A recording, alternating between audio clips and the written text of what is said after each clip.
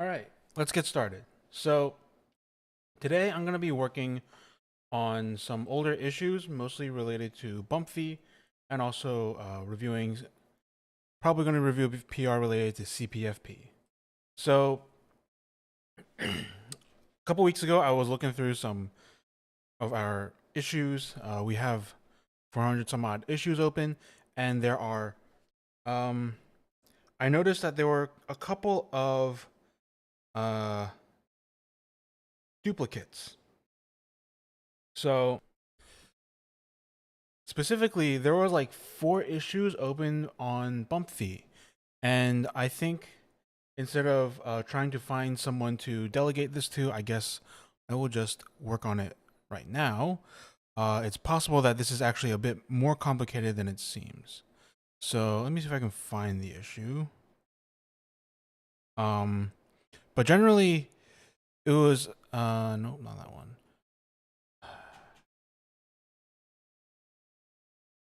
Maybe it was this one. I might have removed the duplicates from my big list. Yeah. So this is a pretty old issue, but there's like three other issues open that are approximately the same thing. And the problem is basically that bump fee does something a little weird when it cannot detect change addresses in the transaction that is being bumped.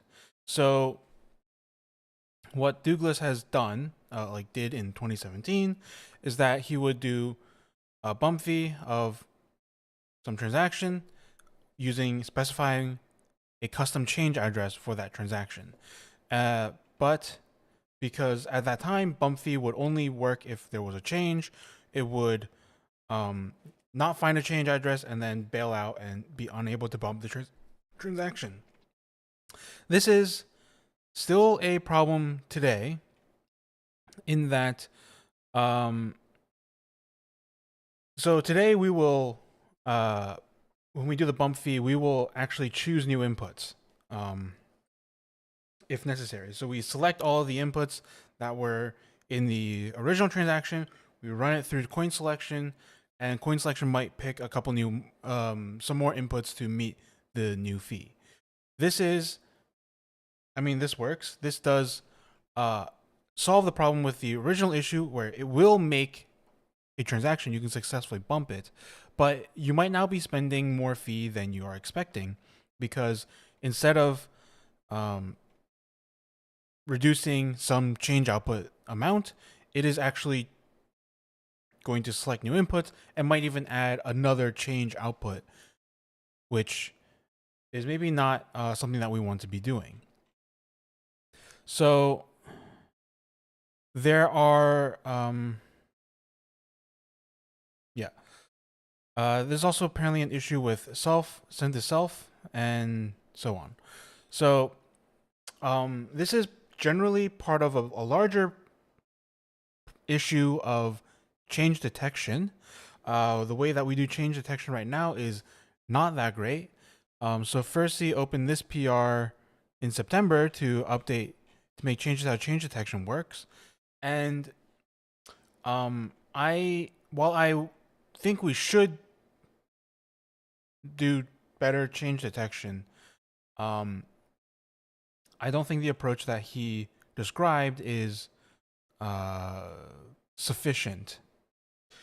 So I'm going to ignore the question of change detection for now and actually just make it easier for bump fee for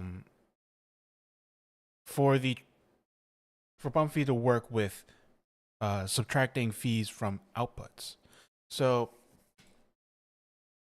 my thinking is, actually, let me go back. Well, first I need to replicate this issue, but my thinking is that the way that we can do this is so the way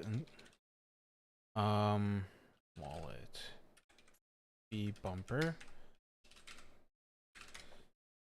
So right now what it does is it will it goes through every output and figures out if one of these is changed, and if it is, it will set that as the change destination and so on. So my thinking is that we can just solve this issue by, like, we can fall back to this output is change thing, but if the user wants to, but we can add like an option to bump fee and just say like, choose this, choose the output at this index as the transact as the quote unquote change output, and instead of detection. I'm not sure how that would work in the GUI. So in the GUI, if you do bump fee, there might have to be like another dialog which is like choose the output to reduce fee from, or add more fees to. I mean, the options are basically choose output to reduce fee from,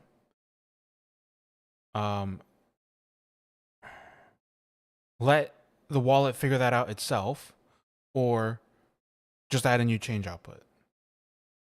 So I don't know how we would do that in the GUI, but I do have an idea for how we can do that in the RPC.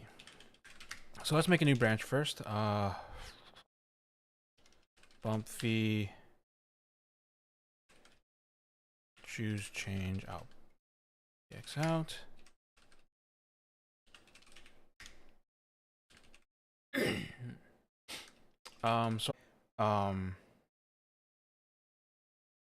Like just make a simple test scenario, a test case where it ends up adding a second change output when we actually don't want it to be doing that. So I'm gonna let this run first, and then we can test that out, and then we can start implementing.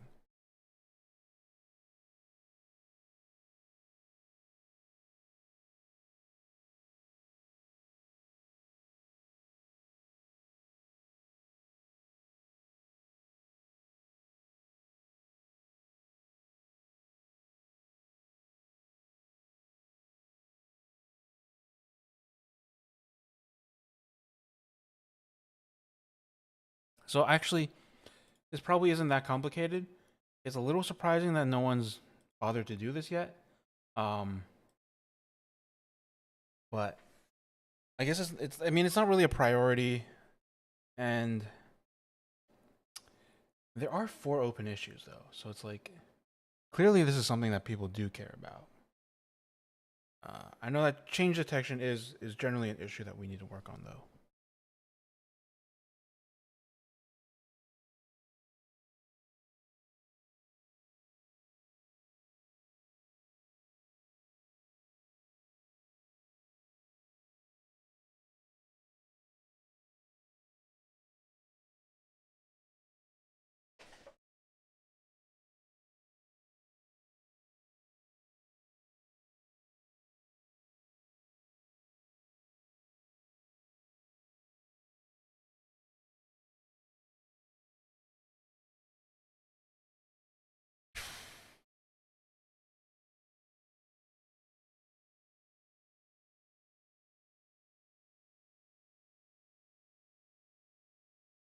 Okay.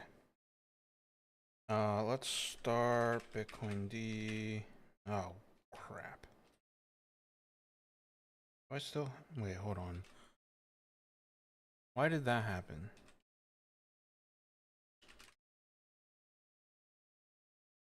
Ew. Why did I do that?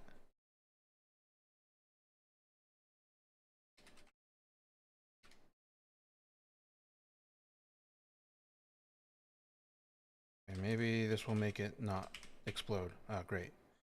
We want reg test, fallback fee. Reg test, list wallets. Oh, come on.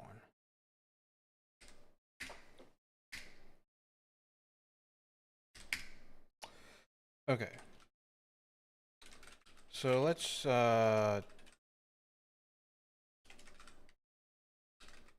make sure that there's nothing in the mempool. Then we can get new Okay, so how do we do this? So we need to make sure that output is changed.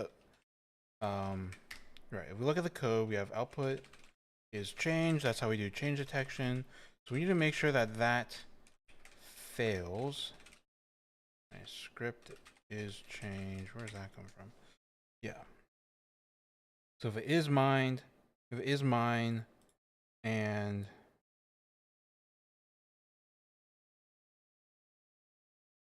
wait.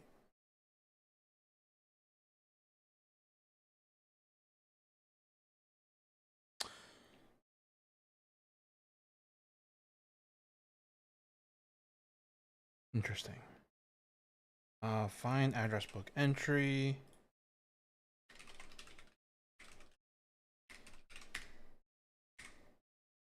Yeah, just make sure that we have an address book entry for that address. So if we do get new address, get address info.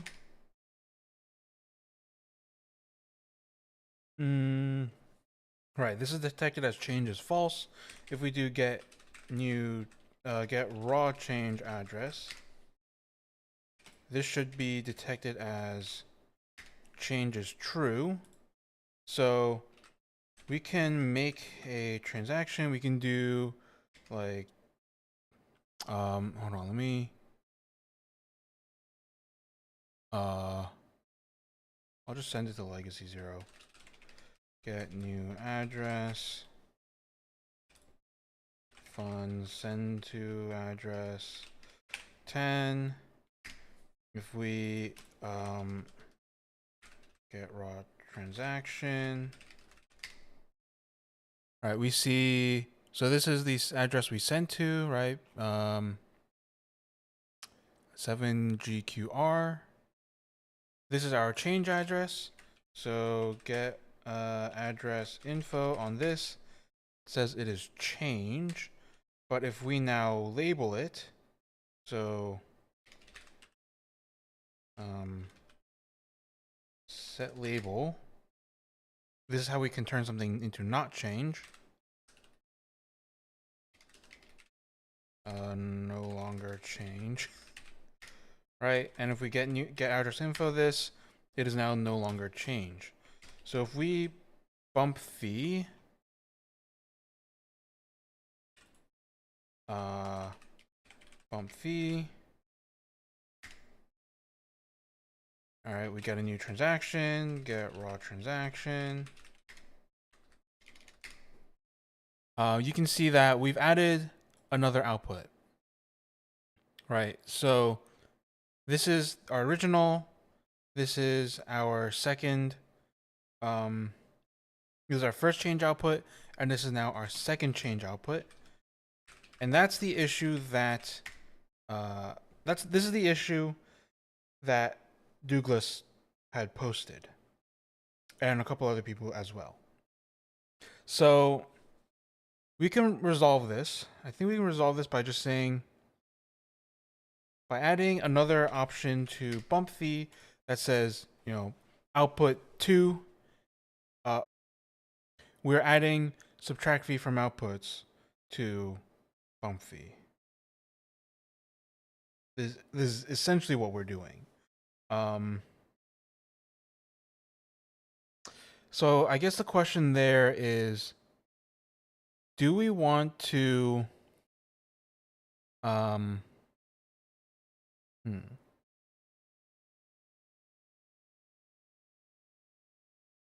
question is, do we want to allow, like, do actual SFFO where we allow multiple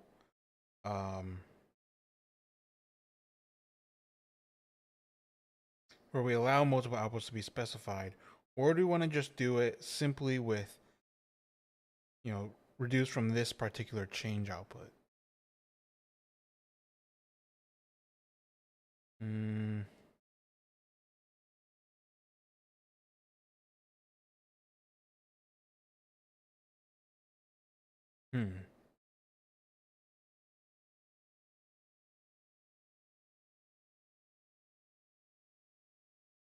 So I'm inclined to say, so the reason that there is a difference here, and maybe this is better, maybe we can actually do this to set up for having multiple change outputs too, um, which would actually be, this is a different tangent.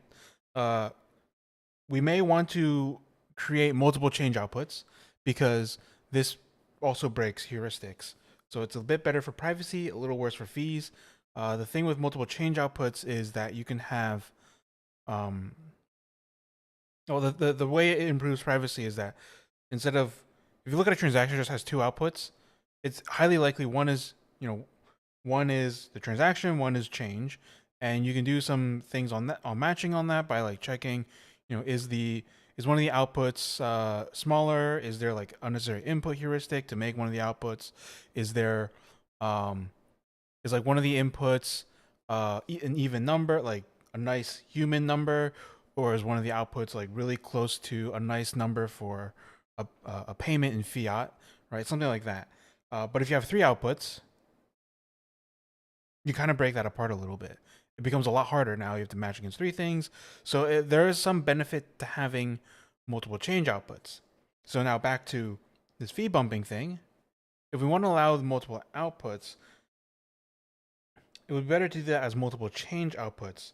And the distinction is that with subtract fee from output, we're saying here's an output whose maximum value is X.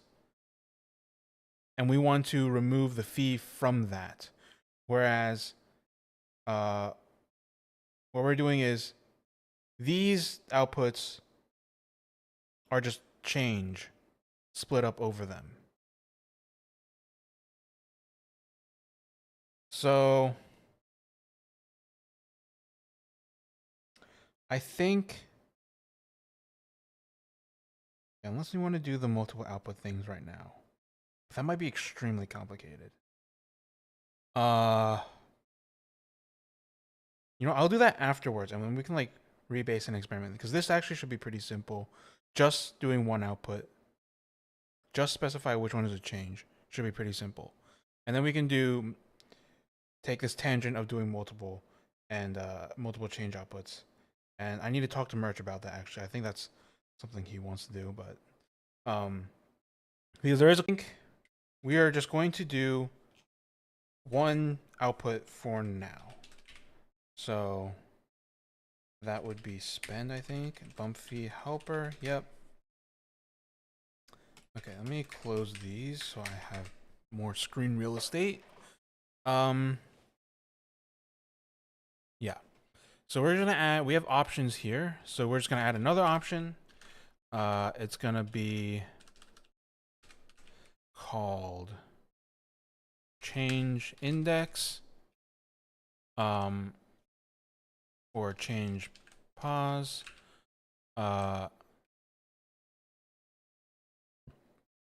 Maybe, okay. I want to avoid confusion. Yeah. The problem with naming a change pause is I want to avoid confusion with the other change position options in other RPCs, where the change position means this is where we stick the change output, and this would be actually this change position is where to find the change output for bumping. I need to look at how do we do input position. We let it happen randomly. So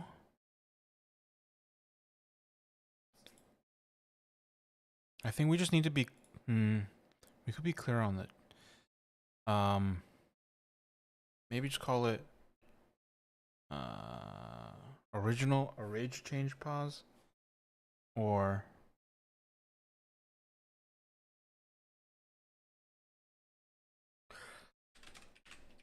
we can bike shed the name later, I guess.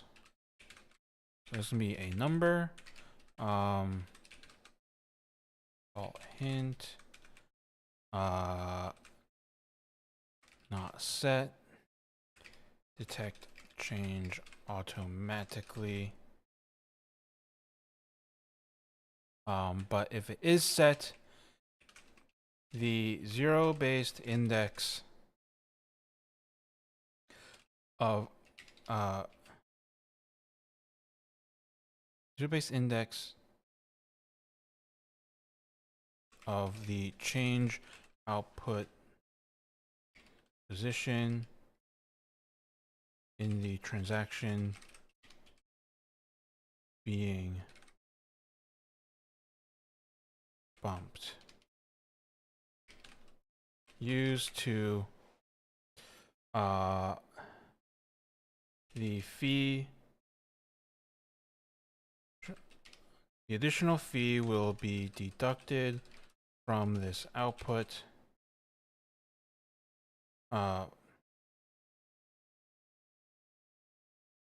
First be deducted from this output. So, yeah, it's a little weird. I guess I will get some help from wording later from reviewers. But yeah, the idea is the output at this position, we will deduct the fee from the output at this position. If it is not enough, then we will end up adding another change output.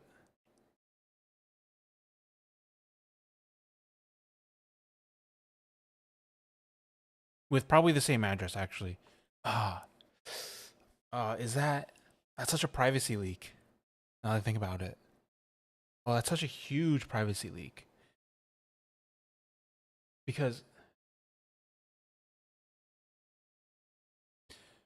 I'm gonna troll Peter Todd with this, I think. This is hilarious. Oh, maybe I can convince okay. RBF is a major privacy leak, actually. Besides the fingerprinting stuff. If you observe a transaction that's been RBF'd, and you know about the first one, and you look at the second one, you can see, okay, what outputs changed, and how did they change?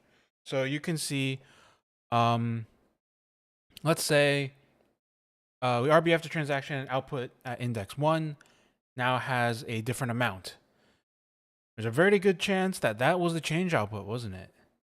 Right? If the other one is unchanged, so you know that there's only two outputs, then you know the one whose amount changed in the lower direction, probably, or even if new inputs are added, it was like its amount changed. That was probably the change output, because the other amount is the payment amount, and that would remain fixed. So that's a privacy leak. But if you just didn't do that, so you might preserve that the one of the two original outputs is not identifiable as change, but we added a third output because we had to add an input to deal with the increased fee. Now we know that the third output is also a change output. And then if we do anything with changing the destination, so one thing that we could do here is like if we delete the change output, but we have to add a different change output because we added in more inputs, then we use a different change address. That would also be a privacy leak because that also just reveals, that other address that was in the original but not in this one was probably change. Of course, if you just completely nuke all the outputs and change them to something else, that doesn't reveal any information, but that also means that your payment probably didn't go through, and you're just screwing with the merchant. So there is a case to be made here to not RBF.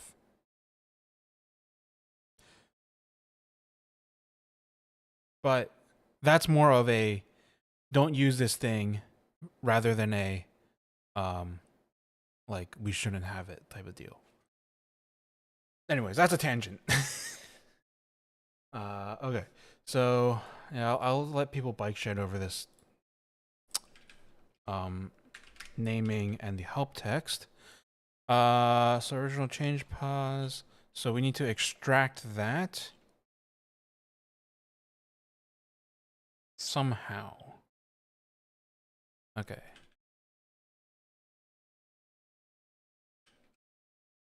Orig, change, pause. If options exist, orig, change, pause. So now that we've defined it in the help text, we need to get the position out. So we can say coin control dot.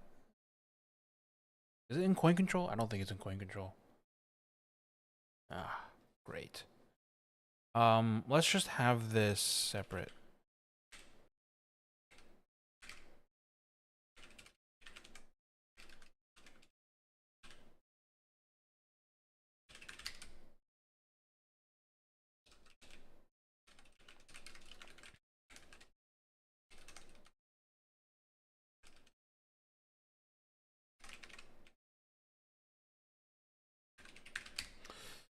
All right. So we get the change position, and then we want to pass that into create rate bump transaction. So I already have that open here. Let's close that. Create rate bump transaction.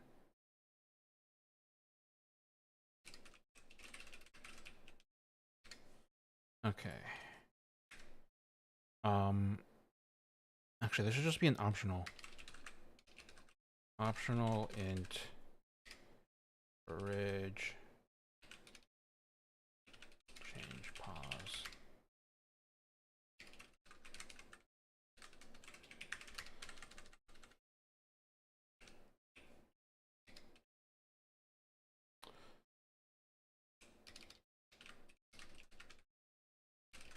Position of the change output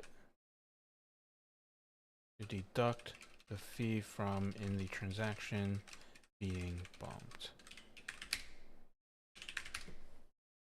Okay, we have that. Then we have it here.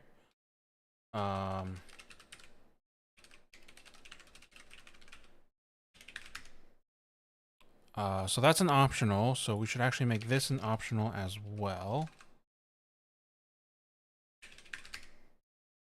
And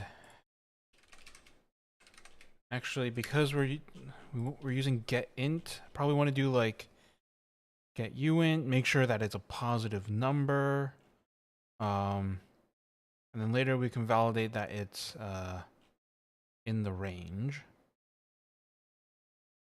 Is there a get uint? There's get int.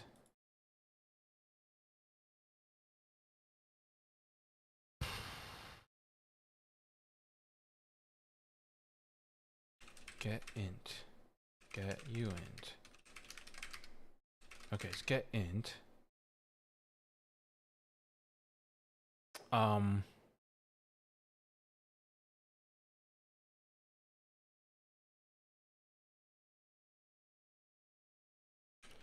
Let's call this uint 32.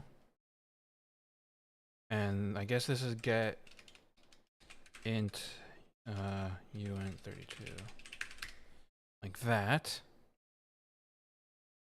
Probably. Then we pass that into here. Orig change pause. Now I need to fix my types again. So uint 32 and uint 32. Okay. If we give the change position, then when we get over here, oh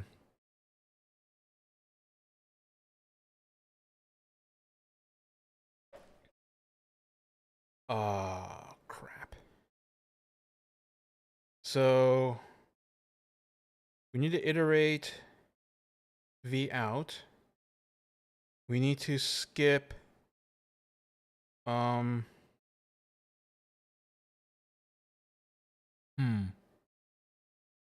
okay. So for I equals 0, I is less than tx v out dot size.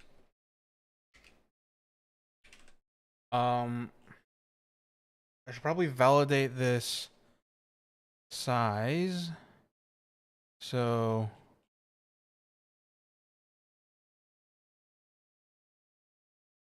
before we get there, all right, so after we have our make sure that orig change pos is valid. If orig change pos is greater than or equal to wtx tx v out dot size, we need to do errors.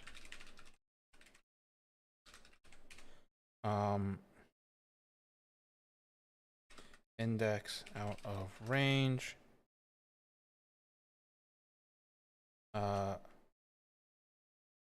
Change position is out of range.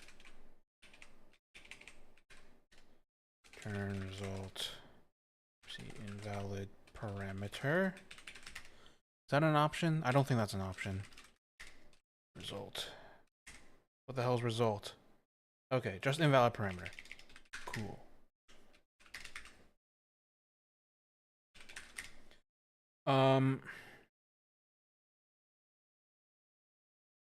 Yeah, that should work. So then down here, we're gonna iterate vout.size. Oh, hold on. So this is an optional, so we need to make sure that it has a value first. And its value is that. So then down here, if it doesn't have a value, so the original change position does not have a value, then we're just going to do the automatic thing, which is like that, right? The old behavior. So no change position given. Try to auto detect it.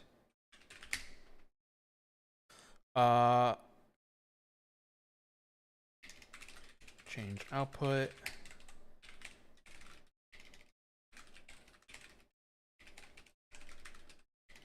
I need to create this variable I like that. Okay.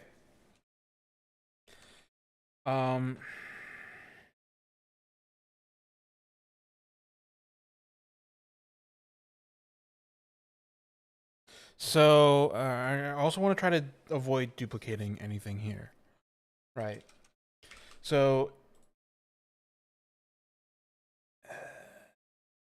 if it doesn't have a value, if this value is not, maybe I want to invert this, right? If orig change pos has a value and change pos value is equal to I, then we want to do our change thing, which is this one. But also, we want to do that also. We can do or. I'll do ors up here. Or the output is change. All right, we do this condition. Right, in those cases, we do that. Otherwise,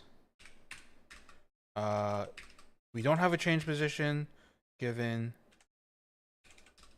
and it was not change, or well, I guess or it was not change. Okay, and then this output dot output value plus equals output dot end value. So output value is used for, okay, this is just global, used for calculating the old fee. All right, so this should work. You can do it like that. Got one too many parentheses there. Oh boy. Make sure this shit matches. Okay, there we go. So our new parameter, orig change pos, is set in this optional, which we are passing to create rate bump transaction right here. After we fetch our transaction, we make sure that the original, this change pos, if we have it, then its value is, if we have it and its value is greater than or equal to the given size, the transactions output, the number of transaction outputs, that's an error. Otherwise, we either didn't have it or it was less than that, and that's okay. So when we get down to checking the outputs, we're going to iterate each one. If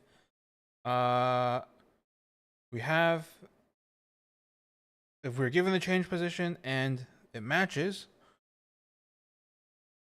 or, okay, no, this is wrong. So we only want to do output is change if we don't have the original change position. So we have to do output orig change pos dot as value, and I forgot to put a not at the front of that. So either we have it and it matches, or we don't have it and we auto detected that it is change.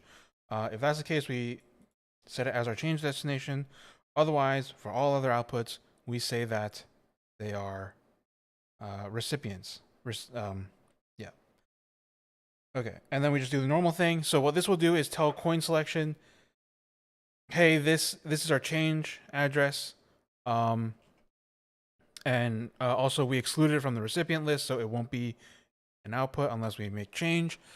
And so then coin selection can deal with it. Cool. That, I think, is exactly what we wanted. Now, this is still slightly problematic. So this is not quite the same thing as subtract fee from outputs, though. Because if we select any new inputs, the change output size could go, the value could go up or down, either way. And, you know, if we select new inputs, it might go up. If we don't need to, it might go down. So, or if we don't need to, it will go down. If we do select new inputs, it will go up. But with subtract fee from outputs, we don't actually, the fee doesn't come necessarily. Yeah, with subtract fee from outputs, the fee doesn't come from the change. It comes from the recipient outputs. So, but the change is still like floating in that case. This like almost works for that, but not quite. And subtract fee from outputs is generally problematic here, I think. Because then we have to remember, like, you'd have to know, like, what was the original, right? Well, no.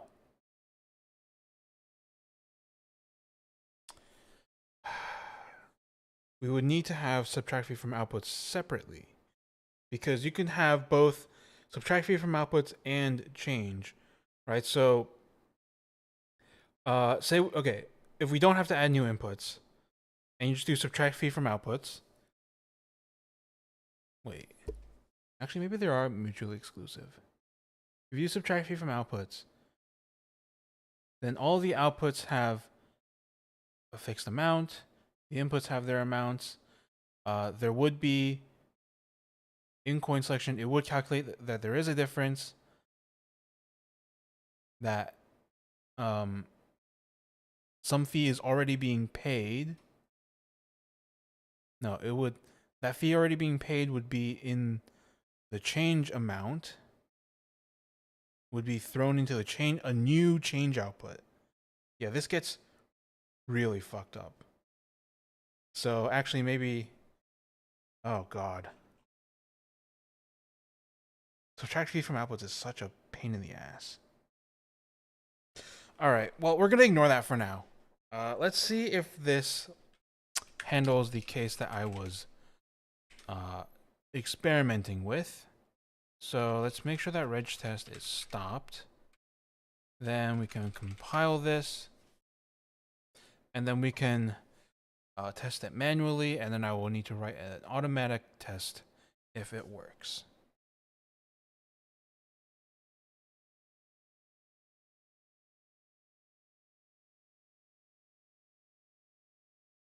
Classic. I fucked up loop, didn't I? Yep, plus plus I.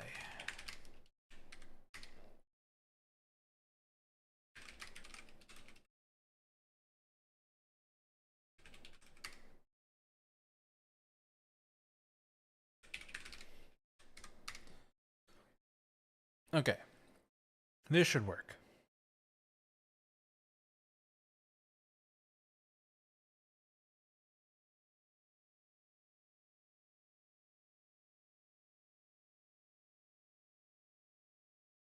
And it looks like it does. Let me take a look at this issue again.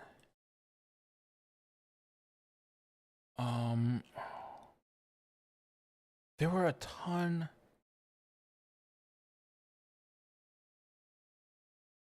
What is this? Oh.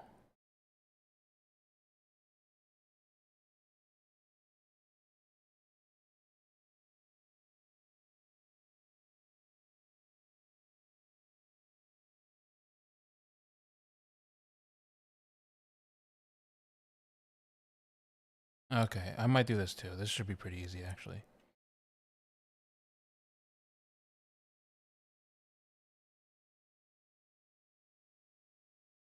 Yeah, there's like...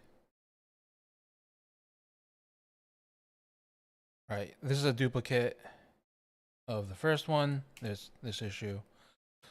Um...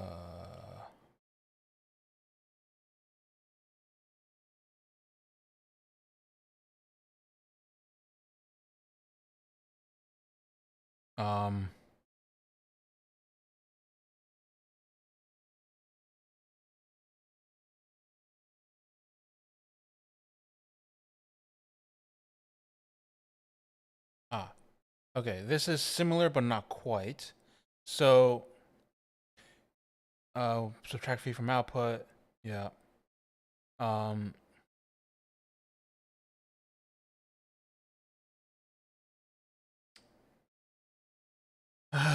Similar but not quite the same. I guess all a little fucked. And it's also similar, but not quite the same. Okay.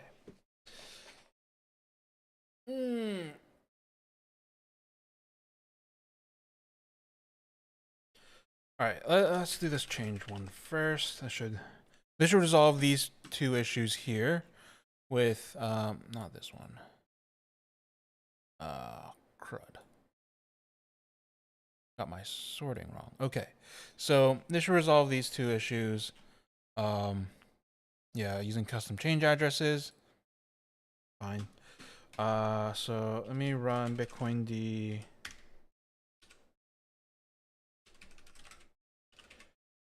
Okay. This transaction. That's a bad idea.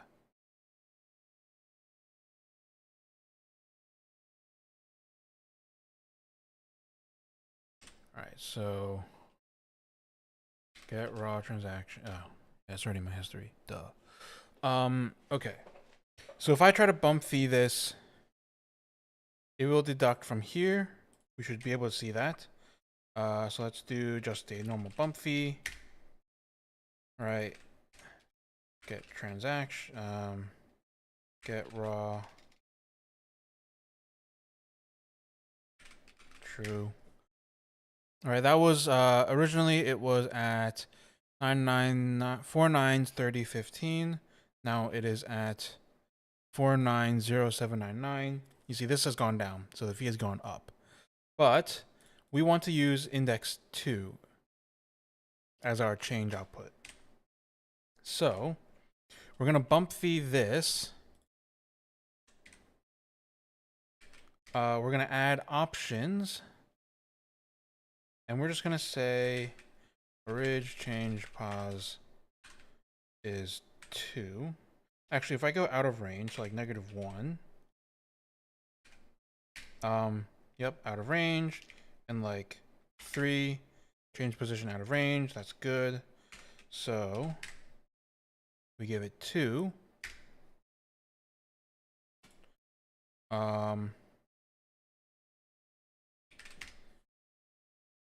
We can see, right, this one didn't change, but this one did. So it was originally at 24810004728, and it's been reduced to 2512.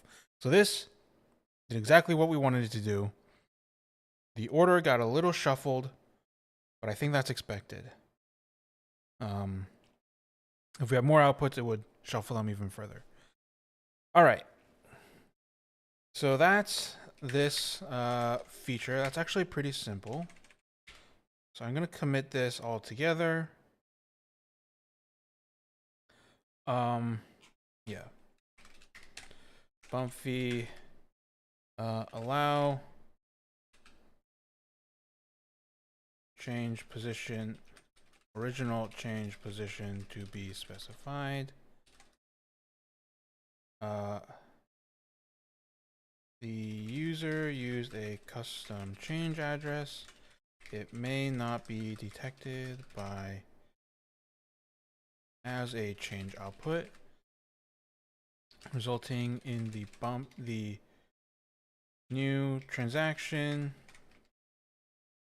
In the transaction after bumping, resulting in an additional change output being added to the bumped transaction by allowing the user to specify the index of the change output. Okay, actually, we can avoid this issue by allowing the user to specify the position of the change output. All right, we need to write a test. So wallet bump fee.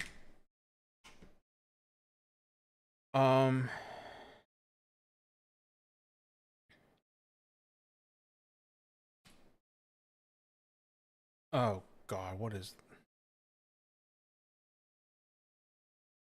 I don't know if these have self. Oh. Why are these tests like this? God damn it. Who fucking wrote this? Don't think it was me. Test invalid parameters. Alright, we gotta add this to our invalid parameters. So we'll just put it down here.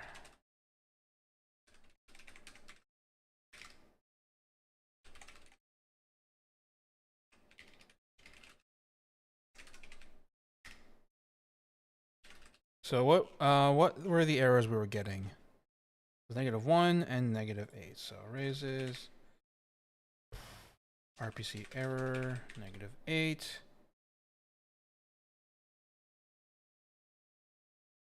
We need a transaction in order to bump.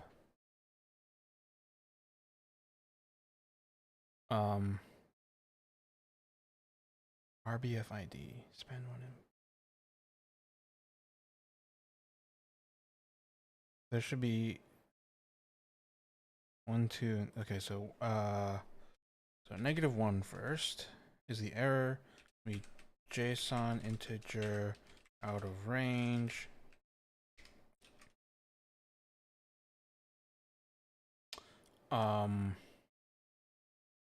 RBF node.bump fee RBF ID.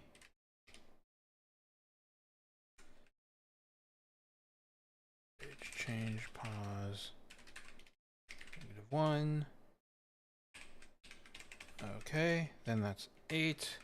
And if we set it to 2, this should fail as well. So bump fee. Make sure that works. Then we'll add a test at the bottom.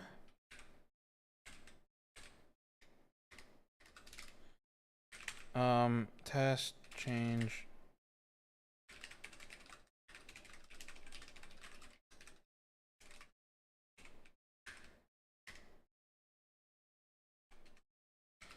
Bump fee respects bump fee and use test the orig change pause option. Lol. Okay, what did this fail with? Change position is out. Oh, JSON into change position is okay. So this test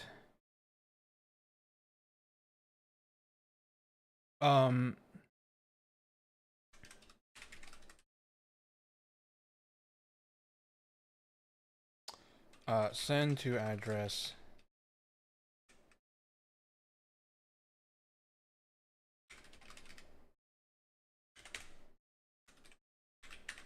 okay, actually change that RBF node get new address. Okay. Send to address RBF node dot get new address.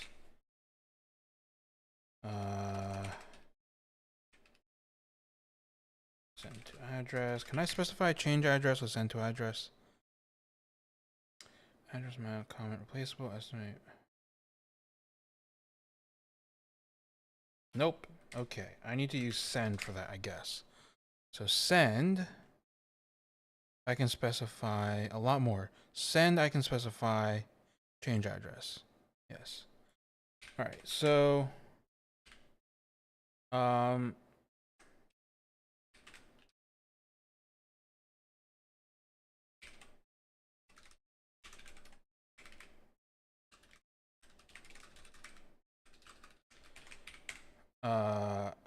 we need to assert that node get address info of change adder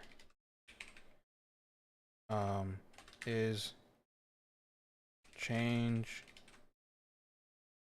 is false.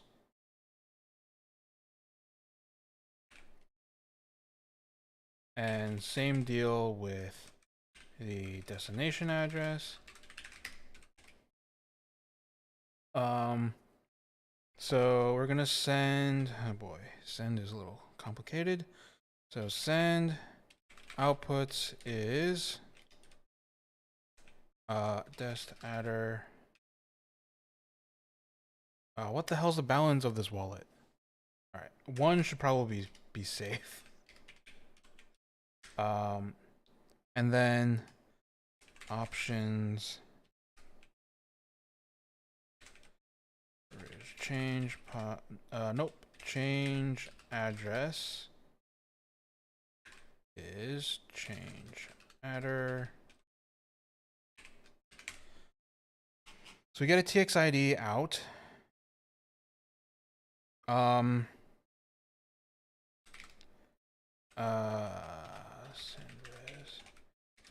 res complete. So just make sure that it actually is sent.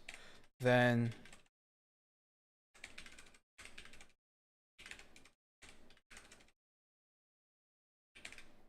now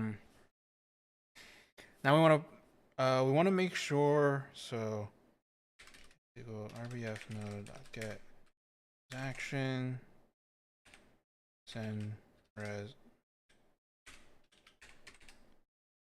xid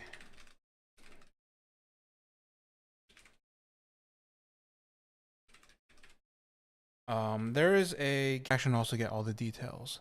For how you do it. The verbosity, okay. TXID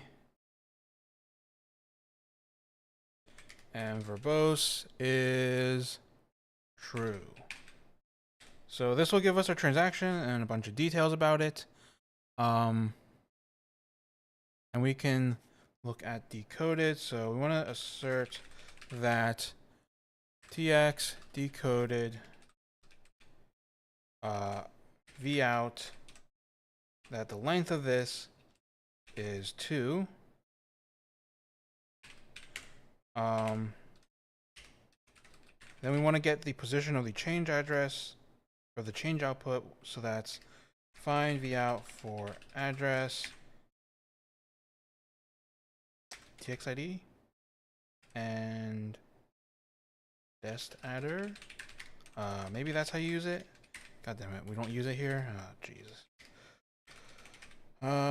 Test framework. Util. Find v out. Yes. So we have a node. So rbf node, txid, and change address. I need to import this. Find v out for address.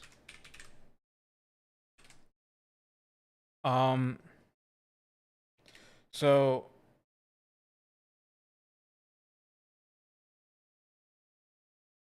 okay, change value is tx decoded v out at change pos. Shit.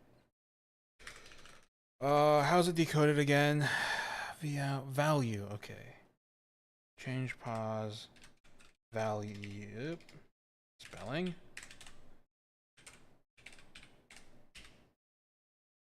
So now we're gonna bump phi. So bumped is rbf node.bump phi the txid, and then we have options.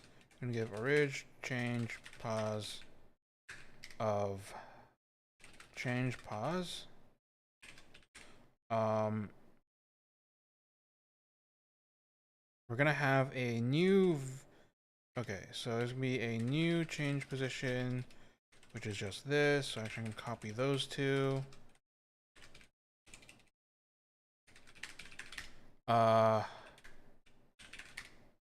Then we need to find what does bump phi return. Bump phi returns, yep, some info like that. So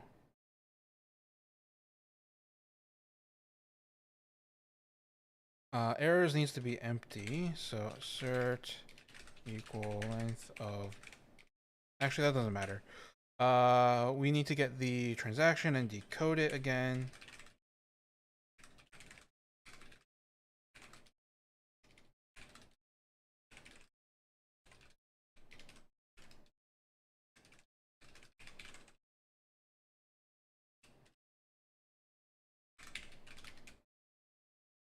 Okay. Get the new transaction, get it decoded. There are still only 2 outputs.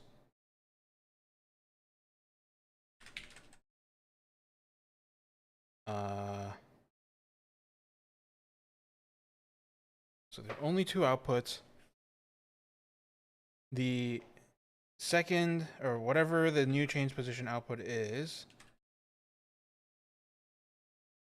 All right, actually, I'm going to do these down here.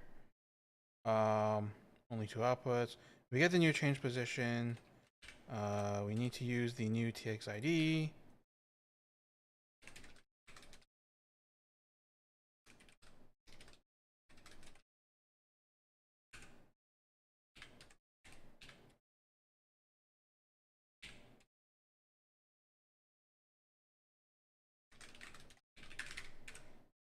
New txid, new tx, new change position with new txid, new change value, and we want to assert less than.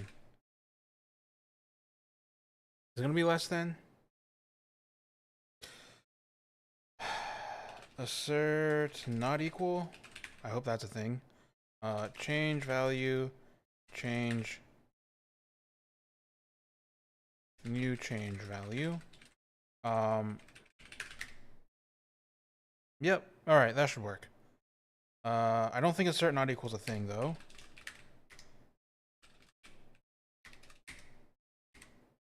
Assert approx, assert few amount. We have assert equal, assert greater than.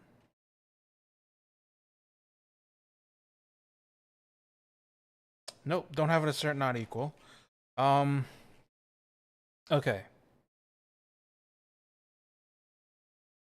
Can we expect a change output? I think we can expect a change output. And I think we can expect one that's going to be stupidly large, actually. So I think we can assume assert greater, assert the June change value is less than. I don't think we have an assert less than, do we? We have assert greater than. God damn it. All right. Thing 2. So the new change value, that the original change value is greater than the new change value. All right. So we'll check our diff. It's just that. So we can commit that. Test b orig change pause. And let's just make sure that it works. And then I will cherry pick this onto my experimentation branch. Actually, I'll do that right now. Reset. Cherry pick this onto master.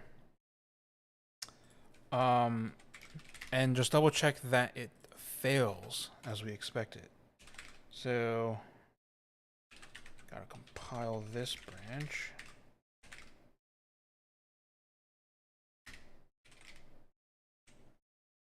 All right.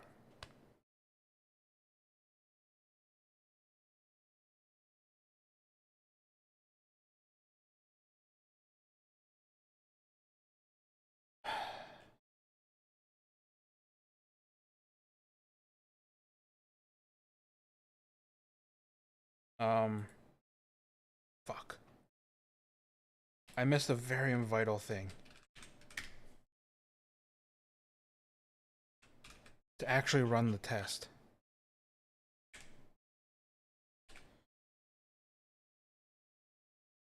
Why does it provide self?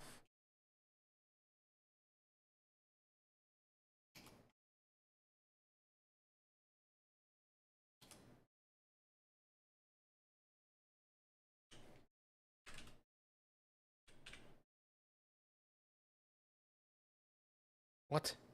Why? Why would you write it? Why is this test arranged in that way? How many lines is this? 675, 29. It's like 6? No.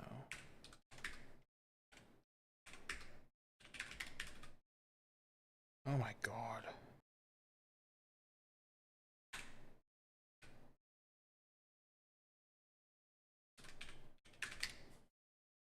Who fucking wrote this?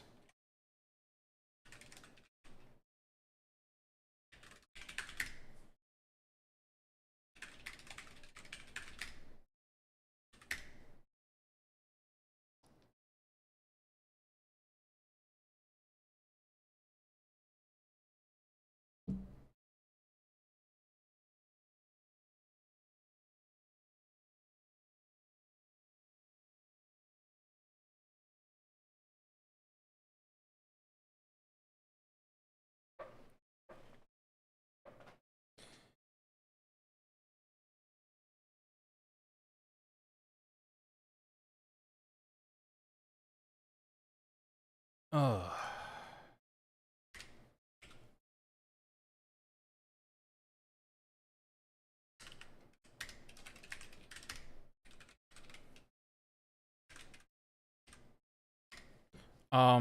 Okay. So first I need to make sure that the the, the test passes on this branch before I take it to master. So, what failed? 195.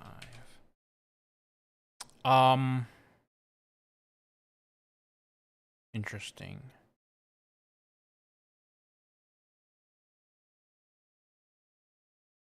Ah.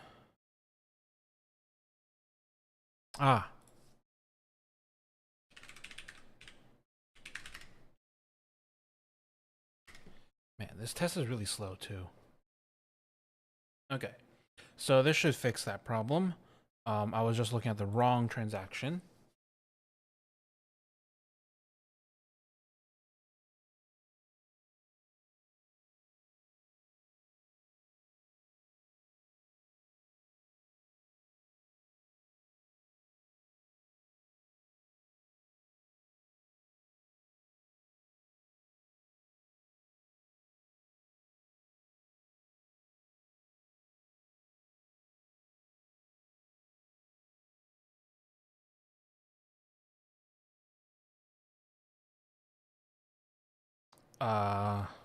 That didn't work. So our assertion was that the new change value is 23.99996474 is less than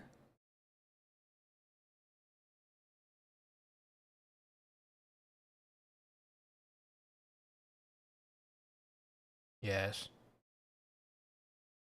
Wait. Am I stupid or that is less than, right? Yes, that is definitely less than. Did I just read that function wrong? Assert greater than. If thing one, oh fuck, I got it backwards. All right, here we go.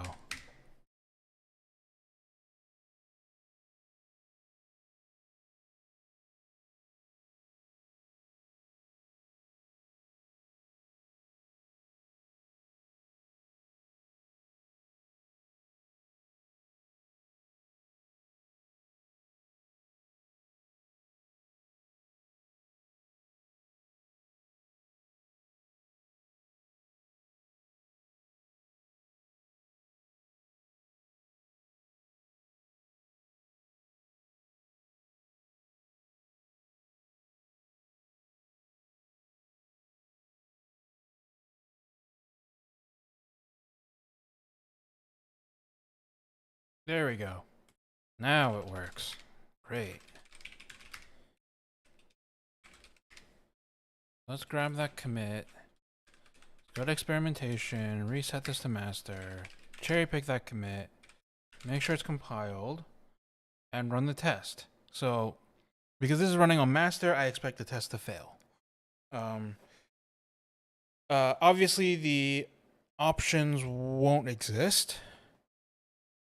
So I might have to mess around with that a little bit. But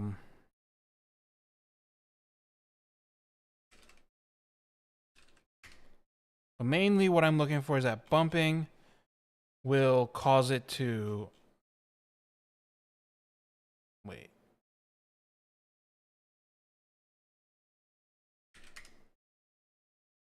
No? Okay, those are done. Ah, yes. So that fails. That's expected. Because the options don't exist. Nope, not that far down. And over here, I can probably just comment. No, I probably have to change this one, and it'll just be that these are also. These should fail. It should fail on this because it'll add a third input. Basically.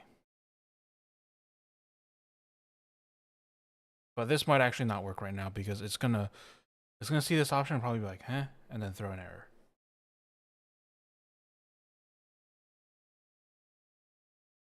Yep, unexpected key.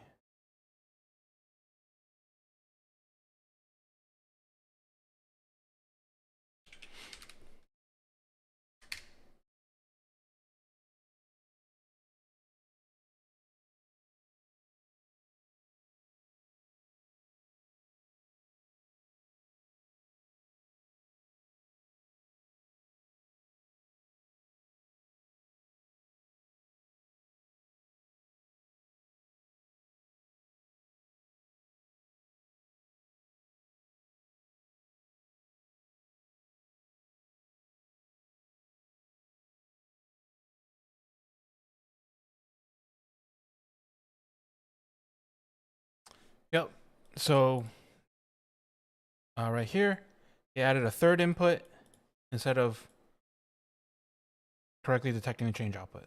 And that's what we expected this test to do for master. Okay. All right, let's close that. So that's this PR. That should be pretty simple. Just two commits. We can open a PR for this. Let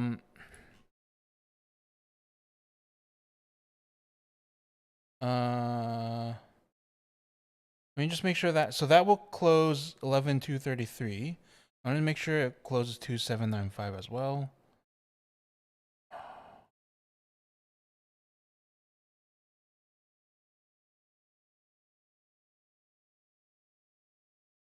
It kind of does. Now okay. Yeah, this is the other thing I just remembered.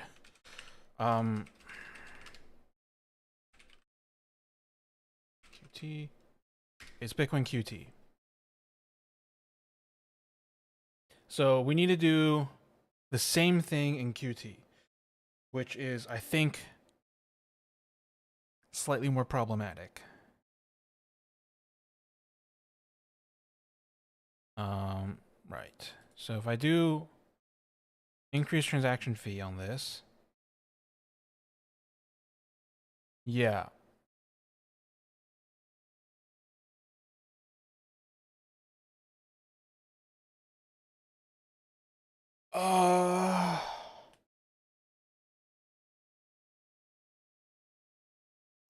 So if we click increase transaction fee, so what if this just showed a dialogue or just showed an extra couple?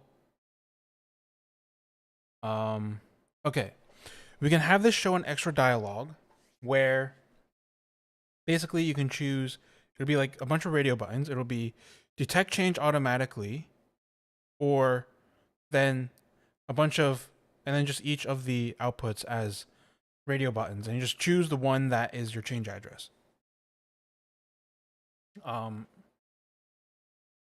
So, okay, cancel that. So let's see how that actually happens. We can close that. QT. I don't even know where this lives. Increase transaction fee.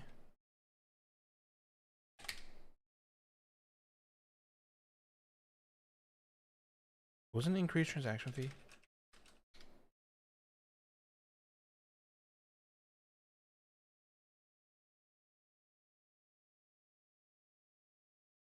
Yeah. What?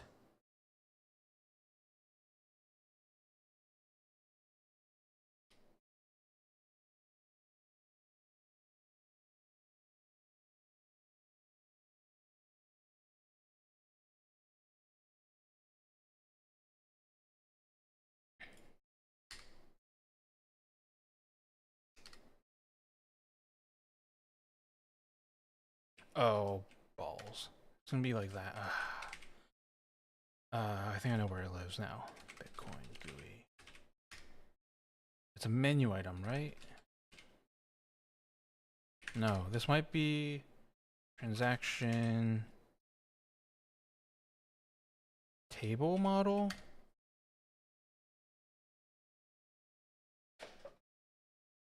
Actually, I'm gonna go at this from a different direction. Create rate bump transaction fee. Called in a few different places. Wallet interfaces. This should be the one that's called by the GUI eventually. Yeah. Create bump transaction. Wallet model.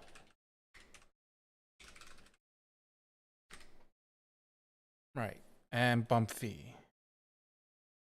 Okay, so it will do create bump transaction. Then we'll do you want to increase the fee? Then do send confirmation. Okay. So before we get here, so what calls this bump fee?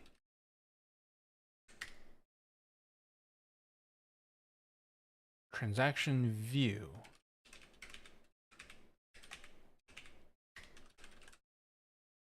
Oh, that's what. All right, bump fee action calls bump fee. Get the hash. Then we call bump fee over here. Okay, that calls this bump fee. Right. So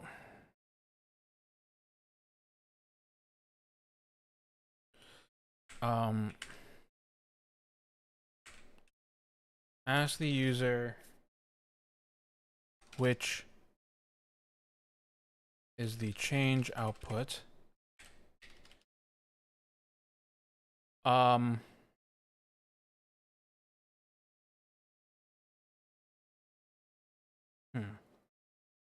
We can do something smart, like start with the automatically detected one. Yeah, we could like start with the automatically detected one.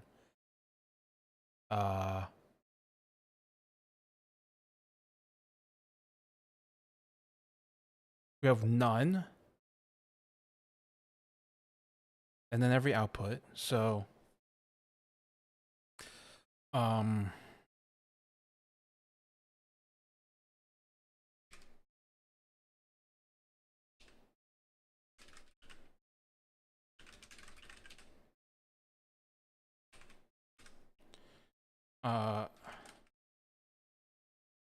choose which output is change.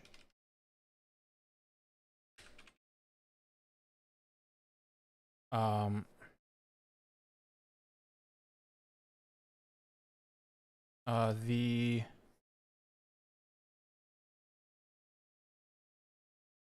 additional transaction fee will be deducted from this output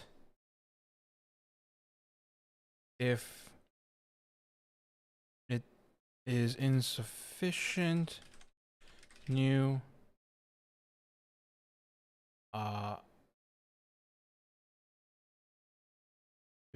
insufficient new inputs may be added and the resulting change sent to the address of the selected output.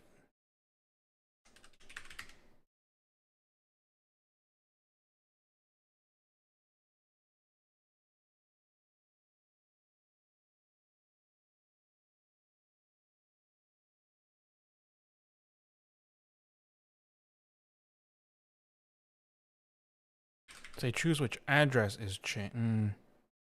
No. Choose which output. Because it might be like duplicated something or other.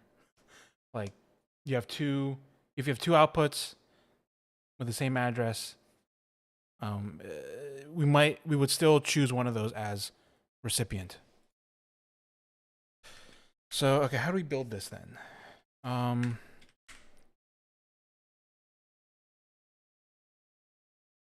So we need to have like, it's going to be a dialogue, a message. This might need to be,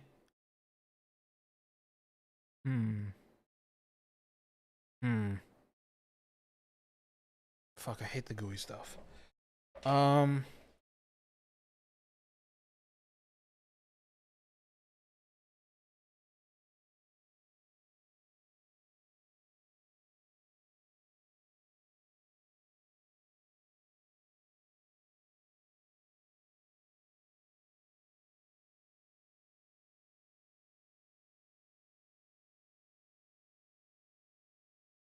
Because dialogue is going to be more complicated than like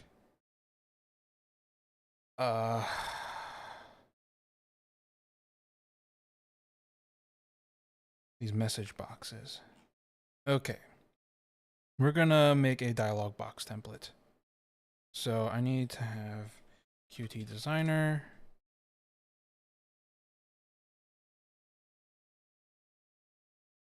Can the wallet not determine the change output? It can. but it's not that smart. I mean, it does. However, depending on what the user does, uh, for example, importing, exporting, that kind of thing, the change after the information about what is changed may become lost. So this dialogue would be um, the dialogue would be to it would start the initial state would select whatever we detected as being the change address or the change output, and the user can go in and choose a different one if they want to, or none at all. At least that's the idea.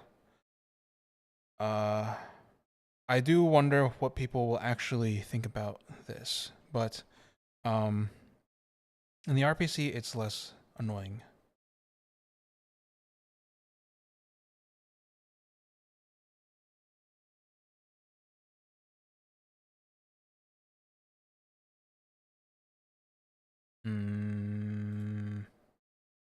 Isn't there a qt.project somewhere? No? Okay. Guess we're making a new one. Something like this one. Cool. So this is gonna be I have not used Qt Designer in fucking ages.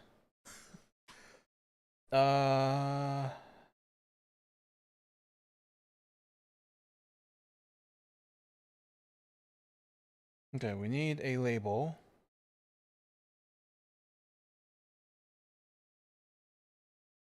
Let's do a vertical layout. Actually, do we need that? I don't think we do. Label. Where the hell's label? Also, this might be extremely small, and I'm sorry about that. Oh, here's label. So, choose which output.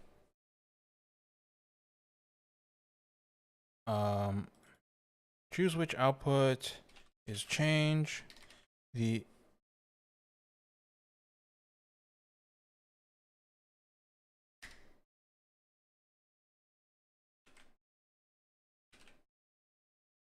additional transaction fee will be deducted from this output if it is insufficient. New inputs may be added and the resulting change sent to the address of the selected output.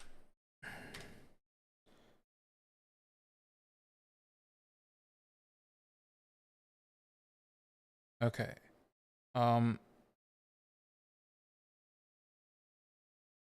Cool. So how about, come on, Qt. Why are you such a piece of shit? Can you wrap this text?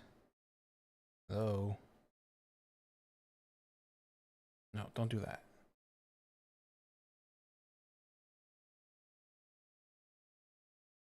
Utter trash. Come on, wrap the text.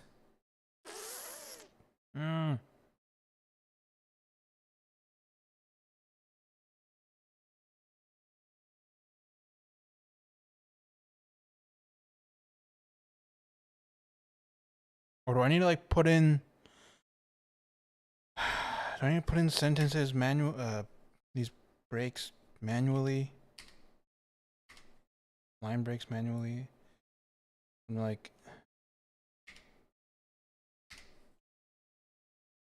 yeah, that looks bad though.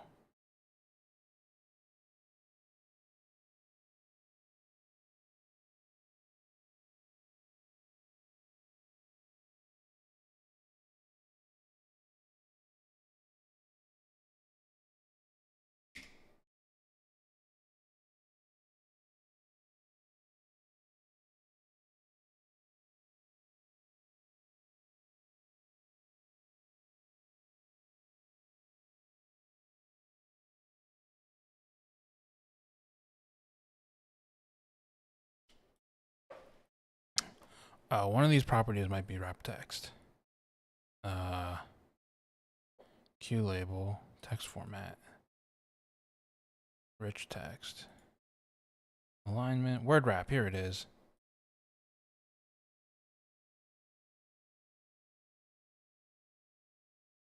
Okay. Aha. There we go. Figured it out. Found it. That only took way too long. Okay. And then we want to have a list view? Nah.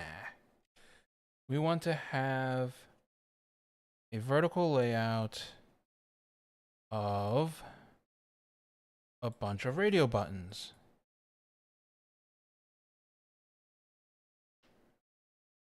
Radio buttons are somewhere in here. There's radio buttons. I don't see them. Ah, radio button. Here we go. Okay. And we're just gonna have the first one just say none. And that's our default layout. Let's save this in the right place. What do I call this branch? Bump fee choose. Okay. Qt forms. And this will just be bump fee choose change. Oh, actually, I should probably name that better. Qt source Qt forms. Bump fee choose change dialog. Yes. Okay. Now,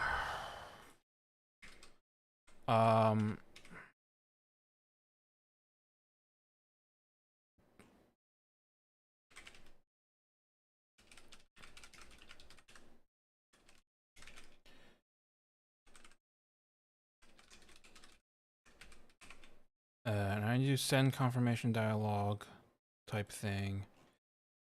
Ooh.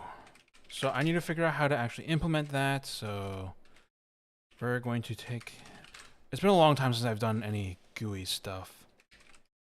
Send coins dialog, I think is, I'm just gonna copy from one of these. Yeah, like send confirmation dialog. Q message box. Probably Q dialog is what I, okay.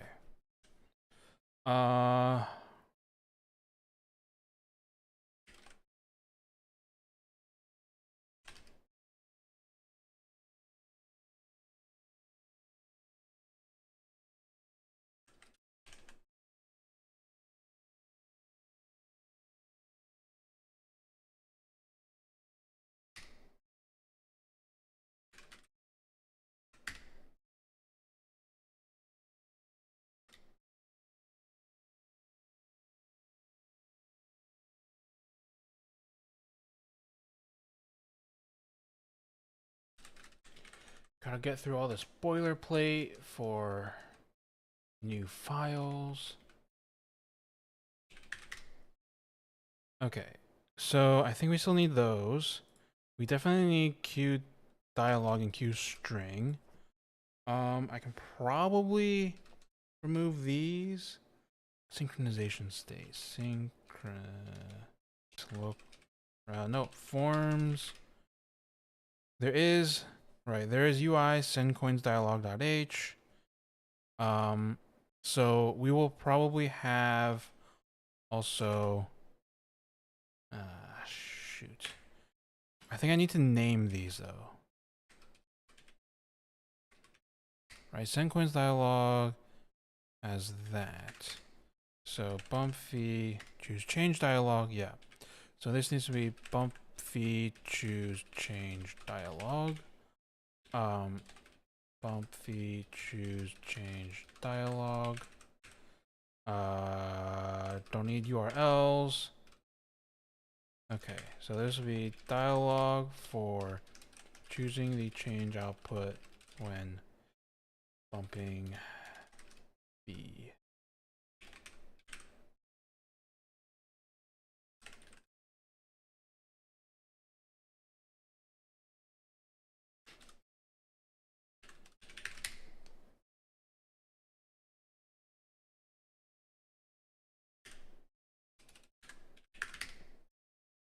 Okay.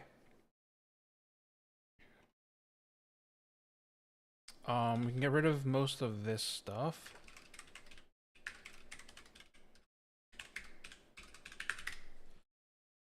Probably should not have copied send coins dialog. Probably should have copied like PSBT operations dialog or something. Or actually, ask passphrase dialog would probably have been the better one to copy. Ask passphrase dialog. Yeah, probably should have copied that. Actually, I might do that right now. I'm gonna copy those because that's annoying to type out. Ask passphrase dialog to bump fee. Choose change dialog.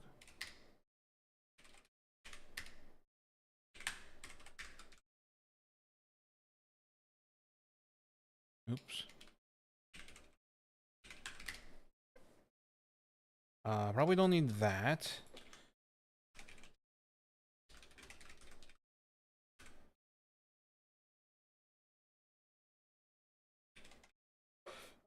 Dialog for choosing the change output when bumping. Fuck. Fee. Spelling's fucking hard.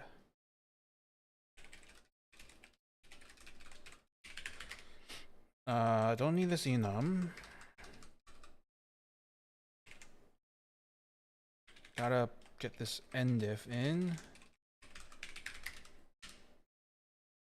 Okay.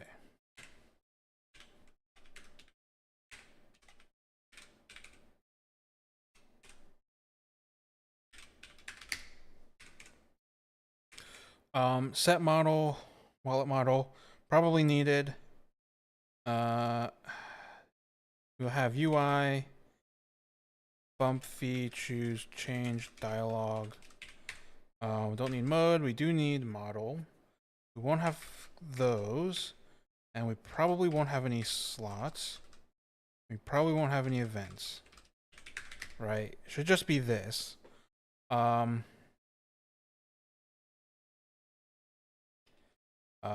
And just parent, probably.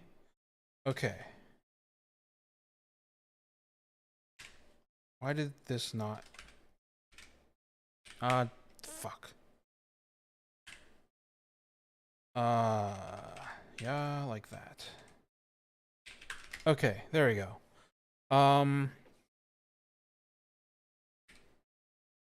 Then I'm gonna copy ask passphrase dialog again. This would probably be... Actually, I'll probably end up just gutting most of this, though. So we need bump fee, choose change dialog. Bump fee, choose change dialog. Probably need wallet model. Don't need these yet. Okay, actually, I'm just gonna delete all of this. Probably delete from here. All right. So the question is, of course, how do I plumb all of this? So it's going to be wallet model bump fee. So wallet model.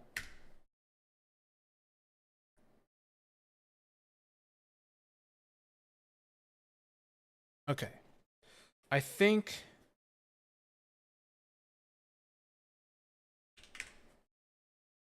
I don't know why I bothered copying this file. I'm just deleting most of it. Q widget parent. We do need setup UI. I would probably forget to do that. So we don't need this. Yeah, we do need this.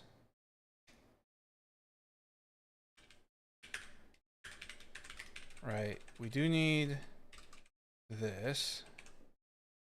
We do need the and actually we have model here, so we can probably just pass this in the constructor. So wallet model star model, right? Instead of doing set model, we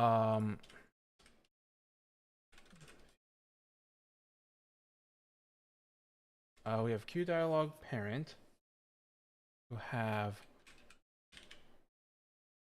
so that calls the parent constructor wallet model star model. What is dialog flags? GUI util dialog flags. Ah, okay. So I do need to include qt's GUI util. And model can be model. Am I missing anything? I think that's it. So we're gonna do this. Then we're gonna give it this and null pointer. There is no parent. And I think we probably want to give it the old transaction.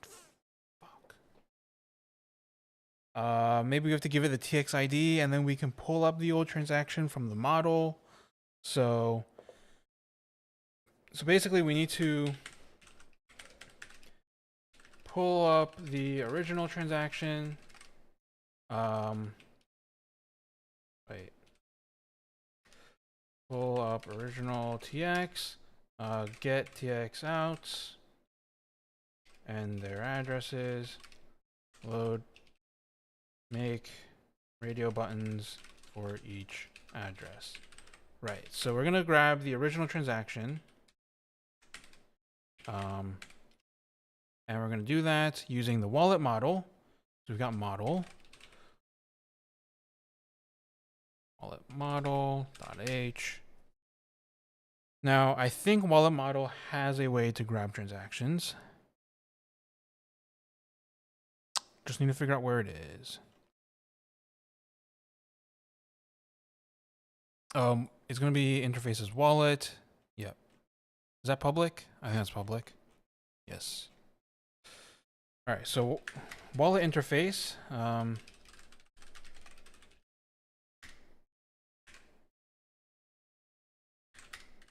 Interfaces wallet.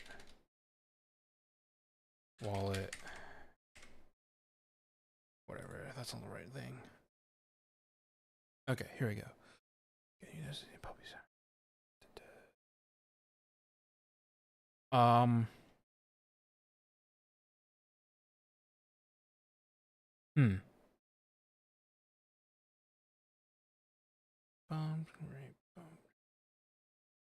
Get TX. I think that's what we want. So we can do model wallet get TX, and we give it TX ID, which we will pass in here. So TX ID is just hash, and this will take uint 256 TX ID. We can probably store that, but we probably don't need to.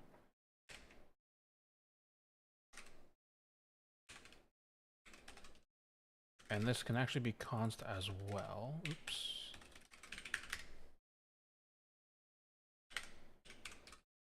Okay, so we will have a C transaction ref TX.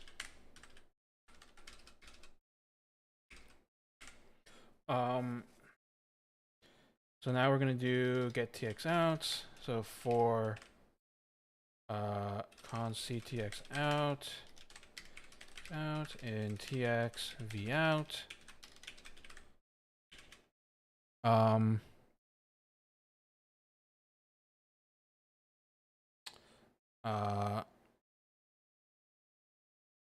Okay. How do we want to display this? Right, so we can get the destination. We can probably do extract destination. I hope that's extract destination. Yep, that's available in the GUI, so we can do if extract, or well, not extract destination out tx out dot script. That'd be tx out dot script pub key, and we're gonna dump it into destination, which I need to find. So now we need to include output type.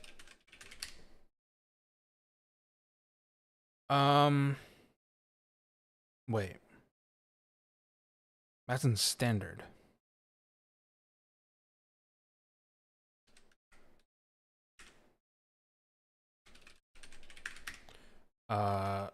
And encode destination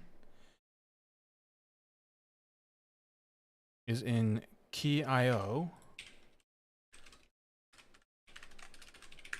So we need to have that as well.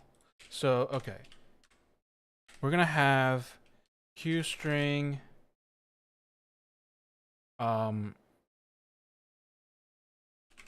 output info, and it's going to be a QString. Actually, there's going to be, so we need to basically have a string that has, so what I want to do is amount,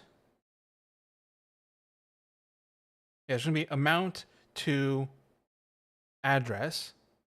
So actually, I'm going to have this as QString address. And it's going to be no address. Then we're going to extract the destination. And if that works, then address is going to be QString from standard string encode destination of dest. Right? Then we can have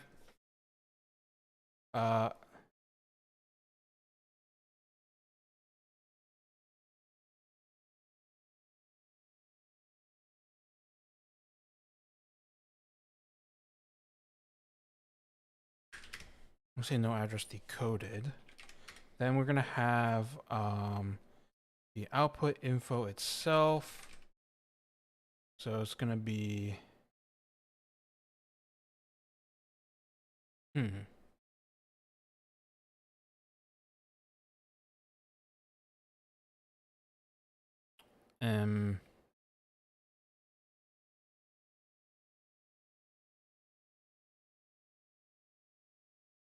does QString have like the printf stuff?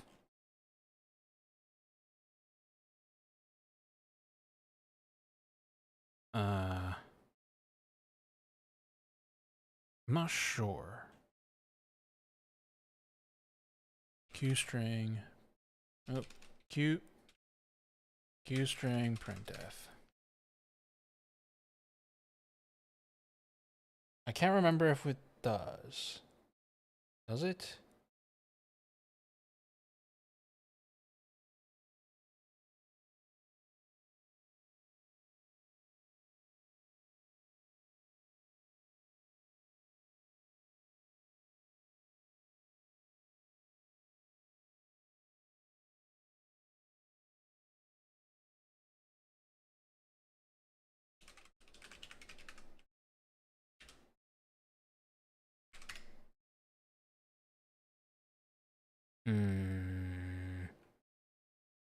Does our stir printf work with that?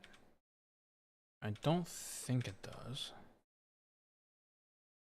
Oh, GUI util.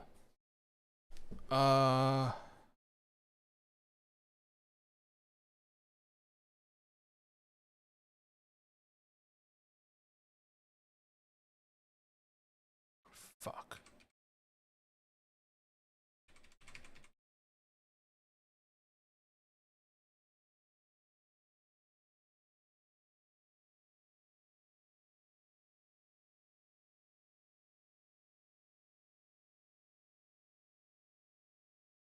Come on.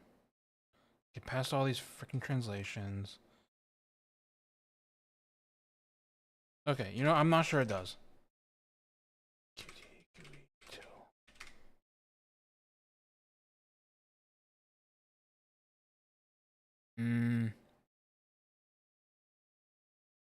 Doesn't. I can just look at how we do it already. Like transaction, probably transaction record. Right? Maybe it's transaction view. Probably transaction view. Where we can see how, where we can just look at how it's displayed. Like, for example, okay. Basically, I just need to have, 1 second. Wait for this to load. Come on. A little bit more. Yeah, there we go. Basically, I need to have like this kind of thing, right? Under the label column, I want to basically be showing this with amount too. Oh, why is the amount column so large? Uh-oh. Okay.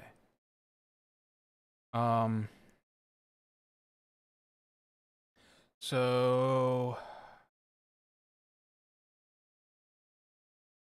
there's probably an extract encode destination source qt.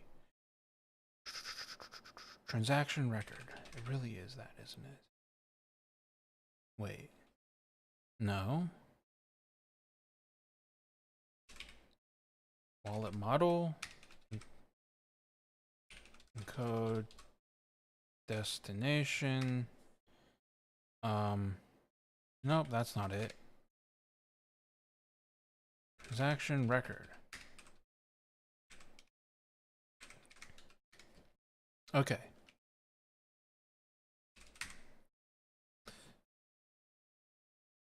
Ah, right. So this has a transaction. Blah, blah, blah. Address is encode destination.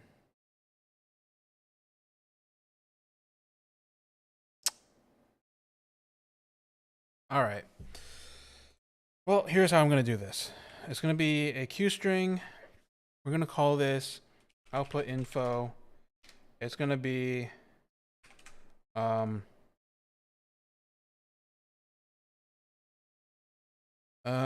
probably the index number. So okay, so I need to change how I do this. 0, I is less than tx, v out dot size, plus plus I, tx out,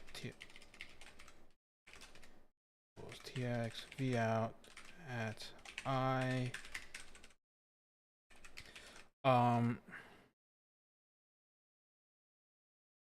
Okay, how do we do this? So we have output,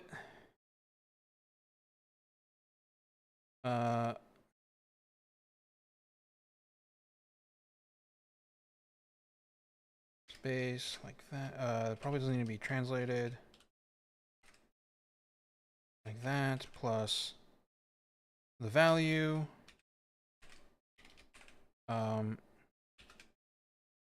From standard string, or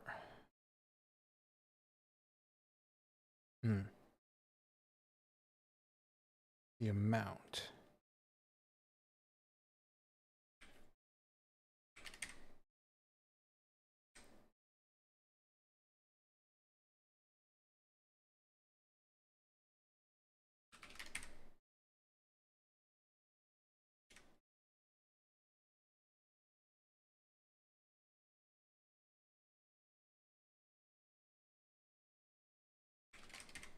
How does it display?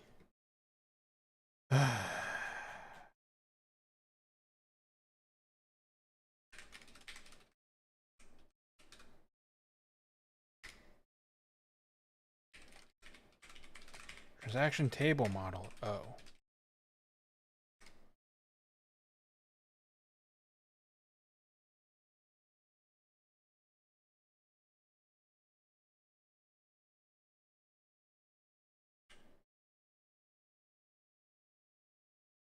Hmm.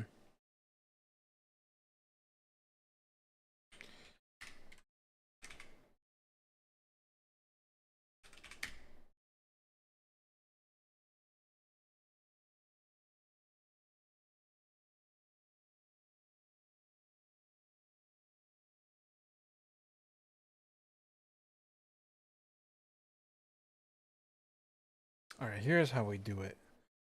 We do just a bunch of string concatenations. Great. Trying to figure out where the amount is. Format HTML with unit. So Bitcoin units format.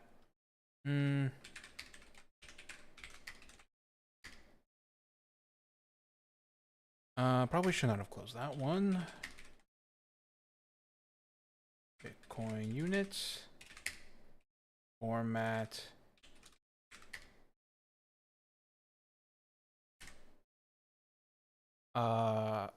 Format with unit amount.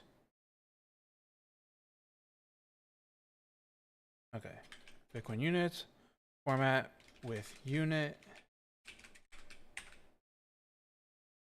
Unit, don't know where that comes from. I have to figure that out.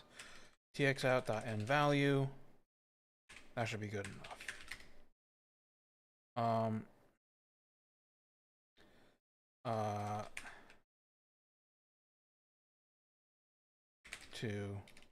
So it's gonna be amount. So like 1 colon whatever amount with unit to specified address. To whatever the address is, plus address. Okay. Additionally, when we have the address, I need to figure out unit actually. Let me do that first. Where does unit come from? Bitcoin unit.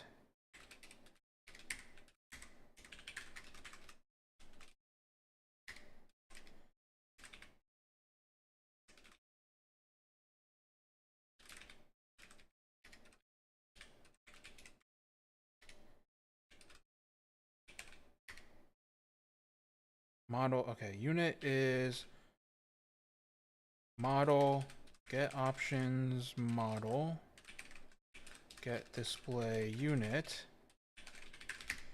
And then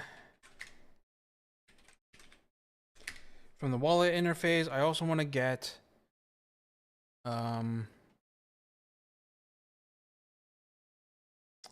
the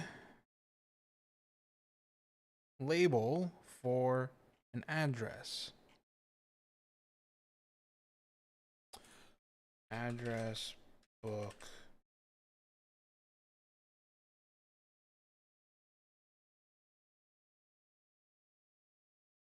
Okay. If model wallet get address destination label null pointer. Hopefully those can handle null pointers. Label ampersand label address dot append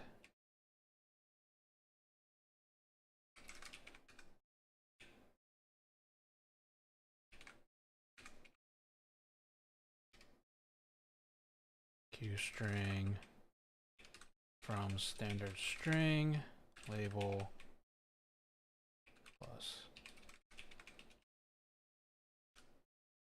string.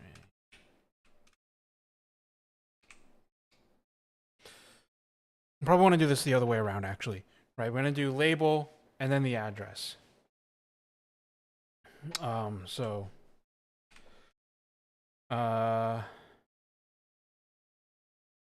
Okay.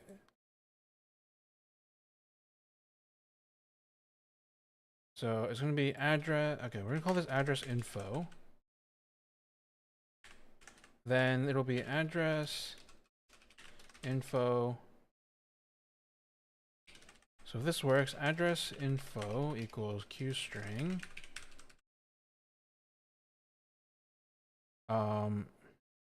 Append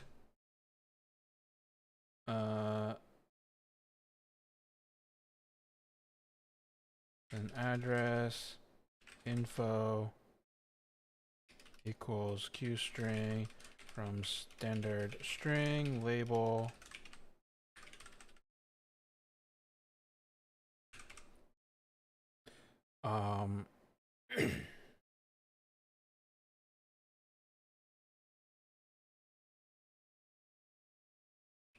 plus all of this stuff.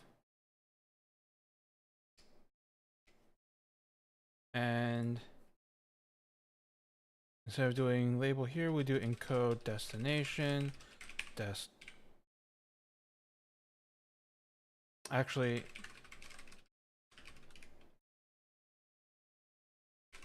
make another variable for that because we do need to do that later again. So this will be address. If the address is not in the wallet, then we do address info equals qstring from standard string address. Okay, so this should build me a string that looks like a label with parentheses the address. Otherwise, oh, I also need to do and label is not equal to the empty string, or rather, and not label.empty. That should work. Otherwise, if the label is like the empty string, which it could be, then we should just put the address. Okay. So then the output info is going to be the index, output index, colon, the amount to address info.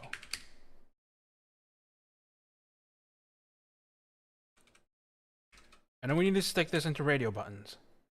Now we need to make radio buttons. Q radio button.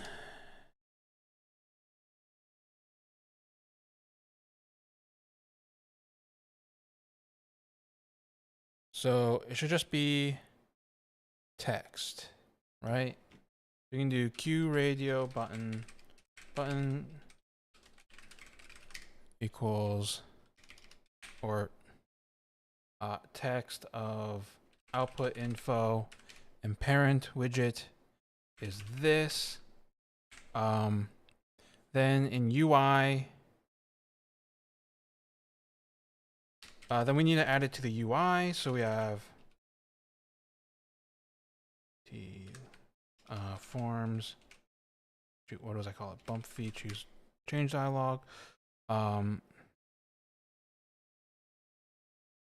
UI have yes, we'll have a vertical layout. Oh, its parent, I guess, will be UI vertical layout widget.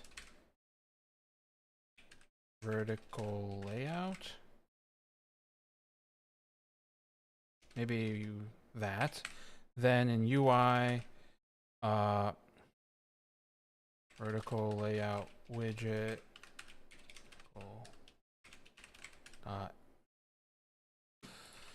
Q VBox layout.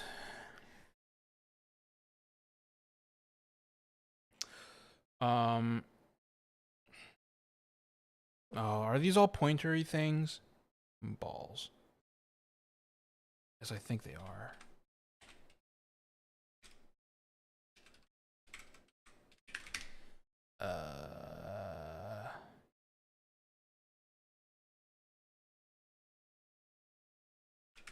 Add widget. Radio button.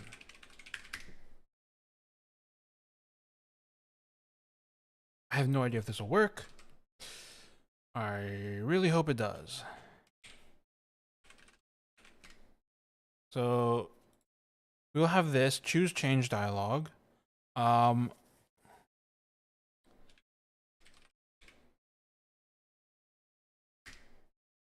me see how we do. Let me see send coins dialog just to get an idea of how to actually do this. Okay.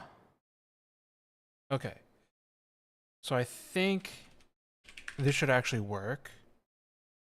Right,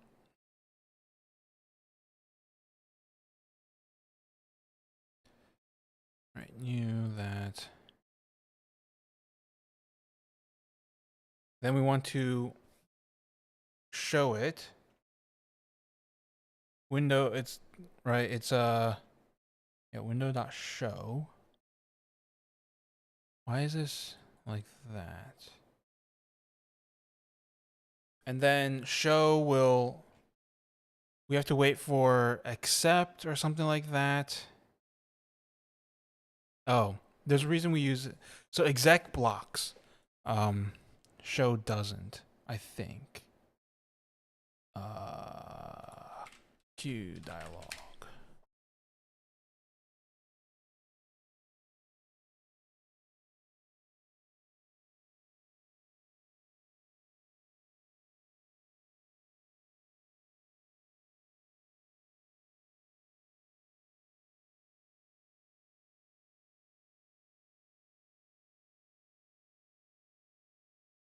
Yeah. I'm gonna be lazy and just use exec. So,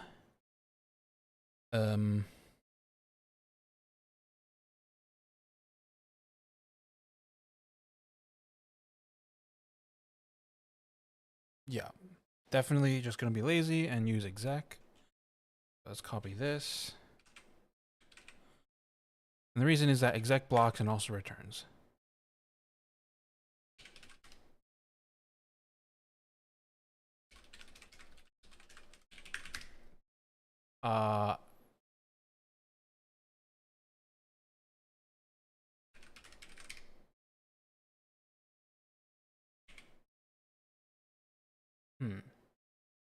So I may not need to have this layout thing, this custom form for it. But we've already done it, so whatever. I probably don't need accept.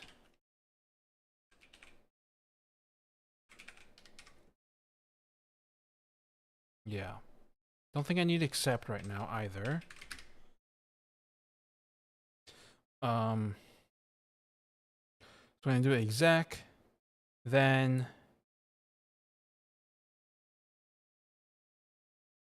okay. How do we get out of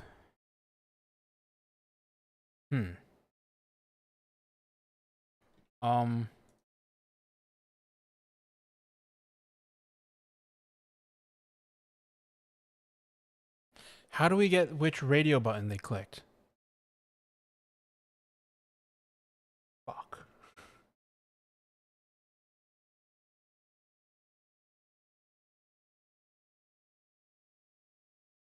Result?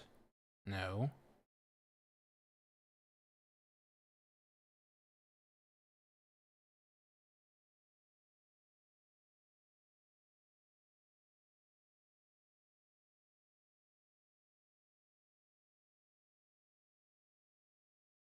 So we need to, okay. Wait.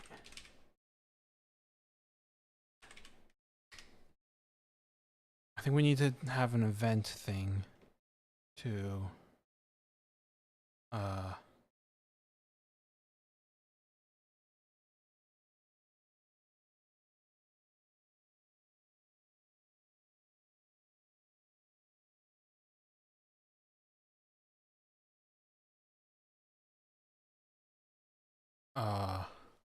huh.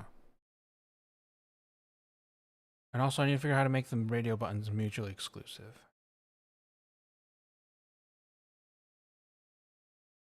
Okay, actually I think we do need that accept. So let me do that. Bump void bump fee choose change dialog accept.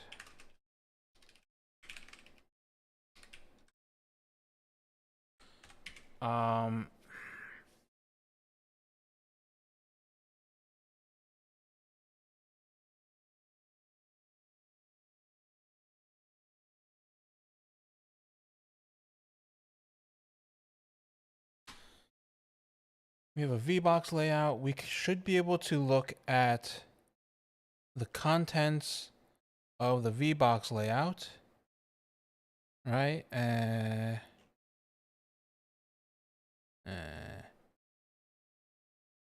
Find the radio button and find the radio button that is selected.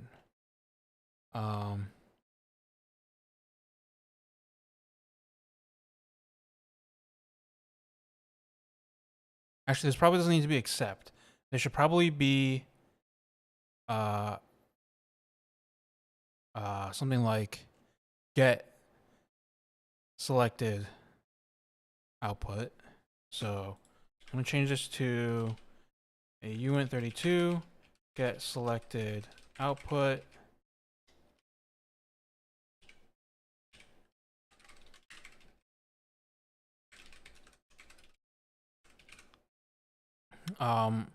Then probably dot children. Yeah. So for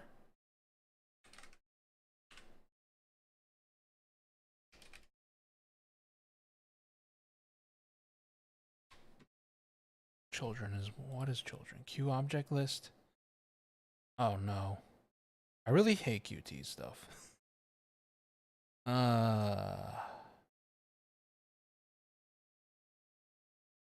Is a Q list. It does have a size though, right? And it's probably size T. Yeah. I is less than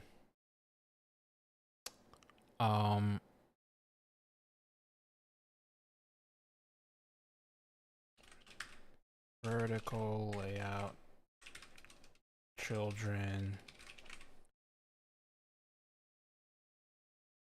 Yeah, it's a function. Okay.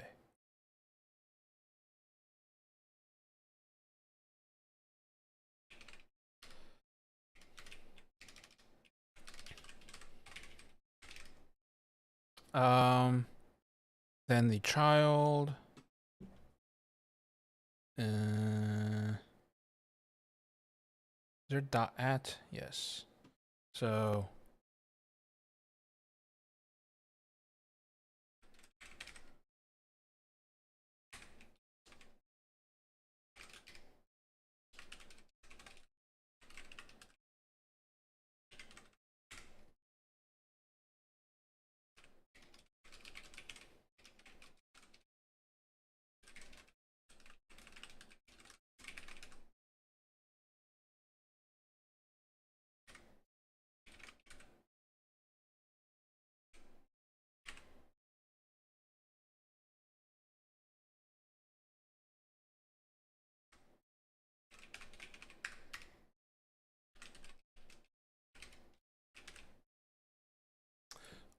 then with radio buttons, then we just need to check if it has been changed. Or is checked. Or maybe just checked.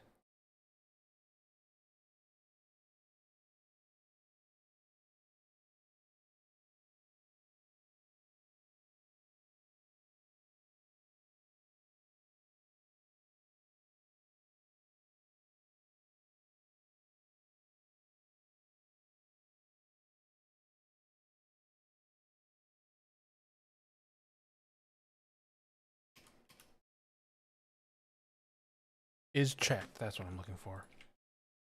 Is checked.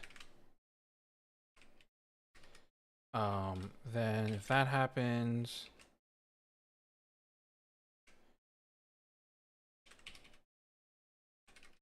return I. Otherwise, okay. Wait.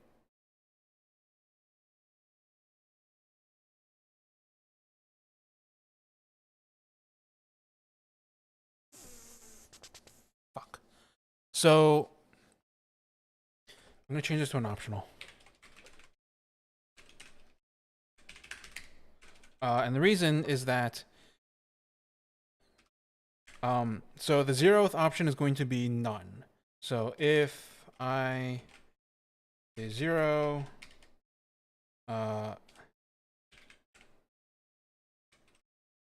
none option selected. So this should return a null opt, right? Otherwise, return I -1. Return the output index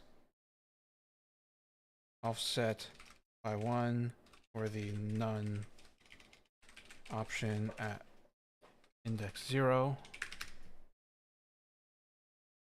Okay.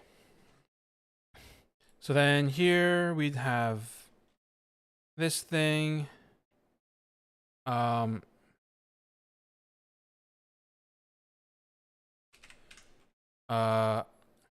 We want to check this return value. If it's not equal to yes, then we return false. Otherwise, we get the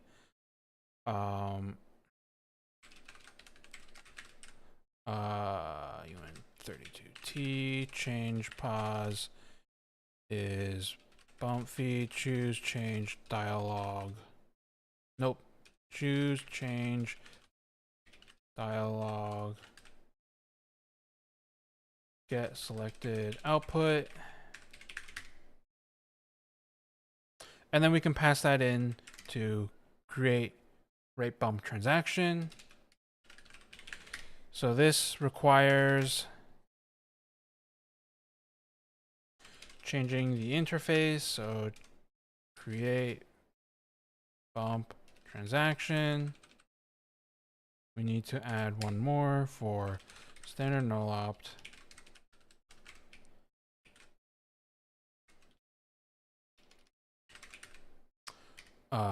Change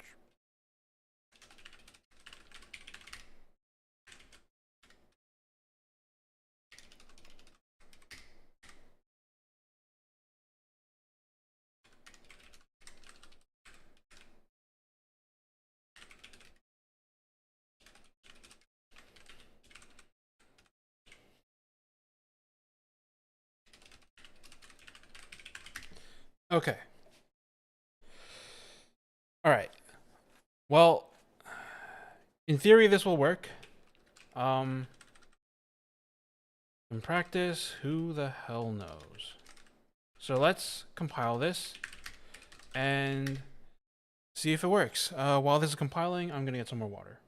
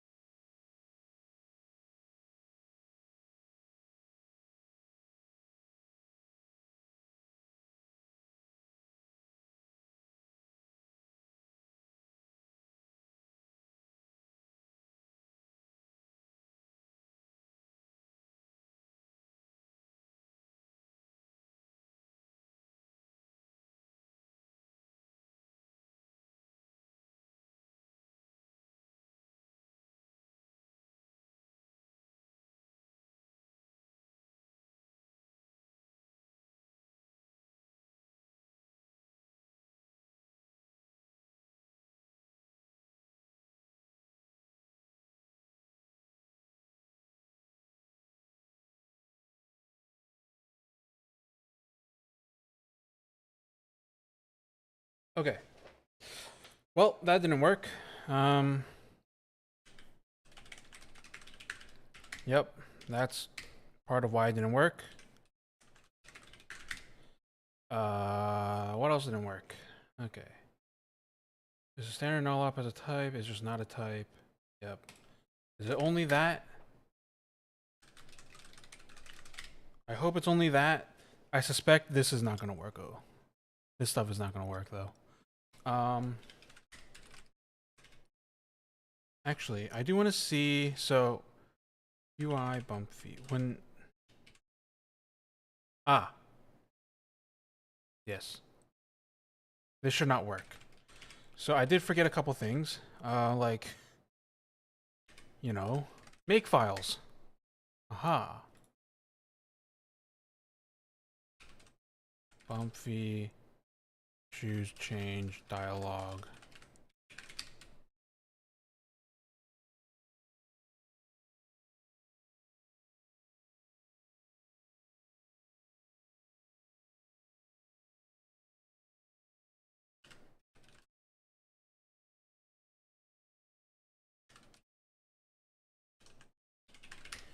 Am I forgetting anything?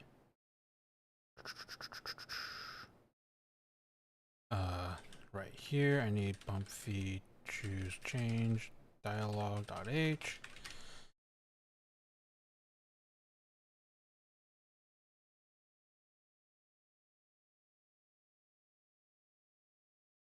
And then in the wallet, yep, qt bump fee choose change dialog.cpp.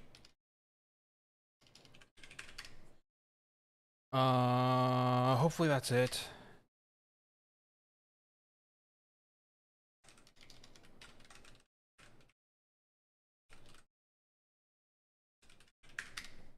Okay.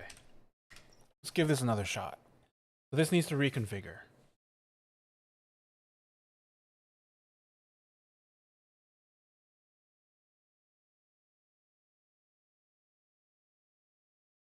All right. So in bump features change dialog, I need to include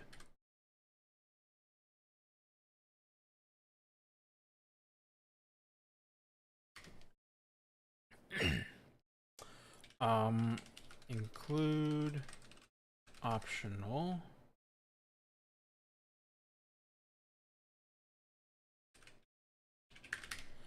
I need to include UN256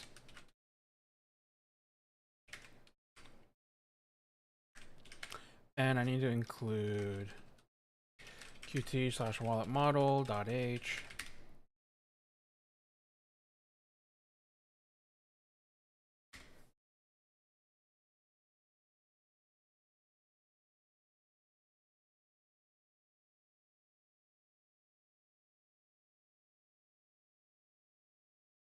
Okay.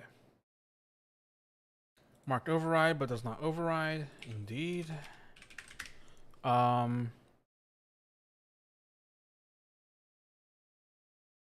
Invalid use of incomplete type. Can you include, okay.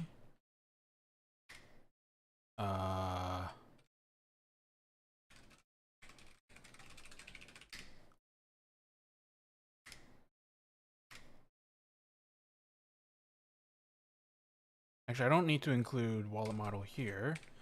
I use class UN256 there.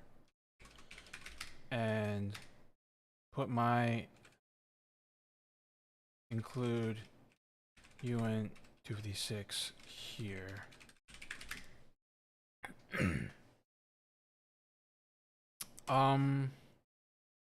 UI stuff seems to have not have worked.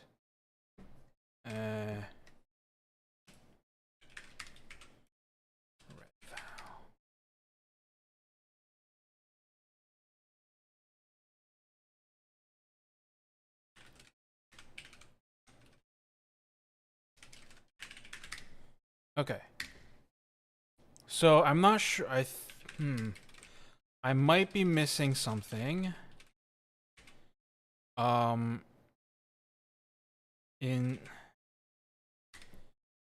might be missing the UI file. Seems like it might not be generating it. But I do have it here, so I think it should be.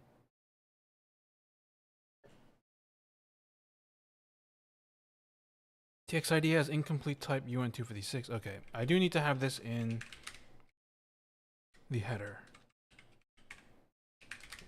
I guess.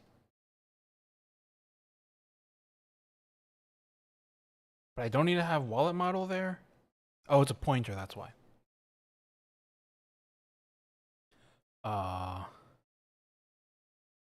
Invalid use of incomplete type. Bump fee, choose change dialog.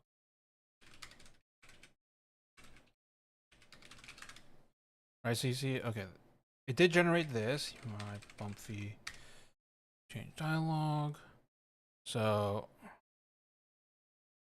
let me double check I spelled everything correctly. Bump fee, choose change dialog. Yep.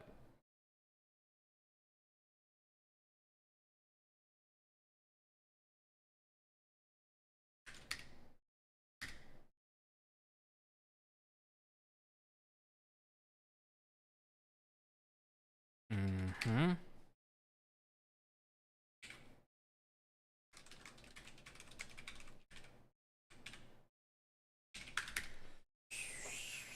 Maybe I didn't spell it correctly.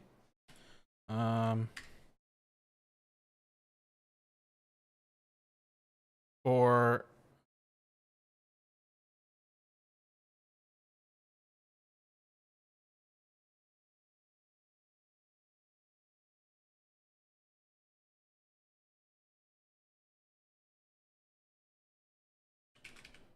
maybe it's supposed to be like that.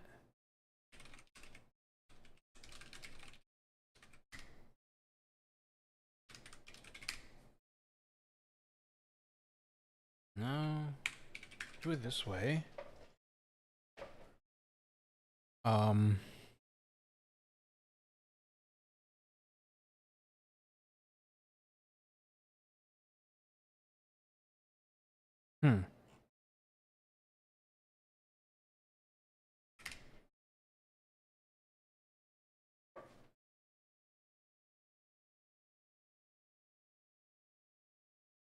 Invalid use of incomplete type. UI bump fee, choose change dialog.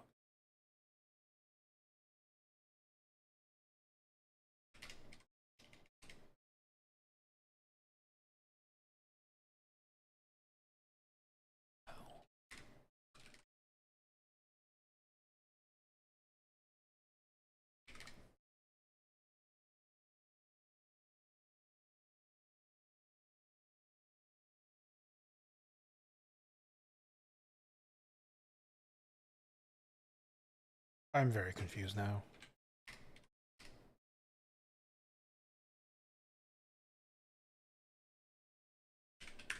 Extremely confused.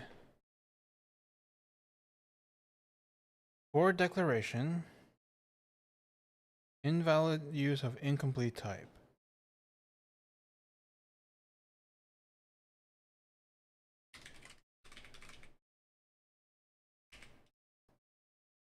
Or similar enough.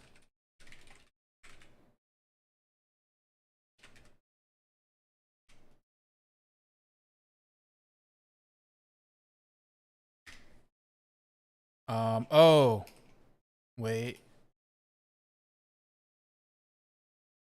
I think that's it. Okay. It's calling it dialogue. Right. So, and my form is incorrect. I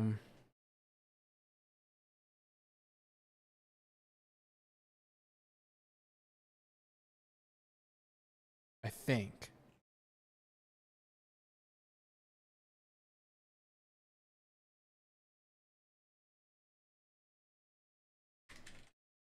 Change dialogue. Window title.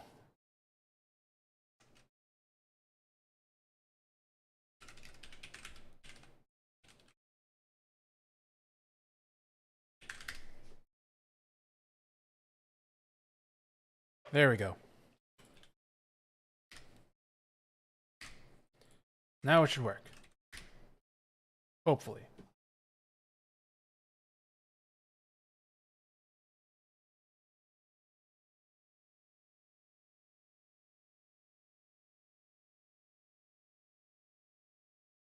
Okay. Closer. So my string building didn't work. It doesn't like QString I. Let me grab my QString reference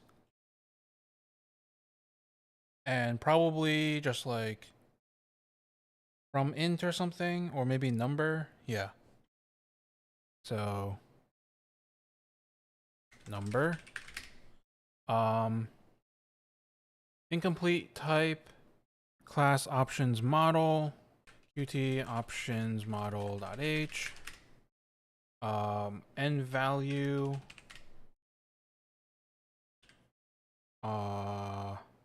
is wrong.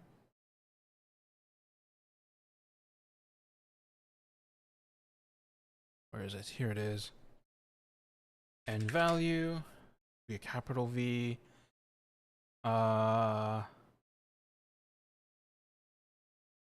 Comparison of integer expressions of different signedness, UN32 and int.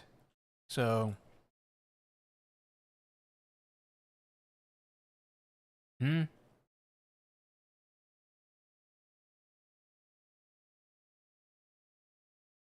Q size type is an int. You fucking kidding me?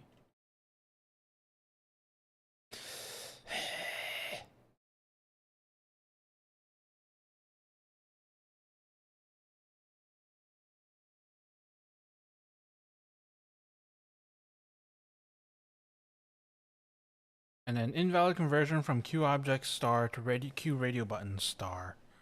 Well, that's unfortunate.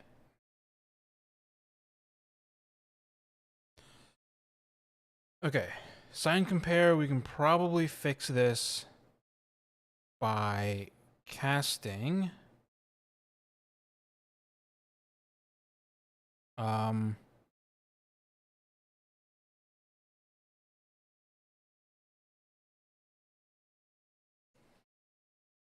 Maybe not. Let's just make that an int. Let's do that. Static cast to UN32T of this. And then this can be static cast to Q radio button star of that. Oops. Oh, code base where we do anything like that, where we like dynamically modify that dialogue or a dialogue. I don't think so. All of these are fixed options. Well, no, okay, this font thing isn't. Maybe we should have a look at that. Reaches end of a non-void function. Return standard null opt. That shouldn't happen, but whatever. And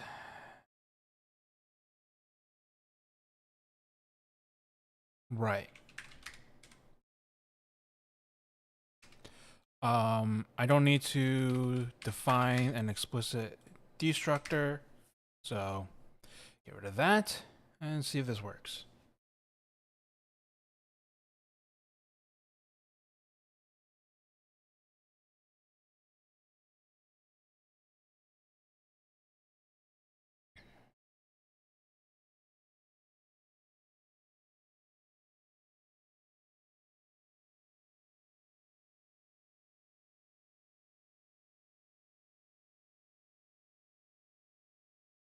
Hey, compiled. Yay. So now we can give it a spin. See if the dialogue shows up as we expect it. See if it's populated as we expect it. And see if it chooses the output that we expect.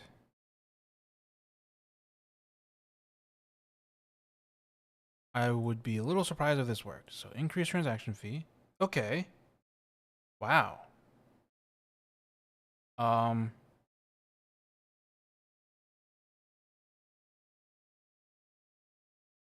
Okay, the mutual exclusion works. So I need to set none to, I need to figure out where the default is actually. But yeah, this is actually pretty close to what we want.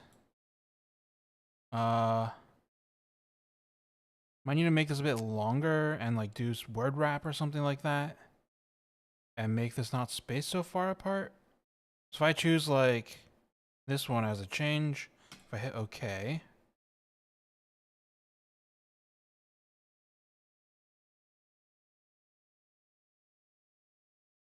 Nothing's happening. Well, that's unfortunate.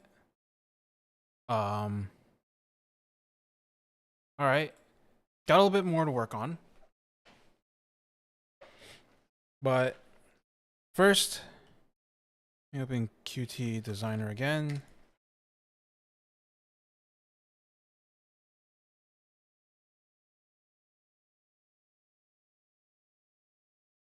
Let me modify the dialogue.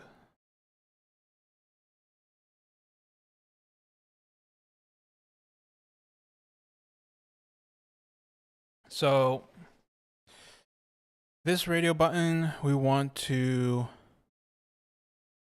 have it be checked. And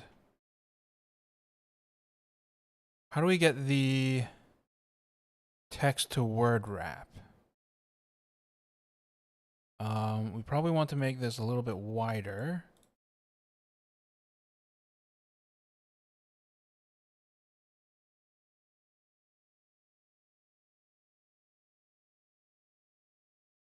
Okay.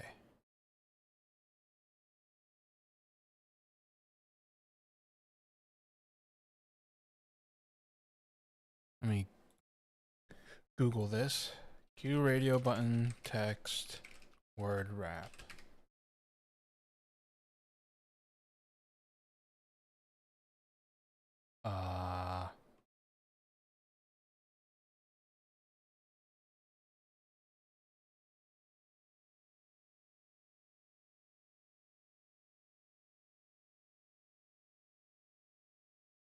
No.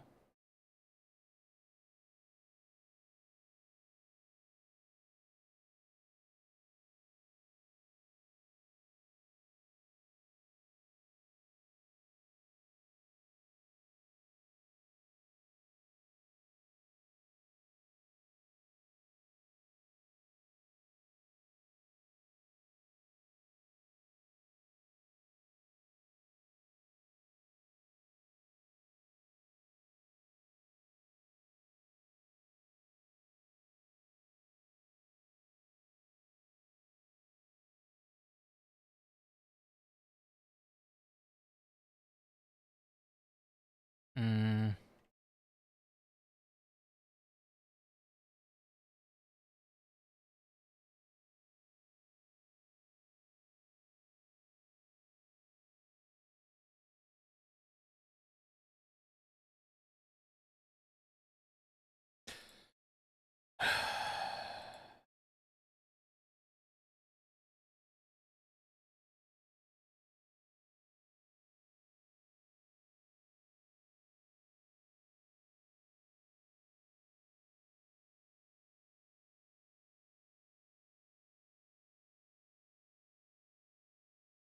Hmm.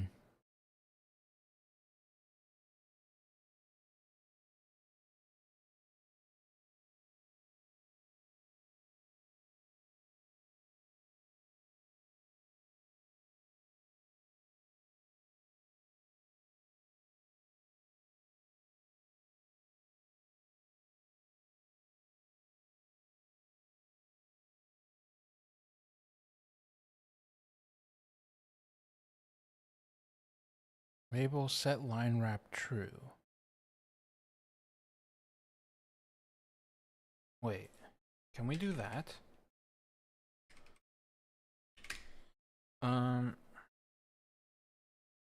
Radio button label set line wrap true. If that works, then yeah, that might all we need to be doing.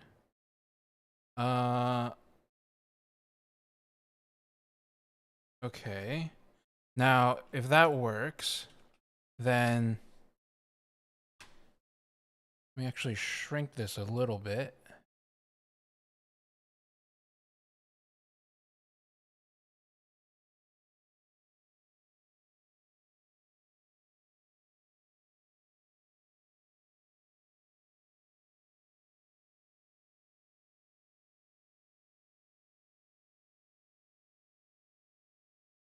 Okay.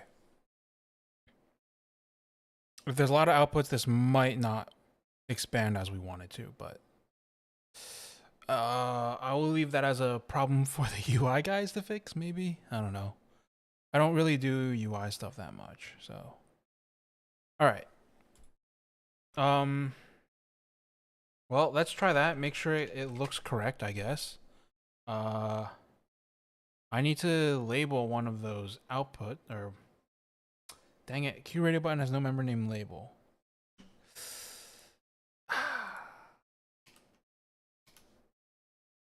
List members. I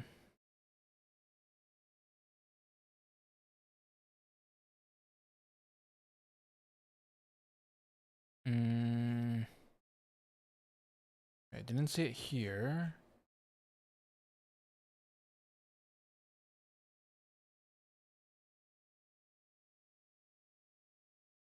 Label? No. Maybe I shouldn't be looking at QT6. How about QT5?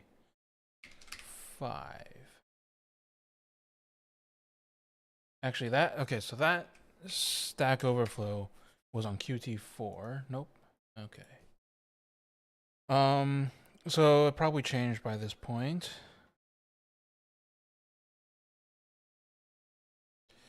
We could also actually look at the source code. Which honestly might be easier right now. So, wait, set text, no.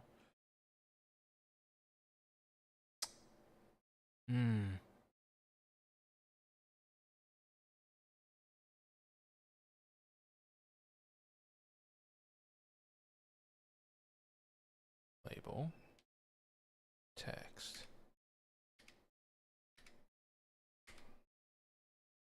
Set text. Okay. We're gonna take a brief detour and look at some Qt source code. Where the hell does this live? Probably Qt base.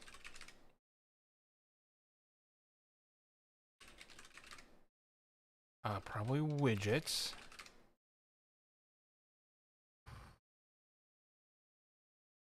Widgets.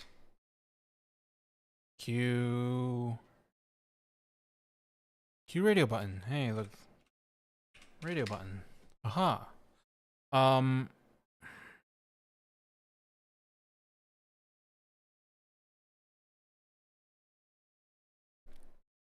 Okay.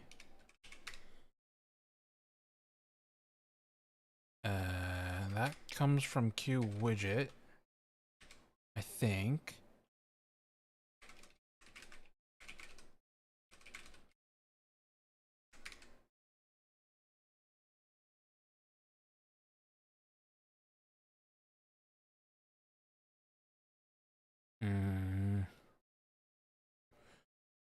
Hold on.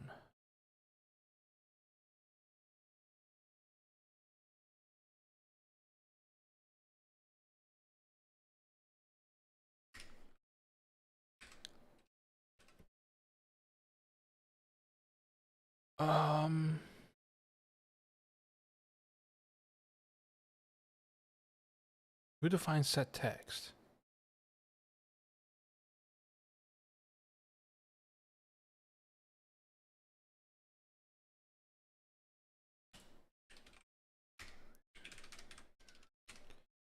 Q abstract button.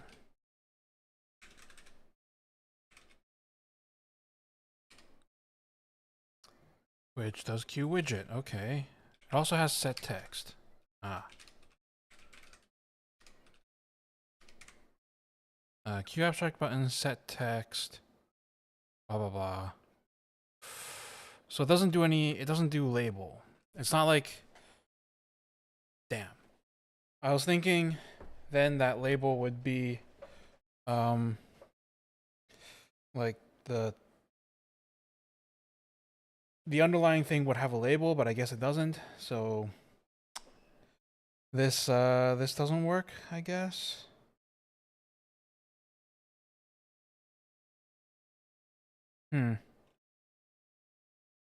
Okay. Unfortunate.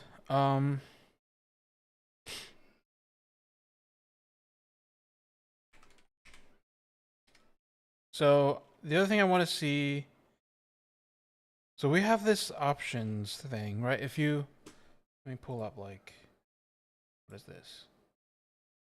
What's my testnet wallet? Nothing. Thing. So I assume that's also dynamically generated. So I'm gonna see if I can figure out how that worked, and then maybe I can copy some code from there. So I assume that's options dialog. That's like font. Yeah. Embedded font radio button.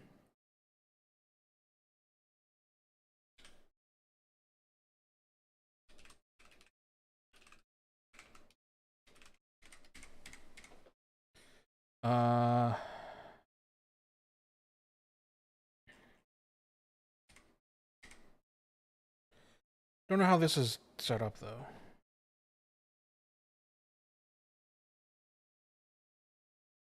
Embedded fonts.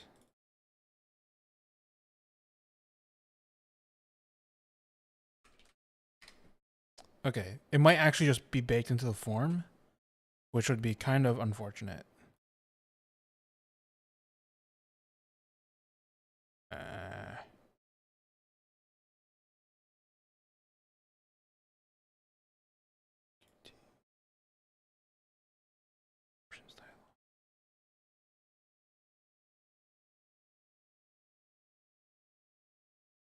I think it's baked into the form.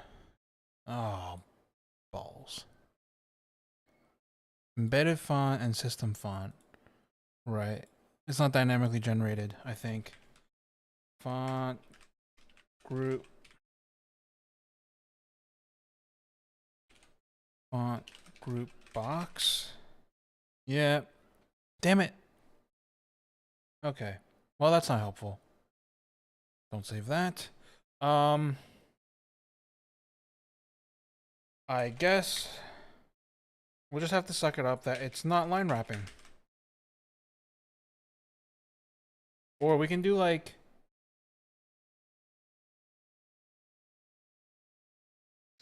a bit more disgusting, I guess, is to have them how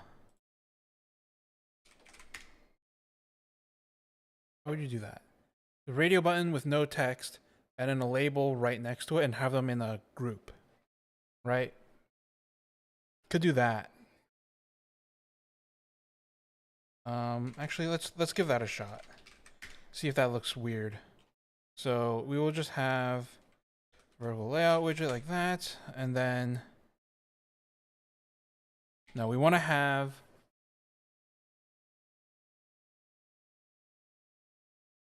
how do I want to do that? KD designer.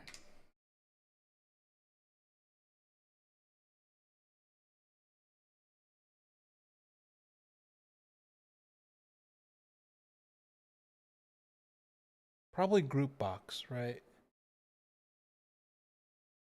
It's a group box. No, probably not group box. I mean, probably just horizontal layout. And then we have, nope, that's not it. You have radio button, and you have a label.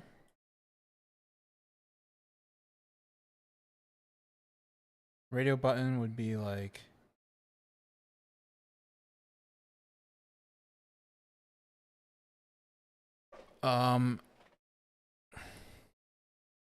size would have to be fixed. And no text. And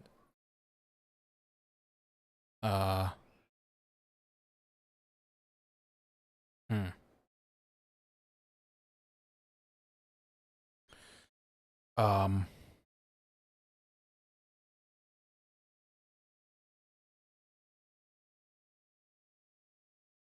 maximum size is like 100 or 10. No, a little bit too small. 20.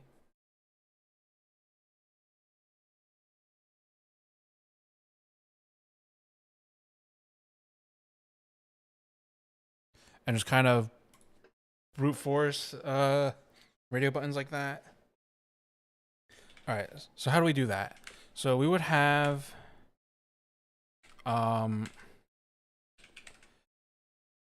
what is that? A QH box layout. Button layout. New QH box layout. Vertical layout widget. Or rather, vertical layout is the parent. Vertical layout. This button layout would then have the radio button, add widget, radio button. Then we would add here the button layout. Then we would have a Q label. Button label. Output info. I assume Q label is like basically the same constructor. So Q label, text, parent, yep. That's text. Parent would be button layout.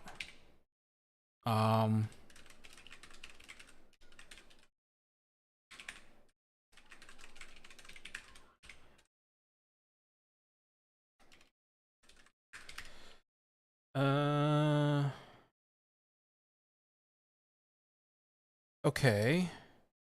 Then I need to set the width of the radio button. So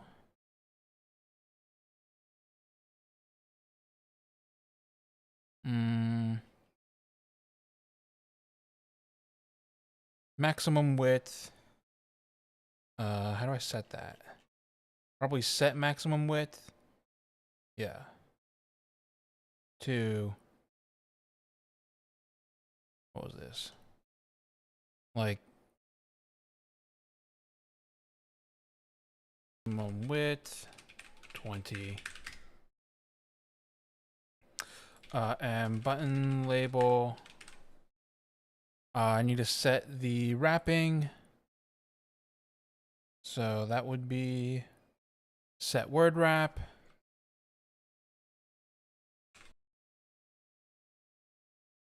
So I spelled QH box layout wrong. Cool. Now it should work. Oh.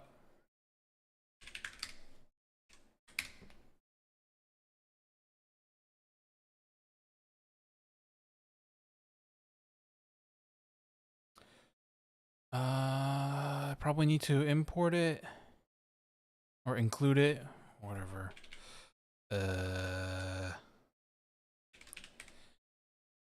Include QH box layout. include QV box layout, include Q radio button,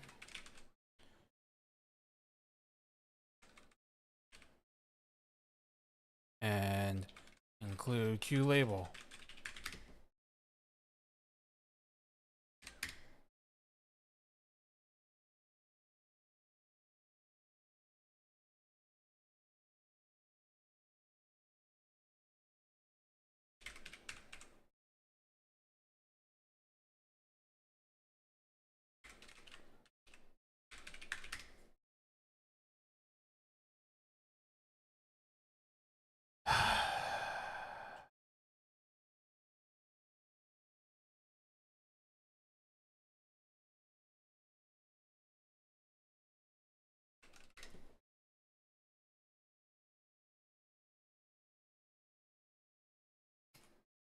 QH box layout, no such.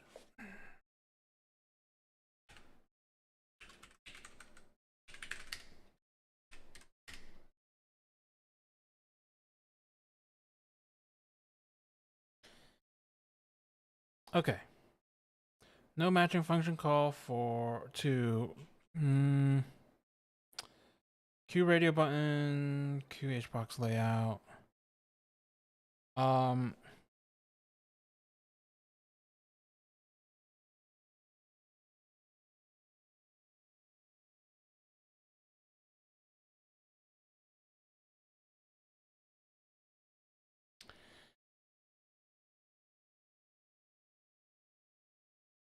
I guess I should actually figure out what the hell parent does. Parent is passed on to Q abstract button. What does parent do?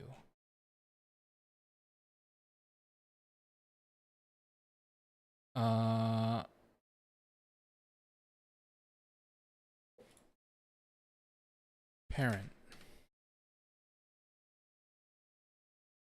Checkable buttons that belong to the same parent widget behave as if they were part of the same exclusive button group. Ah, right. So all of these should actually be parented to UI vertical layout widget. What does label parent do?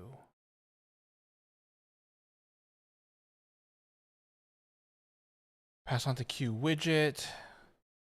Fun. Let's just keep going up the chain.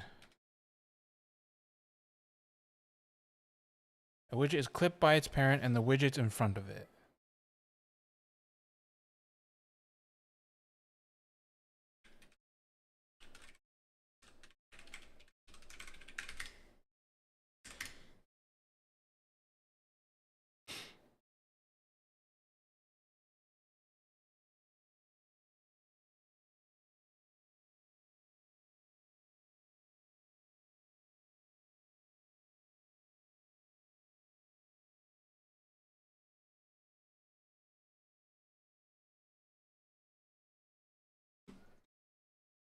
And we cannot add a QH box layout to a vertical layout.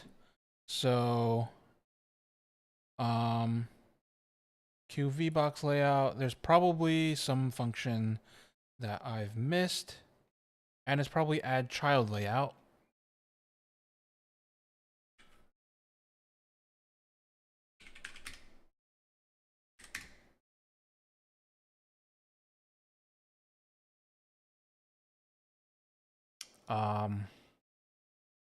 Is protected within this context.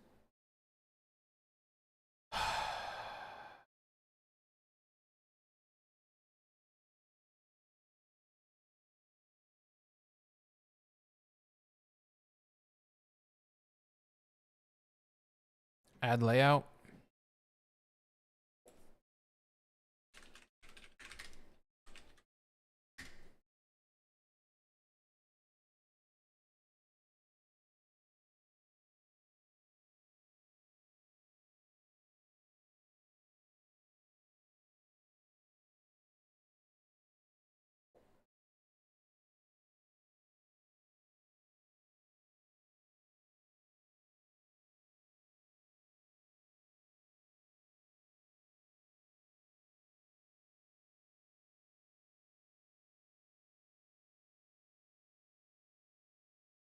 Okay. Let's see if this works. Let me close this. So all of this was just to get word wrap, by the way. Hopefully it will work. Then we need to like figure out why it's not actually returning anything. If we do increase transaction fee, yay, look, word wrap.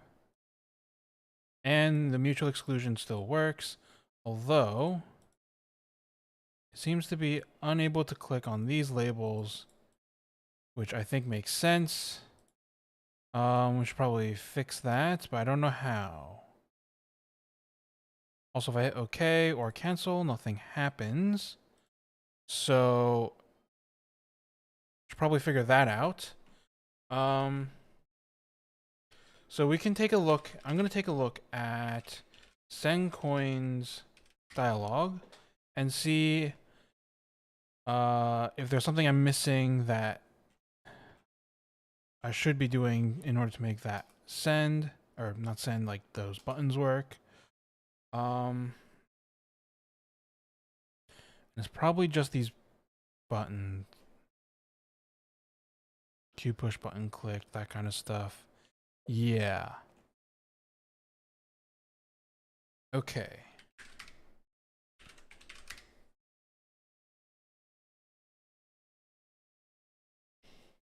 What is handle close window short?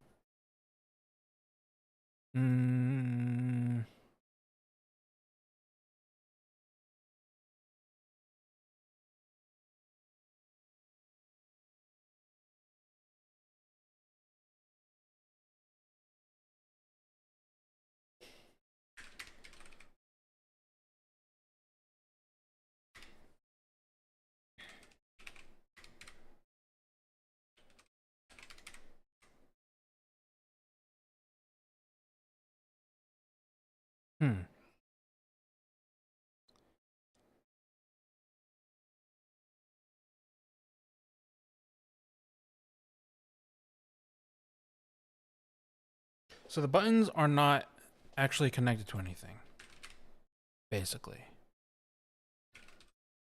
Let me see if I can find... let's see if we can find a form, a different dialogue that looks close enough, and copy some code from there because I still don't know how Qt works. Like coin control dialogue?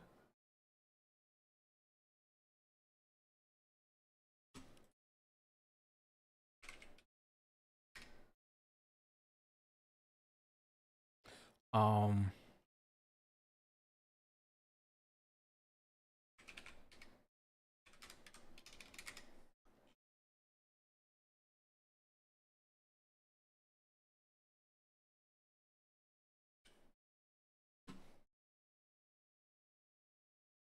Open. Or edit address dialog. That's pretty similar.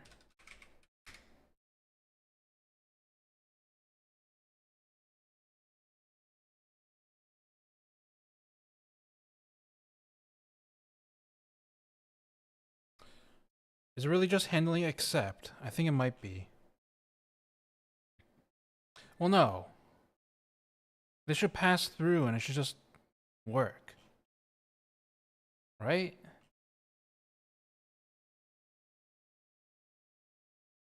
Unless I'm really stupid. Which is possible, I guess.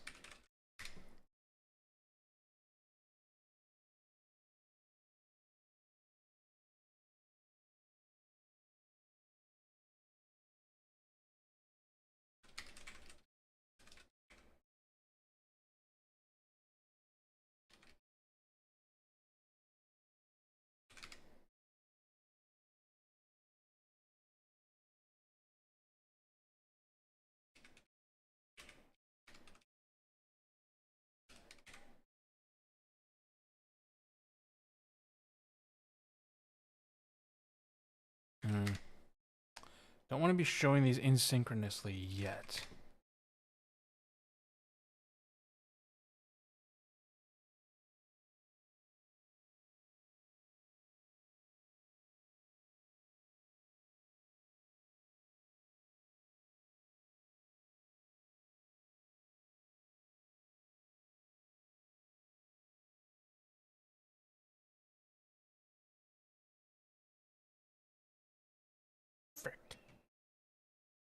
Uh,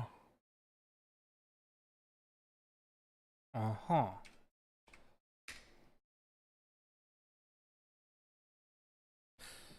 Wait, these buttons might have something. Standard buttons. Yep. Okay. Uh, right. This is just a standard dialog button box with standard buttons. Um. Hmm.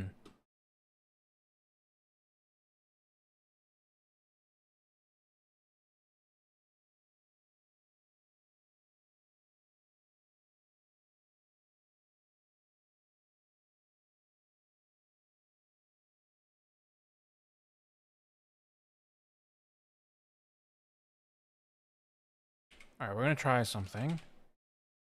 Nope. Uh, and that's to implement accept.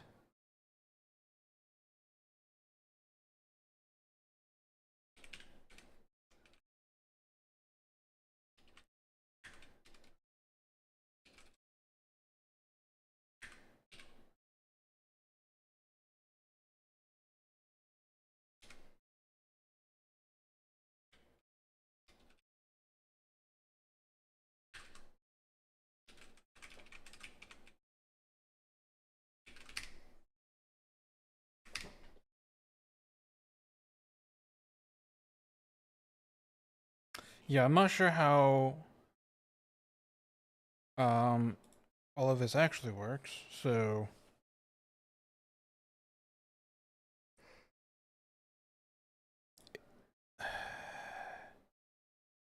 my understanding of Qt is that it should automatically, because this is a standard button thing, it should figure it out already and just be able to return that stuff.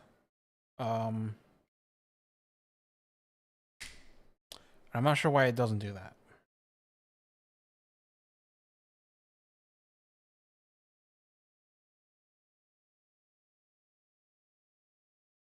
My understanding of Qt is also not that great, so I could just be very wrong. That's most likely what's happening. Okay. Doesn't have to do with that accept stuff. Interesting. Um,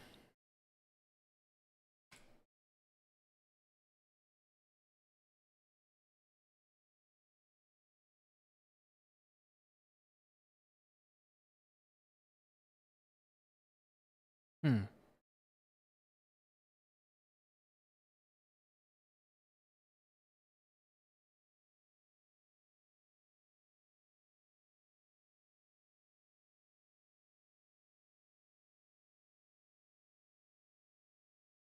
Might be with the way we're showing it. So, Qt wallet model. Right, because we show it, so right here, we do exec. Okay, so when does exec exit? Exec is part of Q object, I think.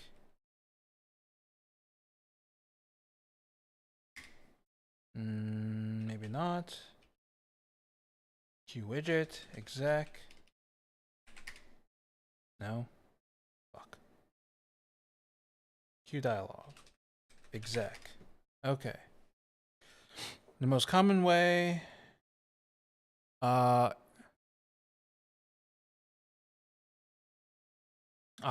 most common way to display a modal dialog is the calls exec function. When user closes the dialog, exec will provide a return value. To close the dialog and return the appropriate value, you must connect a default button.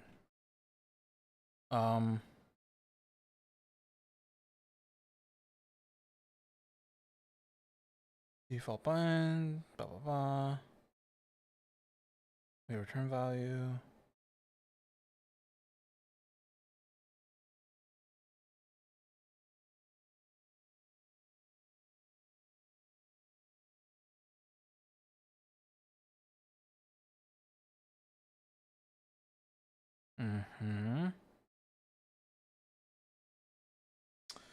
Um.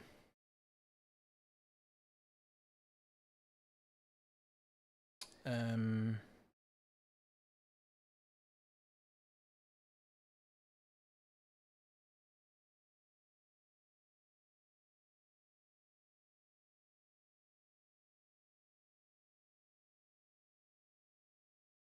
Do I have to explicitly connect them?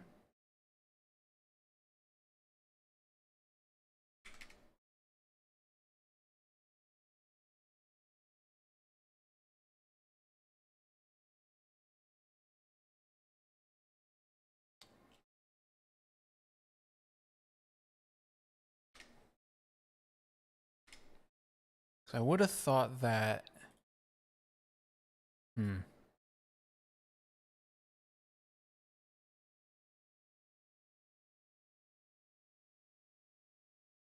Right. This is like the edit address dialog. Like this is literally the edit address dialog. Uh.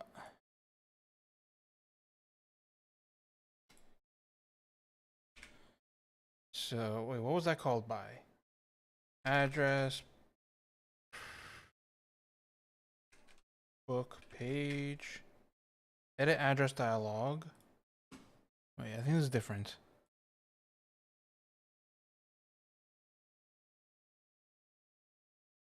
Nope, maybe not. Show modal dialog asynchronously.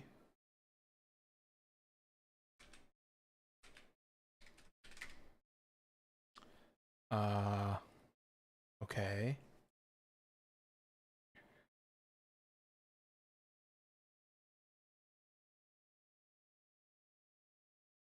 Set model load.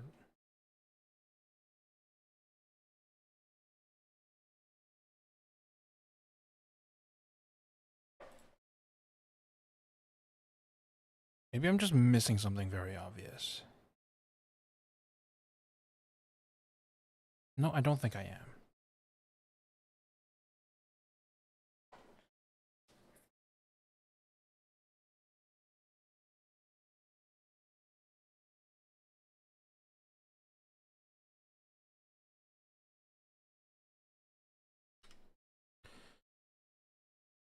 On edit action.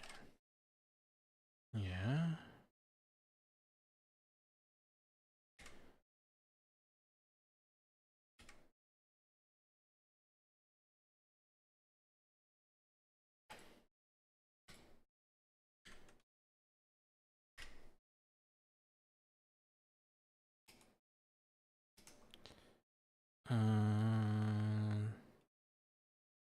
Set up address widget.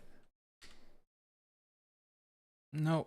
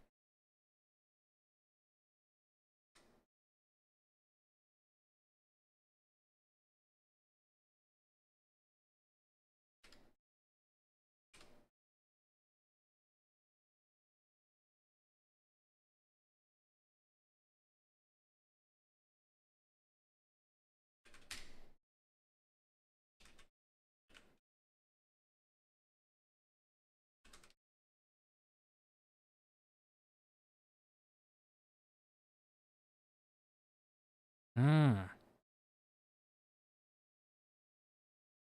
Why? Why does it do that? Mine doesn't.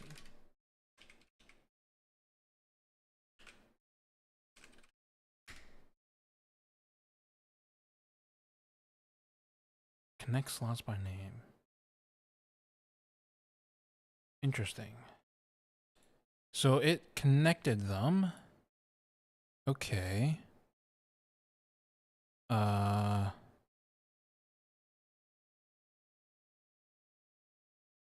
Horizontal, okay, and cancel. This one.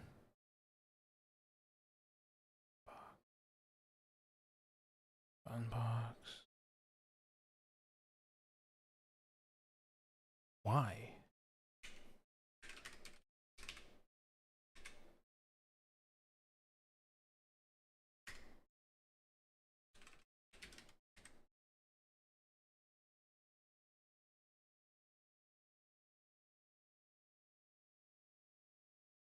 Oh, is this just like a top level thing? It could be. Might have been just a top level thing.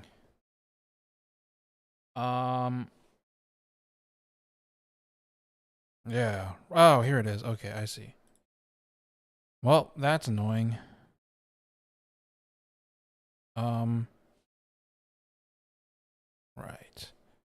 There's a signal slot editor down here. So, I can... Sender is... button box. Signal is... accepted.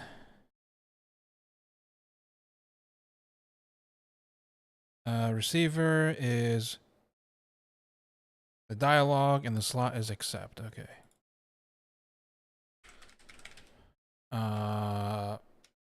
Bump fee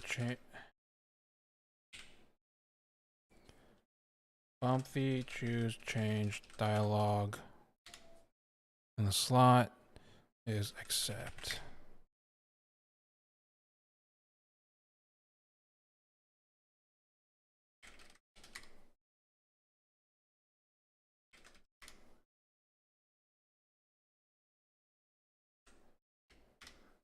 Okay, there we go. Let's save that. Now it should work.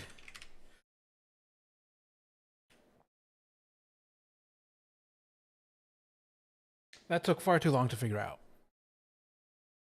And is entirely a result of not actually using Qt. Unfortunately.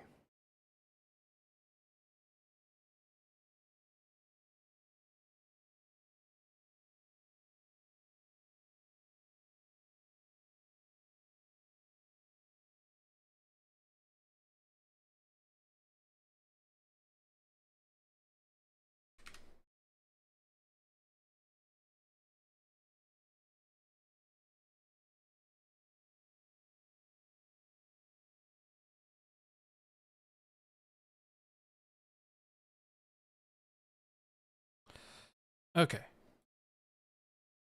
Now if I do increase transaction fee, and I choose like that output, and I hit OK, nothing happened. Fuck. I know what's wrong. This needs to be, if it's not okay, right?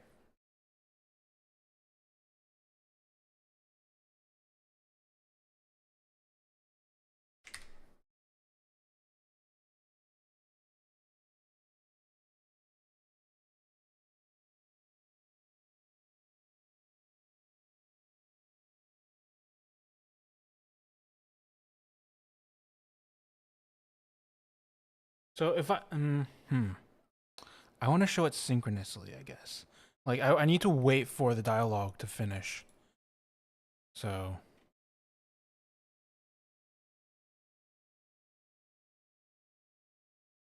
okay. One more time.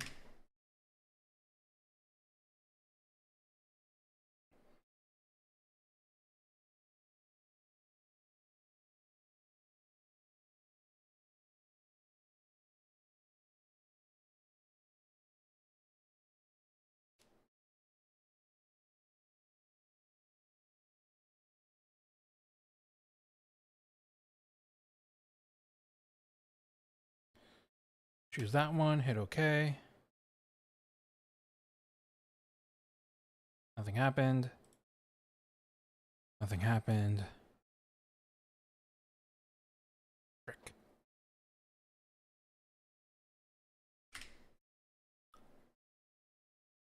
Um.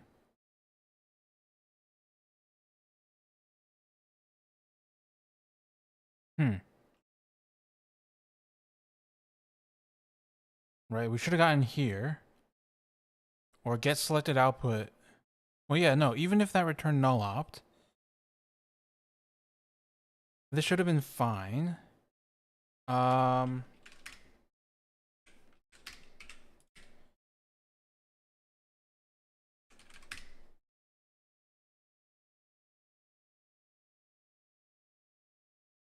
hmm.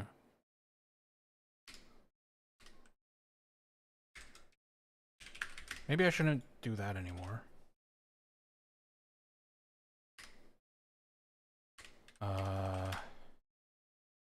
And lastly, okay. So we're returning that correctly. Right.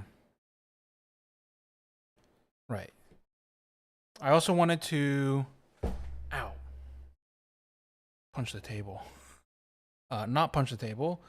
I wanted to find a radio button. So when I'm doing this destination stuff, I also want to find the one that's change. Interface is wallet. I want to find like, is there a get change here or something?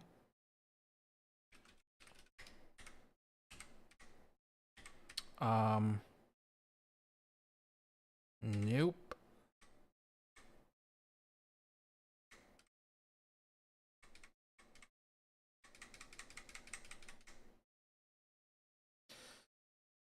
Sometimes I do want to punch the table. Yeah.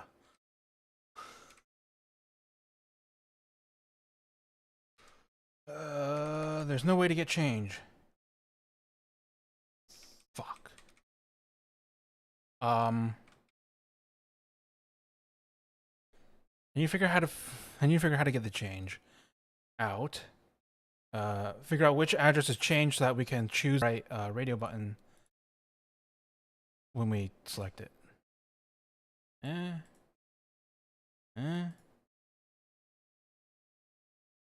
Come on. Ah, piece of shit.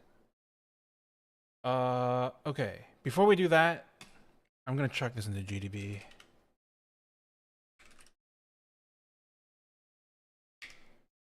No daemon. I should already be doing no daemon.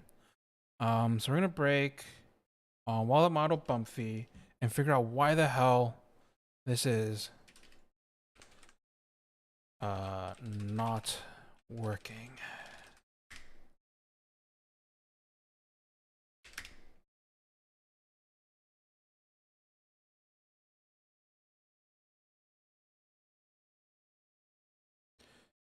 So we want to see basically what is this return value. I suspect it's going to be something that I'm not expecting, and that's why it is returning. It's exiting here probably. Yeah. Okay. Hide. Increase transaction fee. Next, next, next. Choose that one. Okay. Choose change ret val is 1. What the hell is 1?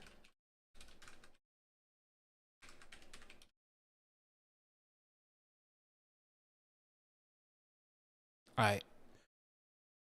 Fucking QT.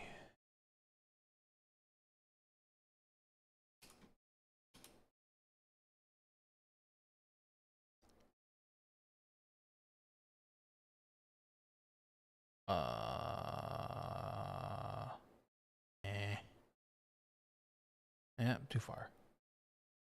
Where are the default buttons? Default buttons.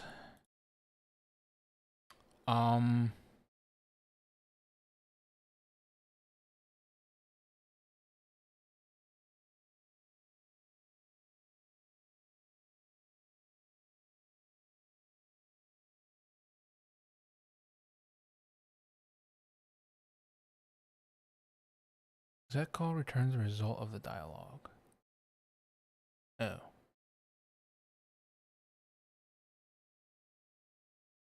Wait. So I can have exec return whatever the hell I want? No, it returns an int.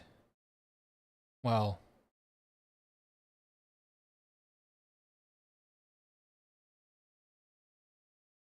Accepted or rejected.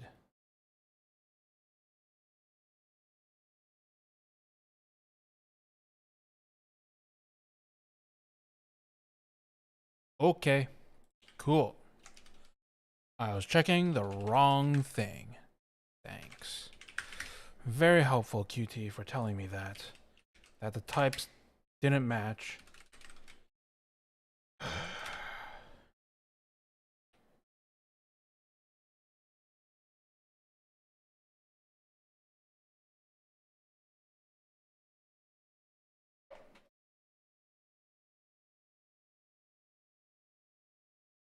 Oh, for fuck's sake.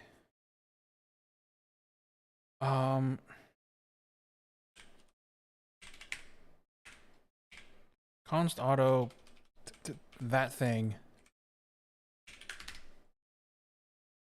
Come on.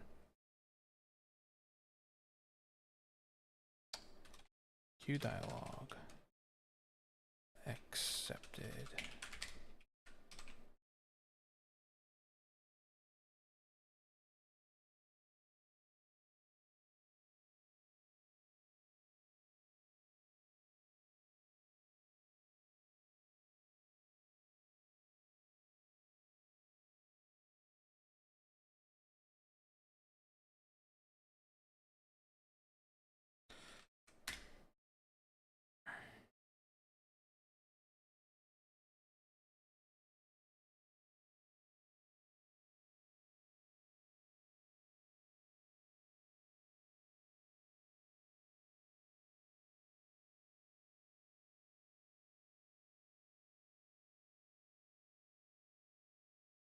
Eh?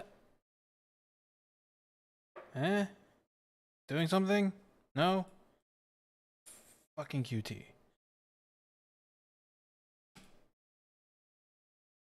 No? Nothing? Come on.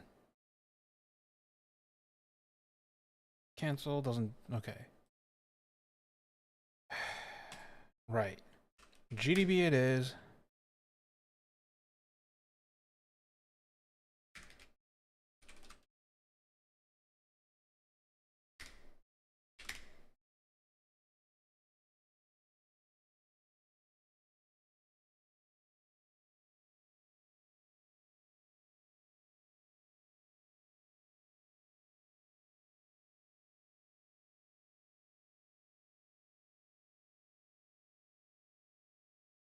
Come on.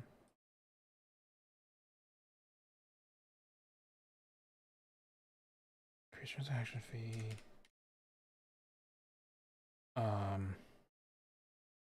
Okay. Choose change ret val. Queue dialog. Accepted.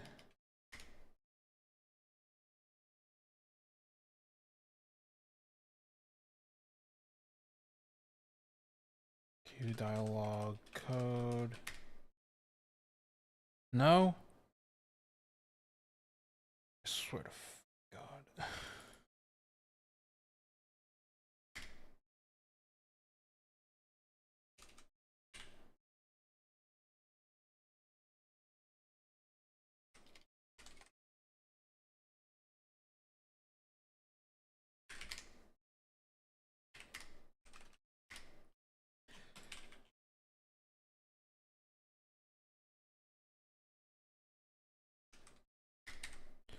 What is... Huh? Obviously it's returning accepted. But like, shouldn't it be... What does it think this number is? And GDB can't figure out what that symbol is supposed to be, so who the hell knows? Like what?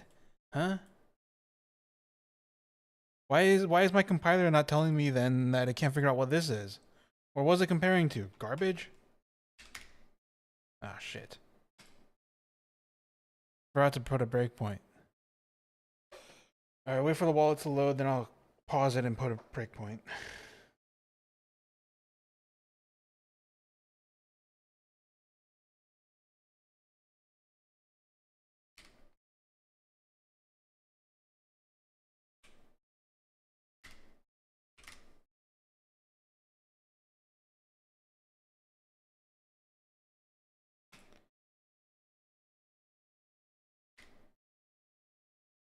Use that one.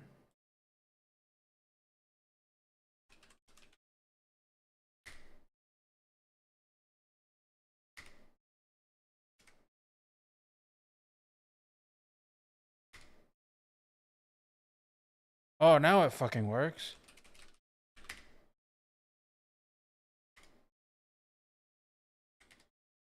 Wait, no contained value. Uh-oh. Oh, now it fucking works. Great. So if I do that, I'm gonna choose 0. Okay.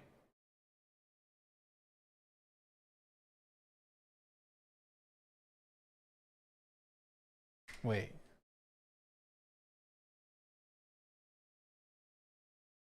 Let's break on get selected output.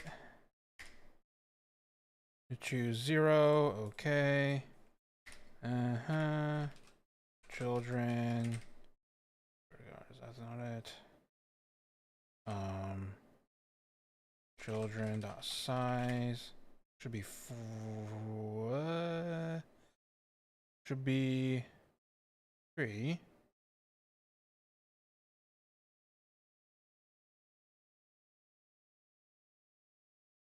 Should be 4.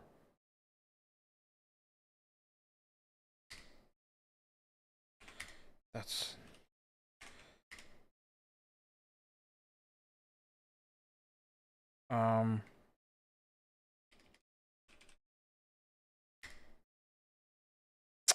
shoot.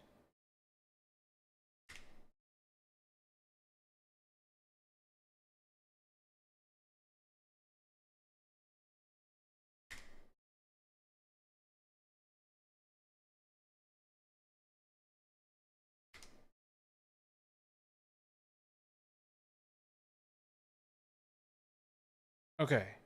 So none of those actually worked. So children's the wrong thing to be using here. Great. Just what I needed. Wait. That was 1, 2, 3. Yeah, wait, hold on. Children should be the right thing though. It might be because they're actually H boxes and not radio buttons. That's probably the problem there. Can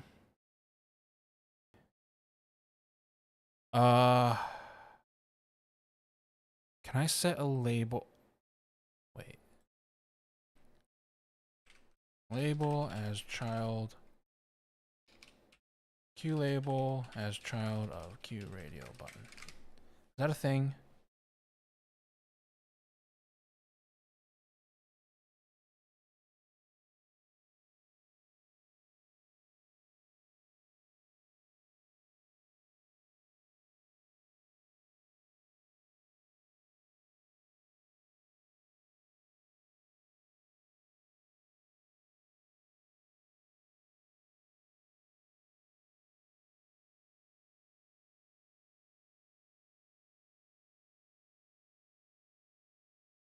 Maybe not. Because I also want, the other thing is I want to have the, I wanted to have it so that, when you click on like the label, it also selects, like I just want it to operate as a child of the radio button.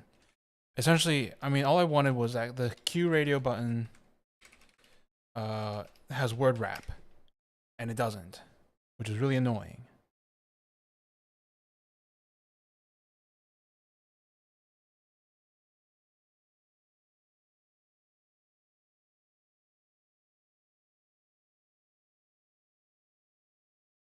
Right.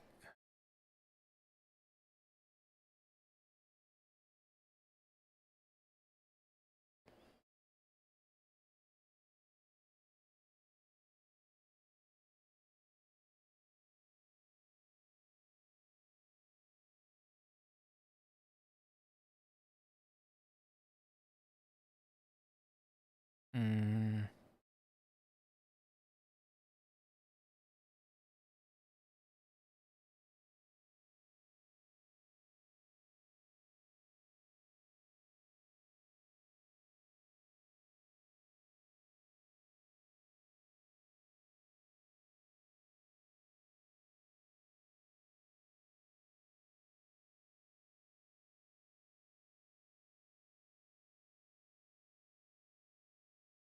Um.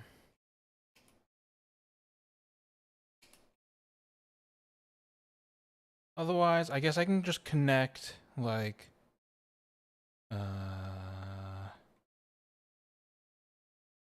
the connect the mouse press thing to of like HBox to the radio button. Or I guess the label, right?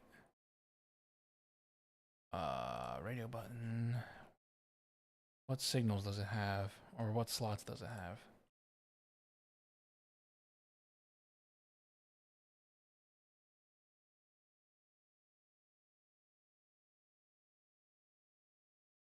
Yeah, mouse press event. Okay. Actually, we can do that. That's not that hard. So, label, then I just need to look up the connect syntax. Okay, there we go. I'm gonna connect, button label, mouse press event to radio button, mouse press event.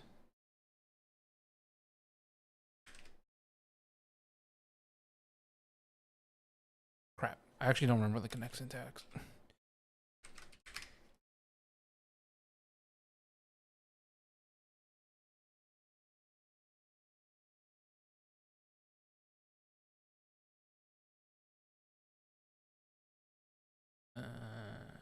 Connect. Oh, sender. Okay. The object for the sender.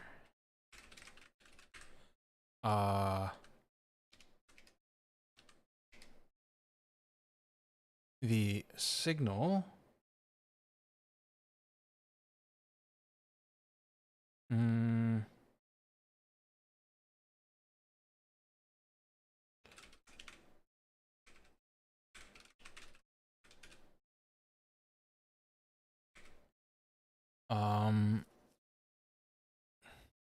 connects the signal from the sender object to the object's method. To this object's method.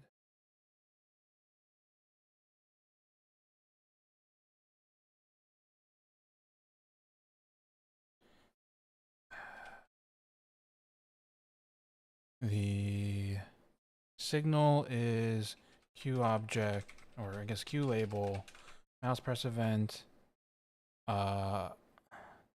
The target is radio button, and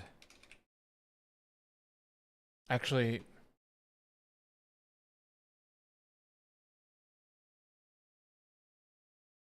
I think technically that's a signal, not a slot. So, um,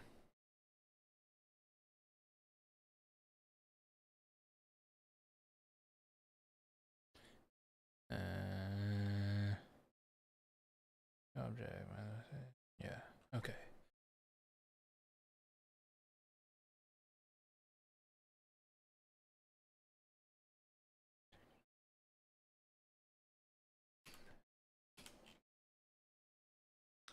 Um,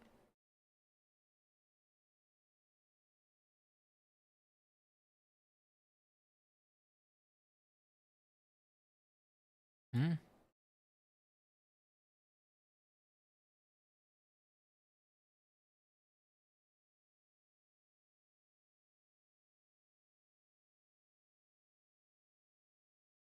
Hmm.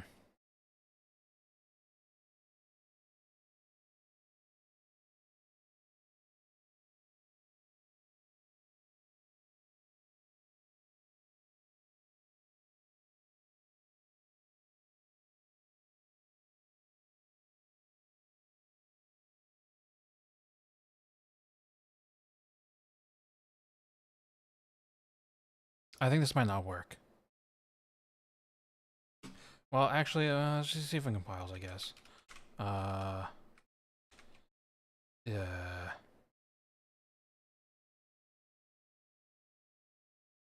Q radio button.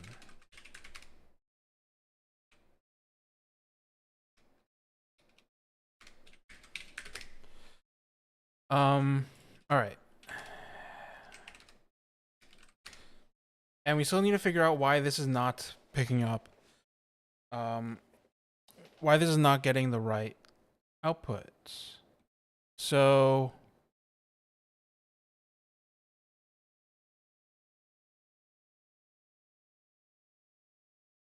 protected within this context. Yeah. Okay. Can't do that. Hmm.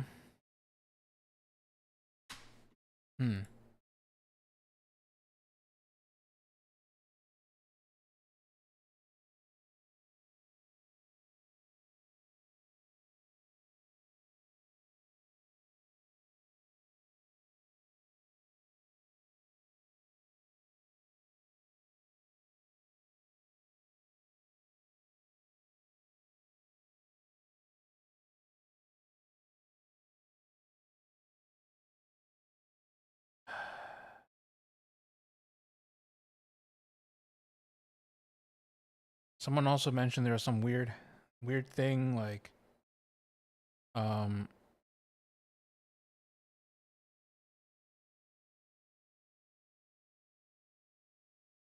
where they did some CSS thing that like turned it into having uh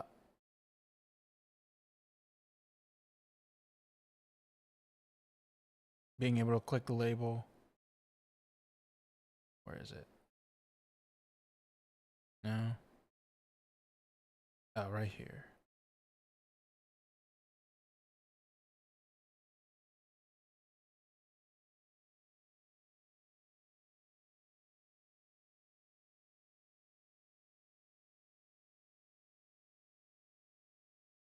Read the fashion settings, brief description of the option. Put a Q label underneath and add a longer description.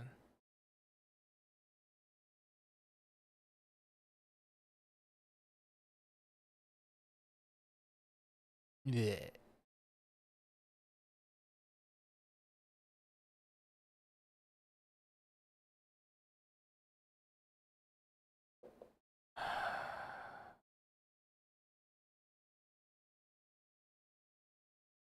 Okay. Right. So Qt is just a piece of shit.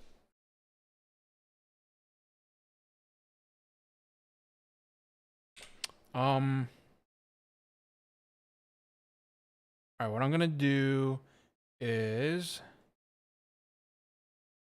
actually I don't care that much about the word wrap, so I'm just gonna revert this as far as I can go, and hopefully that will also fix this function because then I'm not because then the children are actually the radio buttons.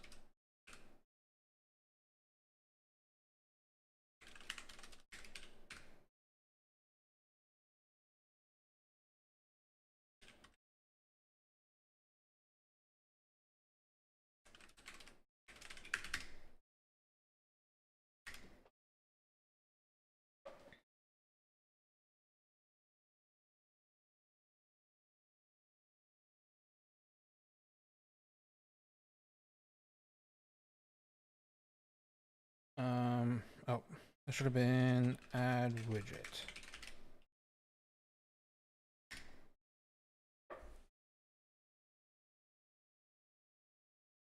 Although that vertical this vertical layout should have had Also, I'm gonna make this wider now.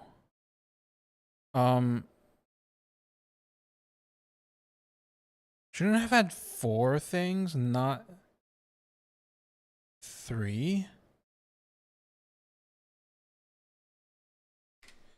Right? It should have been 4, not 3. In order to have the right, because it was none and then 3 outputs. So it should have 4 children and not 3. Why did it only have 3? Was only listing children as being like the things that we added directly here? I guess I should just look at that UI file.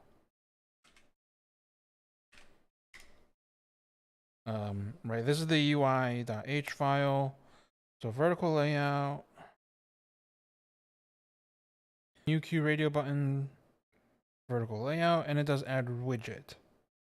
So that's what we expect.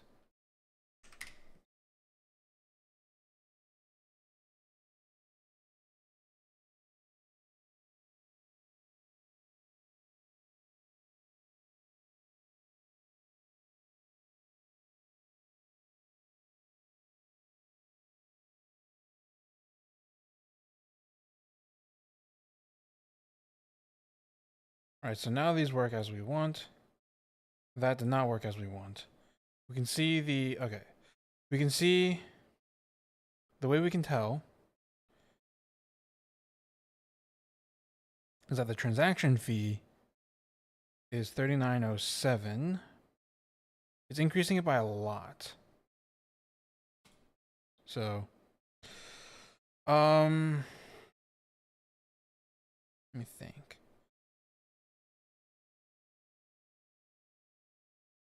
Also, what happens if I label this address?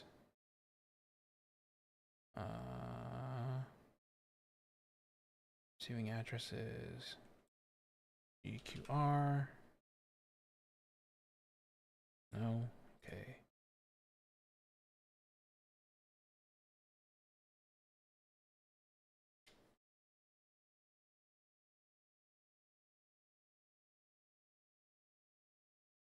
All right, I need to set a label too. So let's do that.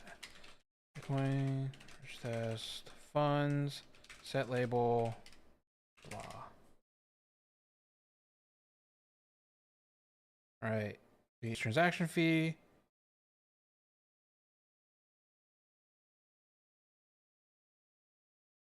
No longer change. Oh, yeah.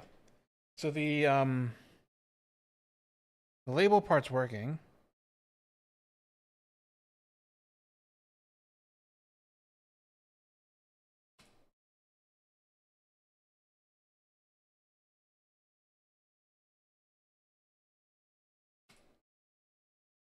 Okay. GDB one more time.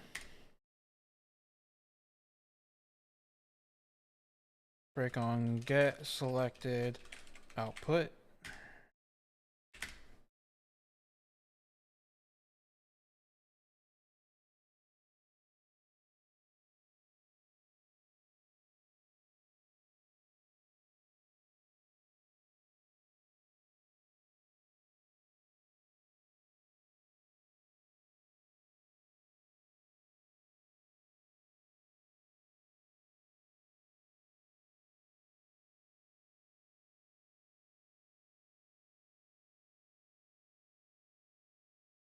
All right.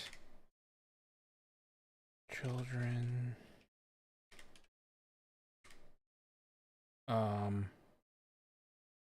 Size should be 4, not 3. Now it's 0.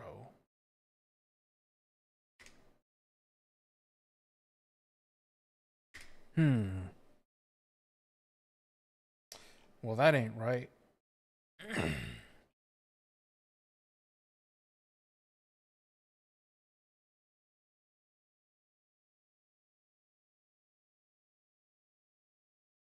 Maybe vertical layout widget?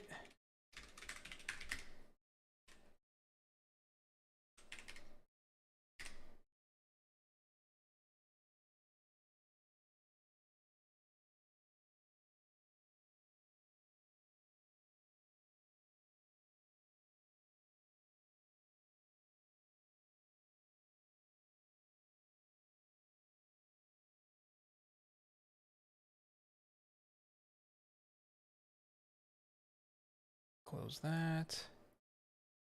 Okay.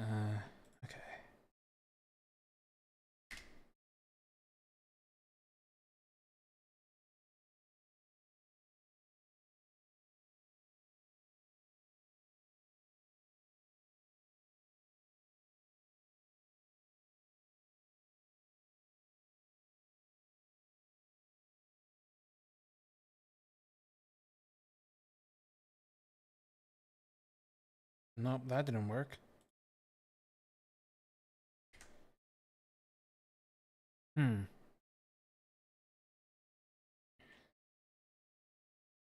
We want to find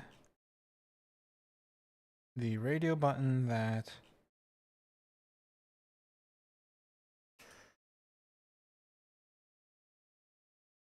okay. We're gonna brute force this, I guess. So basically, instead of um, instead of having instead of trying to find in the UI which of these radio buttons it is, we're just gonna store a vector of Q radio button pointers.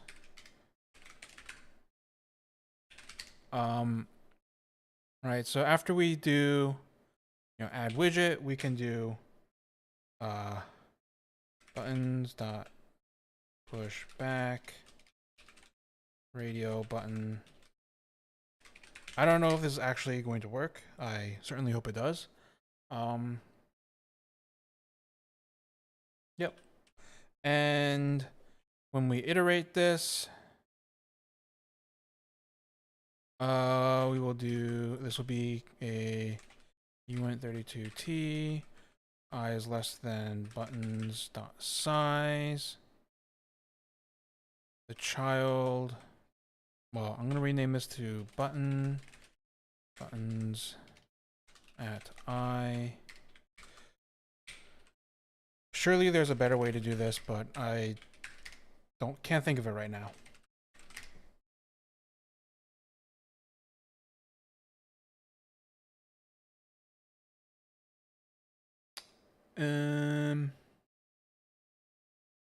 Q radio button was not declared in the scope.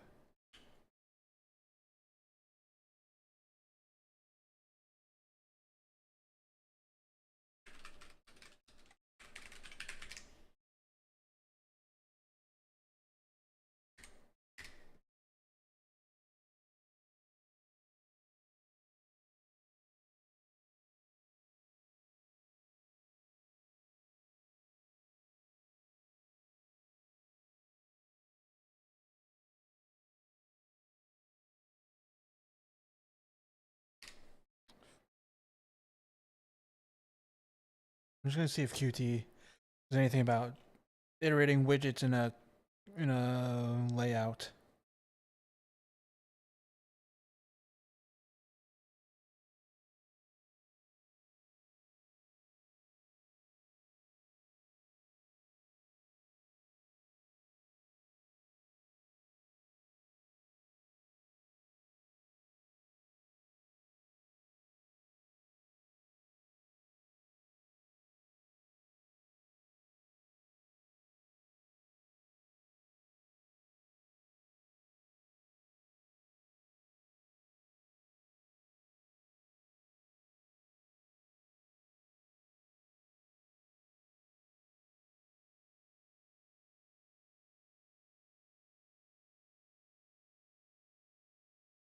The problem is that I feel like this might segfault. Because I don't know if... Well, basically, I don't know who's managing the pointer. And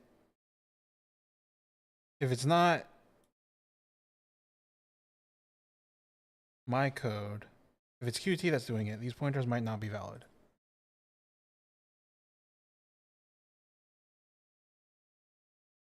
Nope, still not working. Okay,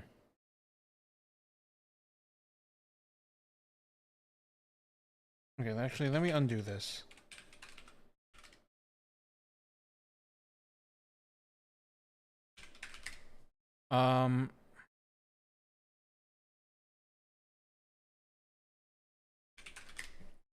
So when using layout, you don't need to pass a parent. Great. So then it should be vertical layout widget children, right? I guess.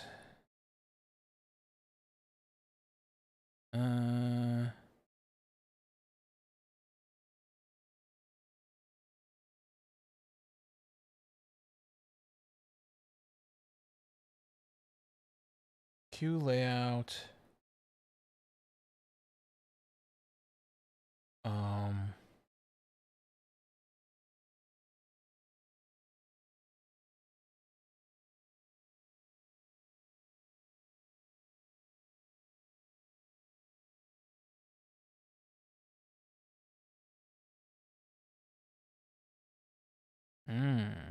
Queue layout item.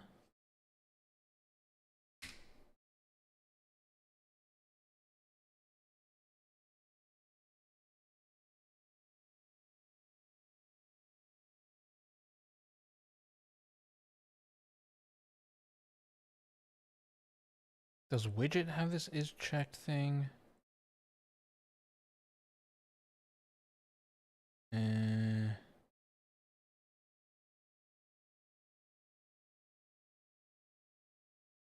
Is enabled. No, I would still need to.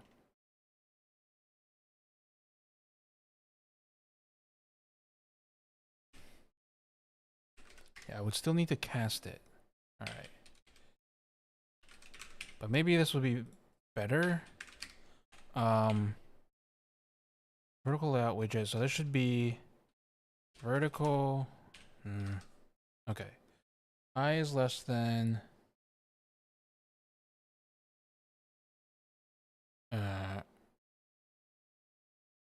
Children. UI vertical layout dot count. This will be UI vertical layout item at.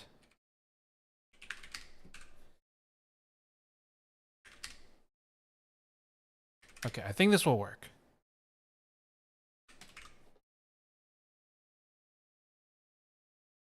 I'm hoping this will work.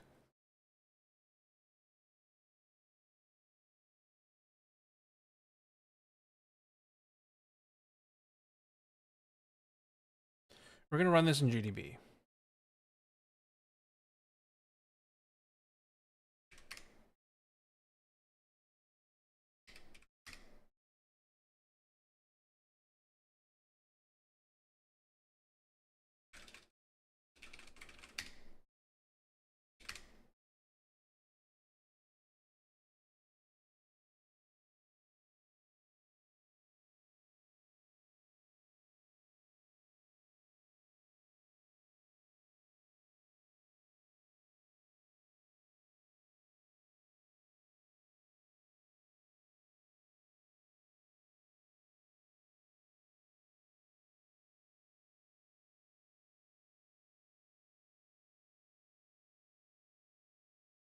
Let's choose this one.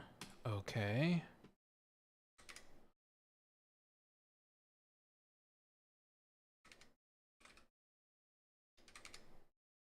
Segfault.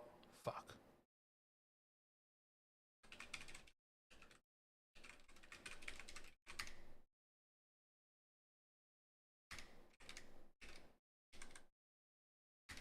Let's try that again. I need to see what was it doing? Get selected output. I changed it to dynamic cast because that's safer. It should do a type check, but maybe it can't cast the queue widget there into a whatever the hell this is, queue radio button.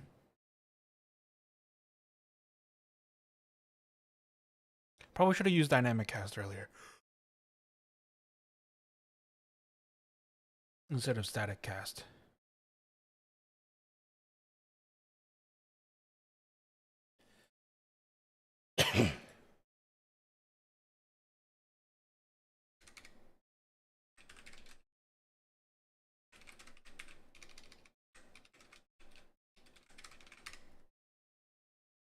There should be 4.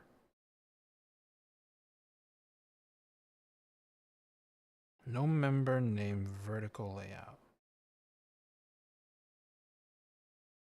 I spelled that correctly, right?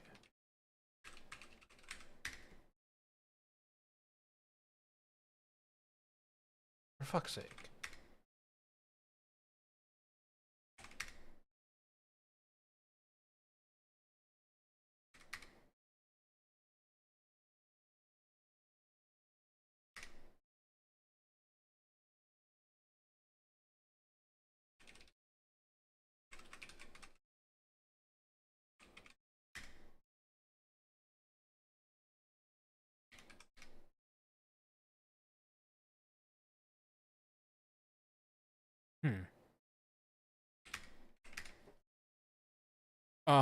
Well, it doesn't like that.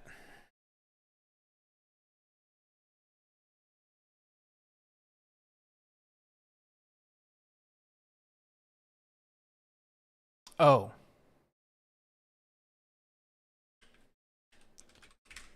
I forgot dot widget, didn't I? Blah. That's why that didn't work. I think.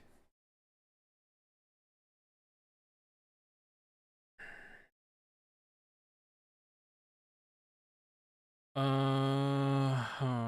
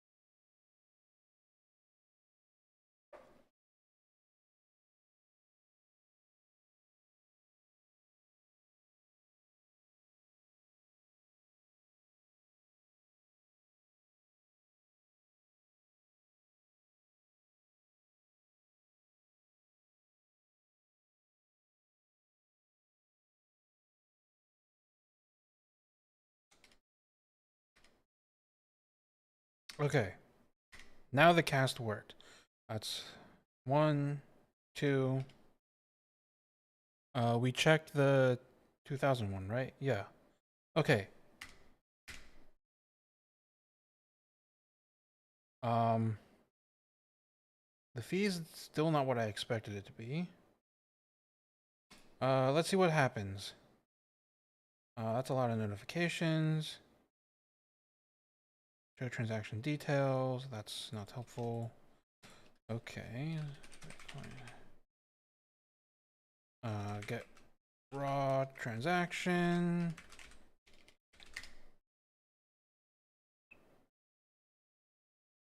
Huh. Wait.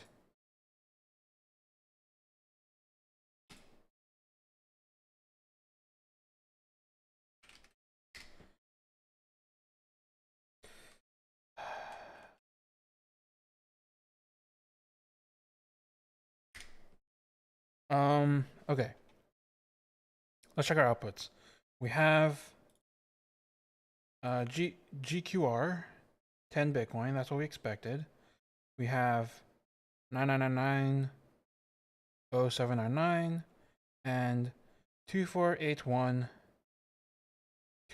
Okay, it did reduce this one because this is higher. All right. If I try to bump this again, let's say I take it out of. Okay, if I do none, it should add an output. If I do this one, let's do this one first. It should reduce from output 0. Um. Uh. Copy TXID. So, yep, this was reduced. And last thing is increase. I do none.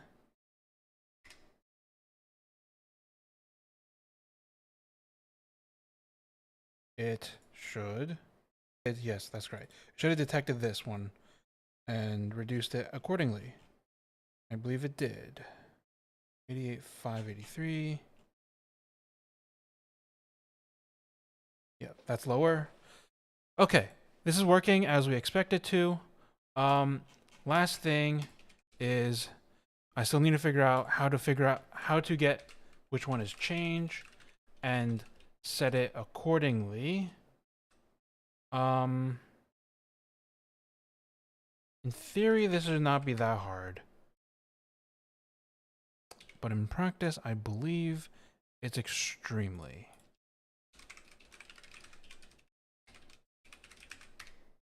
Because I don't think we actually expose this information in the interface. No. Script is change. Okay, its output is change.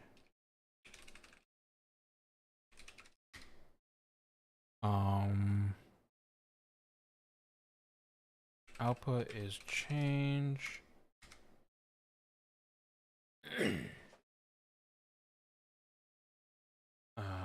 Output get change. Actually, okay, we should look at the interface. Wallet interfaces change.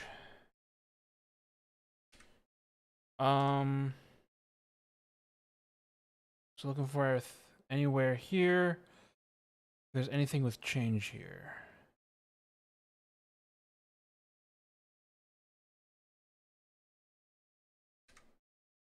Good addresses. Reach address book entry. Change.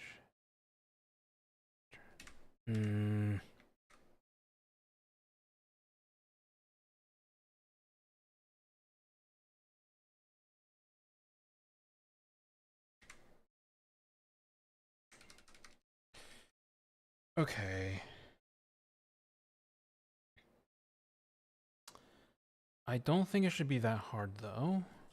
To add in here a is change. I'm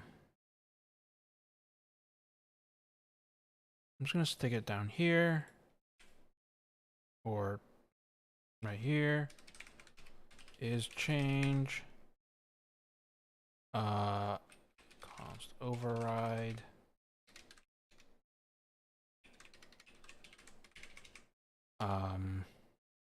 And then this can do output is change.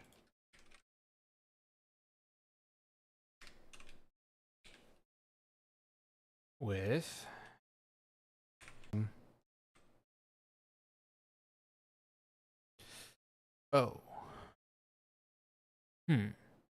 I guess we can give it const ctx out so that we're checking if a change output, right? And then this just returns that. Then right here, if okay.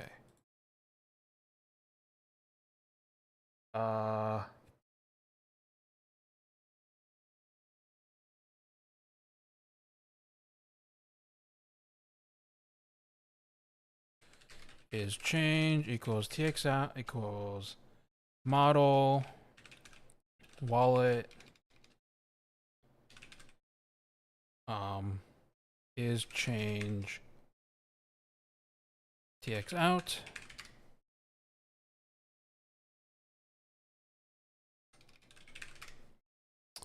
and radio button dot arrow set checked is change. So we will always check the one. We'll check the ones that we believe are change. All right. Let's see if this compiles. Actually, this will not compile because I forgot something important. Besides the fact that I also spelled it wrong.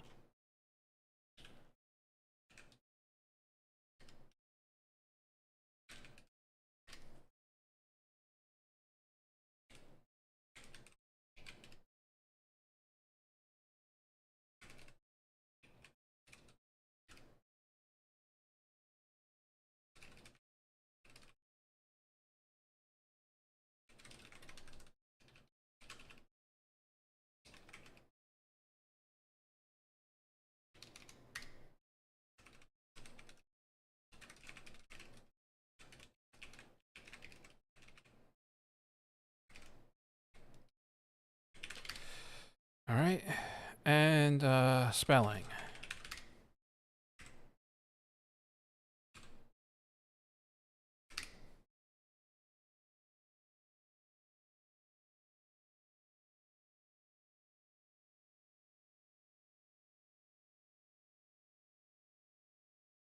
Model cannot be used as a function. Oops.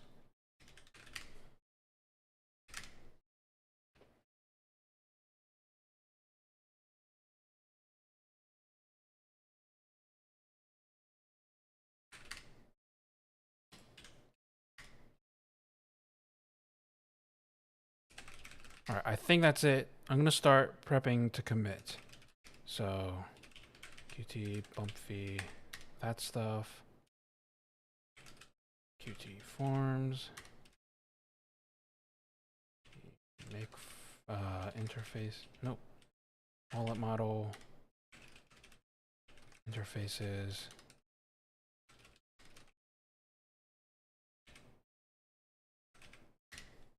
Okay. And the diff for this, it's pretty big. Actually, oh god damn it. I'm going to unstage.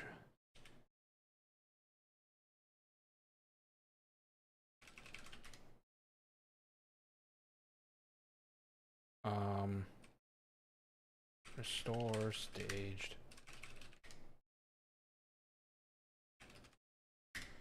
I want to commit. Okay, actually.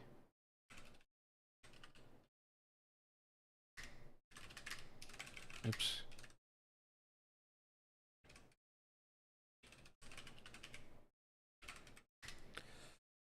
All right, let's make sure that this worked. Then I want to commit in pieces, and then we can commit, and then we can open a PR. Yay. This took far longer than I expected. Because I guess Qt is kind of shit. Increased transaction fee. Bollocks.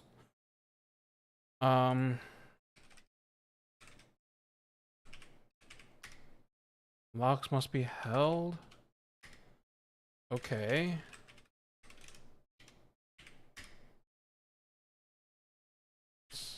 Lock M wallet. CS wallet.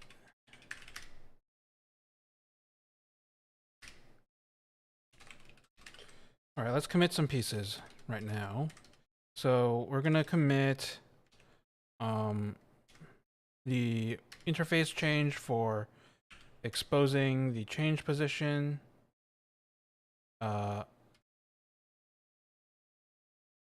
Wherever that is, that's right here. Yes.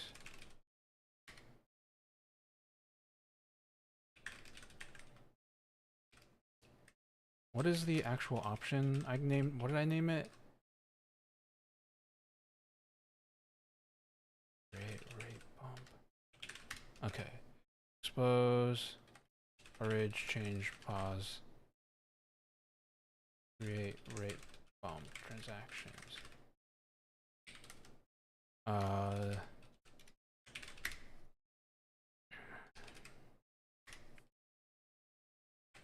And then, then we need is change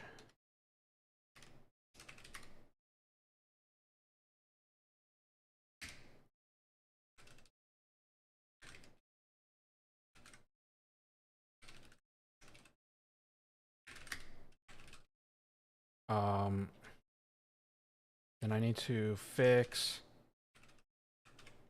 I have some random white space somewhere that I saw in the diff that I need to fix. I think it was right here. Yep. Okay, now the rest of it. Source, Qt, wallet model, Qt, bumpy, Qt forms. Okay, so this is add a dialog to select change output when bumping fee in order to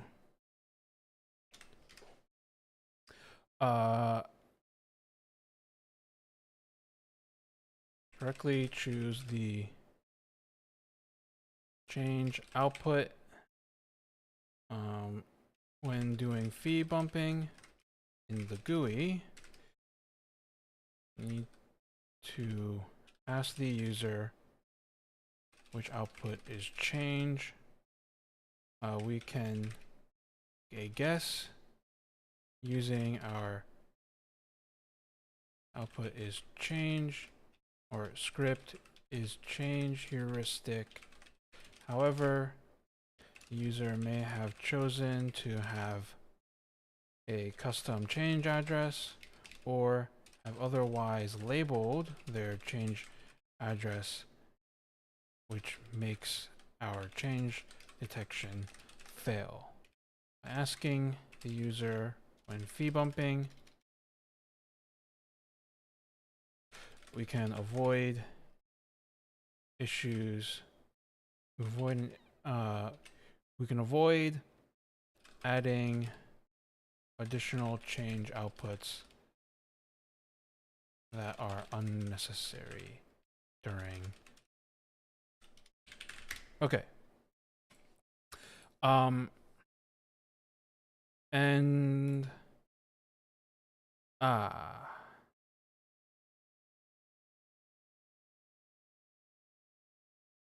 it did not mutually exclusively check it. So close, but not quite.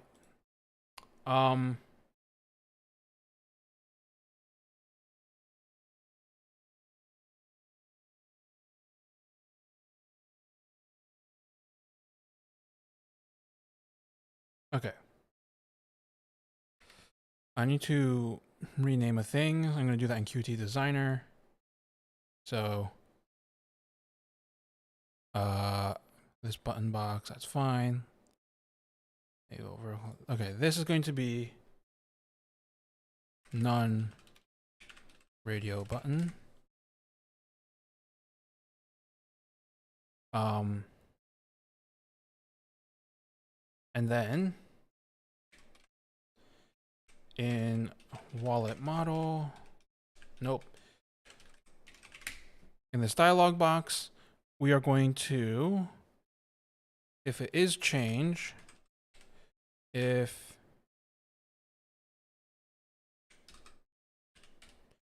is change,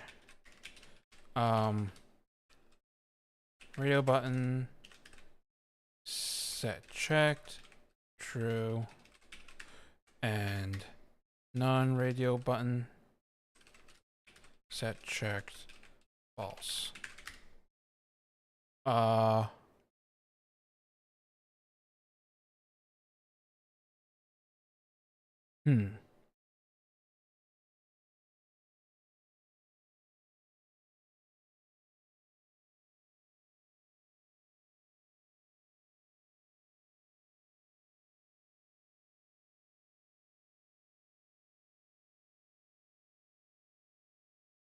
So what happens if we do it multiple times? Let's just do it with the because the problem is that there can only be one widget that is checked. So we need to make sure that we need to make sure we need to make sure it's mutually exclusive. So bool found change equals false. We have is change here.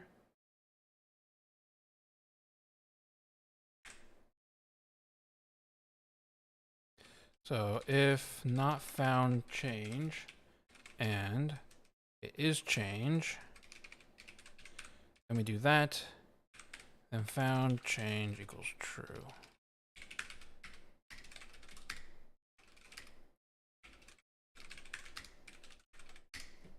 All right, let's try that.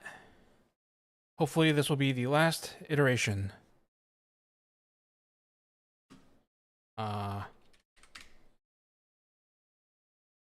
And then we can finally make this PR.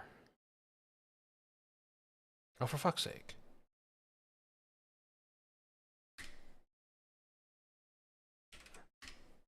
What did I do wrong?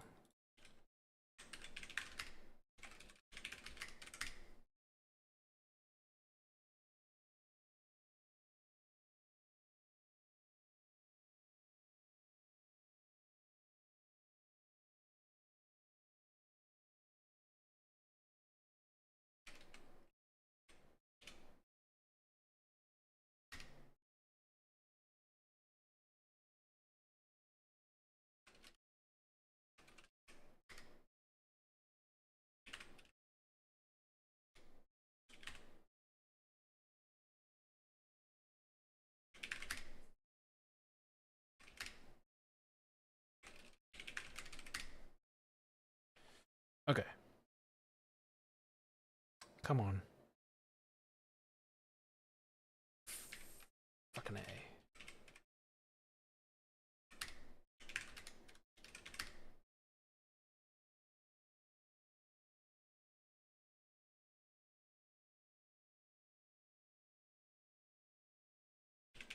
Also, don't need to store the TXID. We're not actually using that. So we can get rid of it from there and there.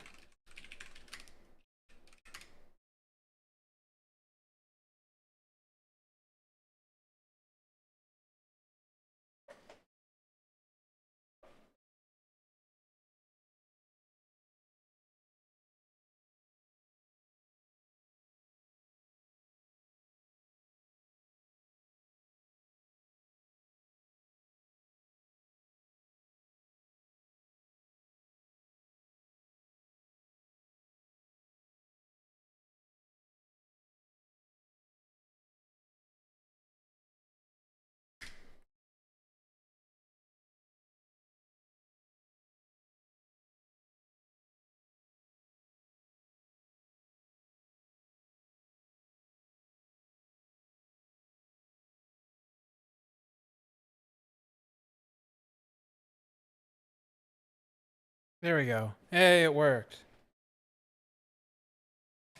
Cool. Let's push that. And then you can open this PR. Close all these tabs.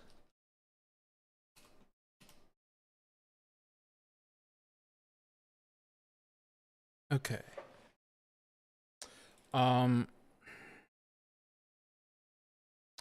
Allow the user to choose which output is change.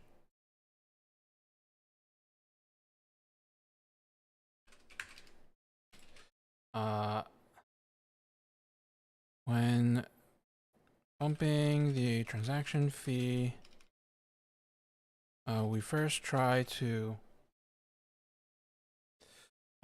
choose. We first try to we will try to find the change output of a transaction in order to reduce, in order to have an output whose value we can change, so that that we can meet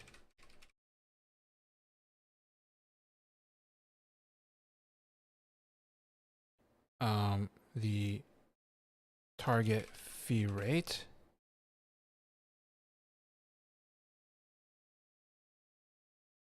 value we can modify. However, we do not always find the change output, which can cause us to add an additional change output to the transaction just to unnecessarily add an additional output to the transaction by allowing the user to specify which output is changed. We can avoid this issue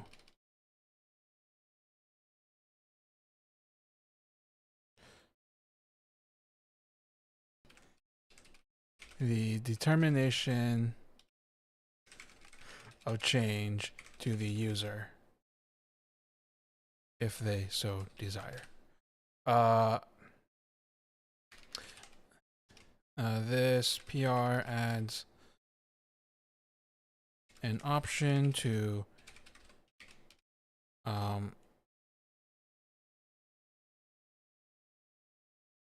bump fees options, adds a orig change pause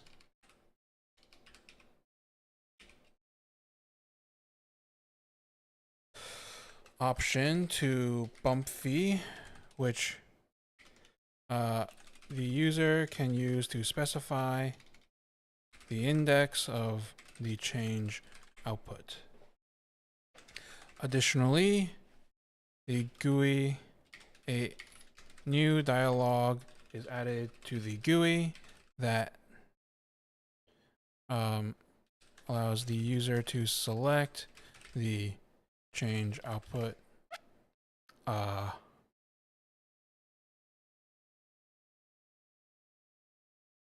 when they are bumping the transaction fee. This dialog will default select the change output as determined if the wallet could determine. Will automatically select the output that the wallet determines to be change if it could find it. Or if it could find one.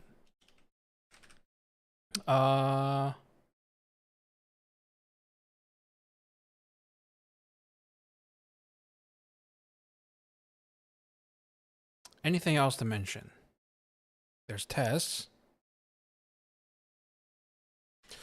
I don't think so. I'm just do fixes 11.233 and 20795.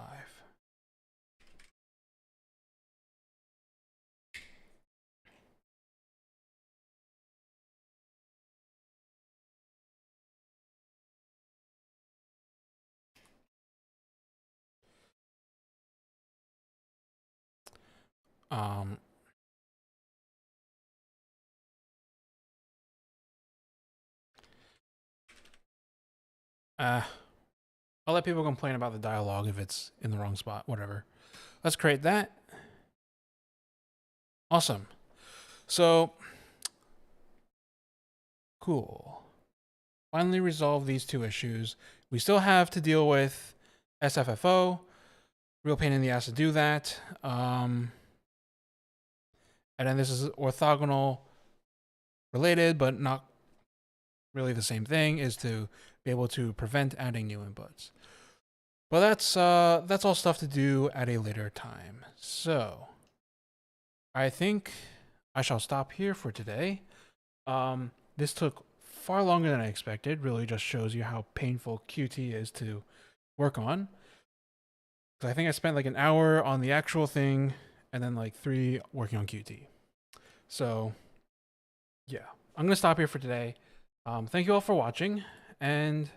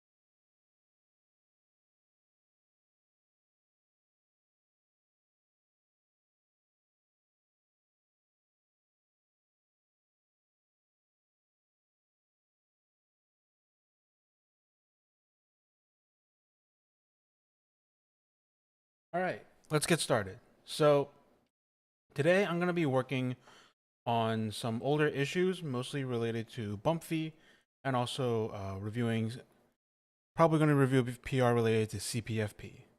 So a couple weeks ago, I was looking through some of our issues. We have 400 some odd issues open, and I noticed that there were a couple of uh, duplicates. So specifically, there were like 4 issues open on bump fee, and I think instead of trying to find someone to delegate this to, I guess I will just work on it right now. It's possible that this is actually a bit more complicated than it seems. So let me see if I can find the issue. But generally, it was nope, not that one.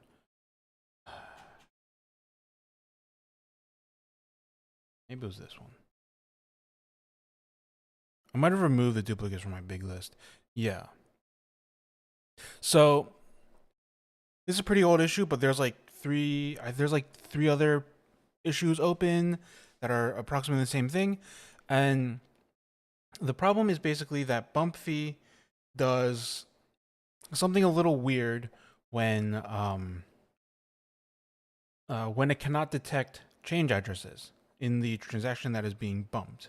So what Douglas has done, did in 2017, is that he would do a bump fee of some transaction specifying a custom change address for that transaction. But because at that time, bump fee would only work if there was a change, it would not find a change address and then bail out and be unable to bump the transaction. This is still a problem today in that so today we will when we do the bump fee, we will actually choose new inputs if necessary. So we select all of the inputs that were in the original transaction, we run it through coin selection, and coin selection might pick a couple new some more inputs to meet the new fee. This works. This does solve the problem with the original issue where it will make a transaction, you can successfully bump it, but you might now be spending more fee than you are expecting because instead of reducing some change output amount, it is actually going to select new inputs and might even add another change output, which is maybe not something that we want to be doing. So there are there's also apparently an issue with send to self, and so on. So this is generally part of a larger issue of change detection. The way that we do change detection right now is not that great.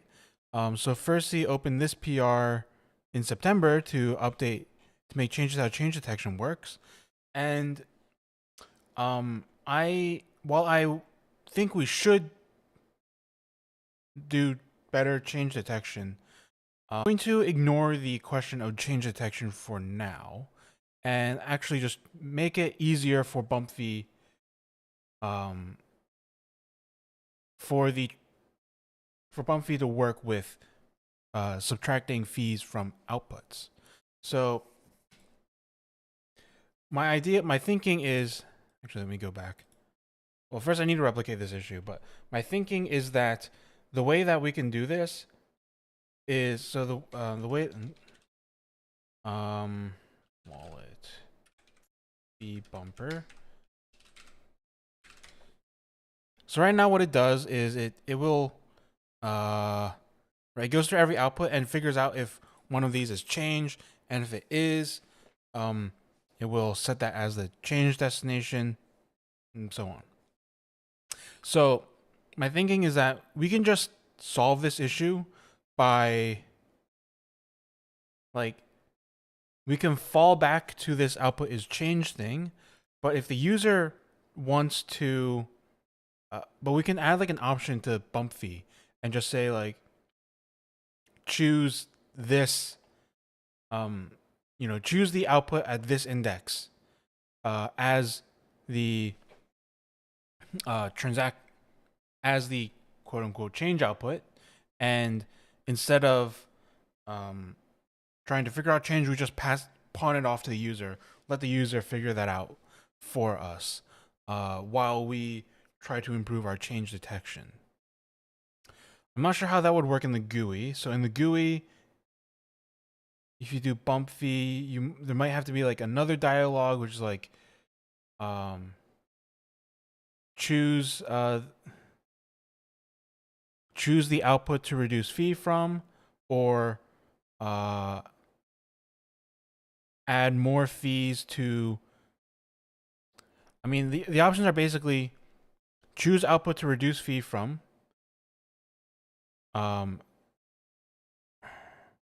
let the wallet figure that out itself, or just add a new change output. So I don't know how we would do that in the GUI, but I do have an idea for how we can do that in the RPC. So let's make a new branch first. Bump fee, choose change out, X out.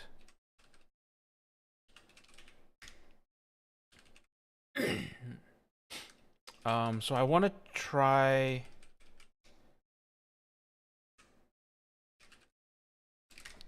Yeah, let me build this first. I want to try, like just make a simple test scenario, a test case where it ends up adding a second change output when we actually don't want it to be doing that. So I'm gonna let this run first, and then we can test that out, and then we can start implementing.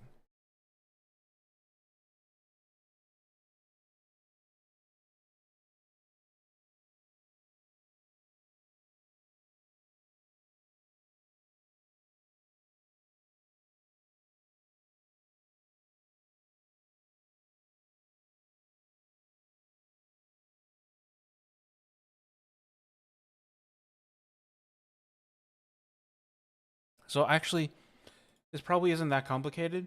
It's a little surprising that no one's bothered to do this yet. But I guess I mean, it's not really a priority, and there are 4 open issues though. So it's like, clearly this is something that people do care about. I know that change detection is generally an issue that we need to work on though.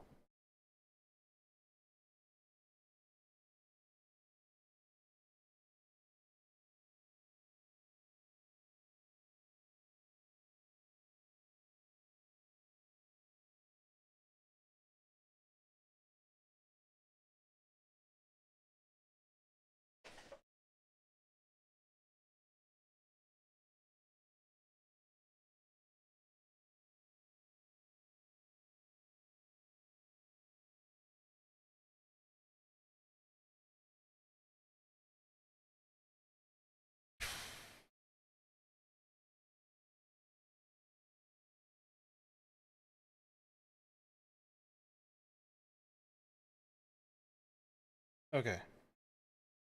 Let's start Bitcoin D. Oh, crap. Do I still... Wait, hold on. Why did that happen?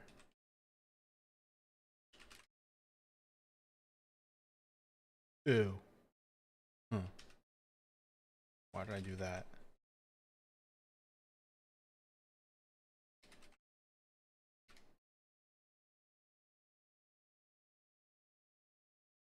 Okay, maybe this will make it not explode. Oh, great.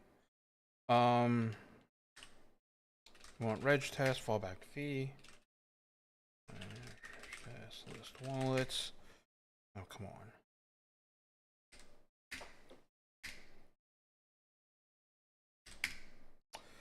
Okay. So let's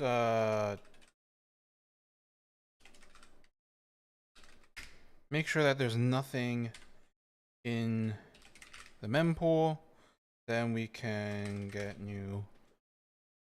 Okay, so how do we do this? So we need to make sure that output is changed. Right, if we look at the code, we have output is changed. That's how we do change detection. So we need to make sure that that fails. My script is changed. Where does that come from? Yeah. So if it is mined, and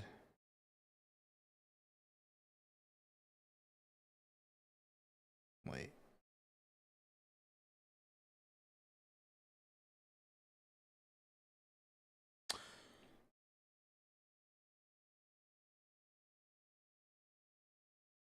Interesting. Find address book entry.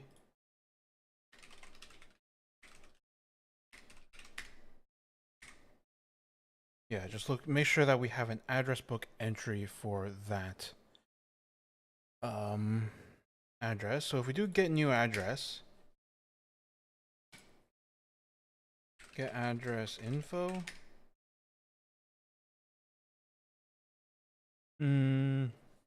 Right, this is detected as change is false. If we do get new, get raw change address, this should be, we can make a transaction. We can do like, hold on, let me, I'll just send it to legacy 0. Get new address, funds, send to address 10. If we get raw transaction. All right, we see, so this is the address we sent to, right? 7GQR. This is our change address. So get address info on this. It says it is change. But if we now label it, so set label, this is how we can turn something into not change. No longer change. Right, and if we get address info this, it is now no longer change. So if we bump the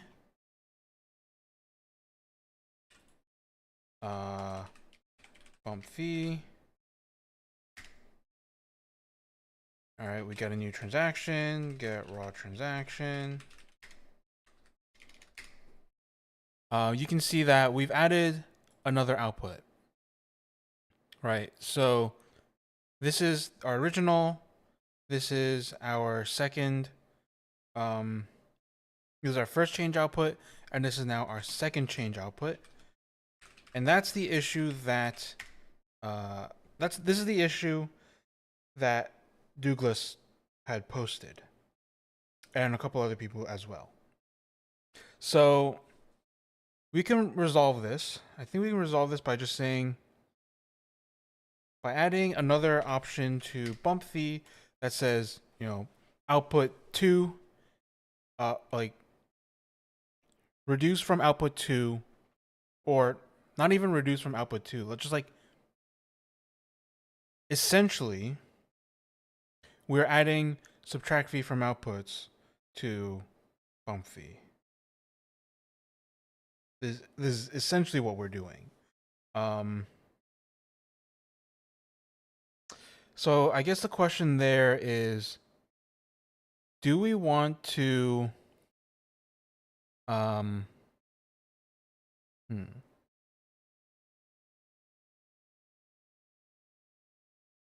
question is, do we want to allow, like, do actual SFFO where we allow multiple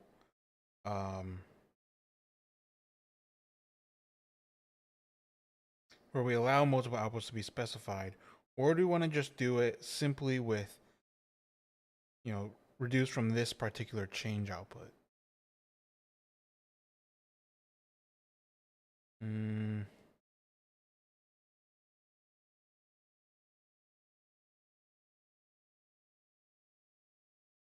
Hmm.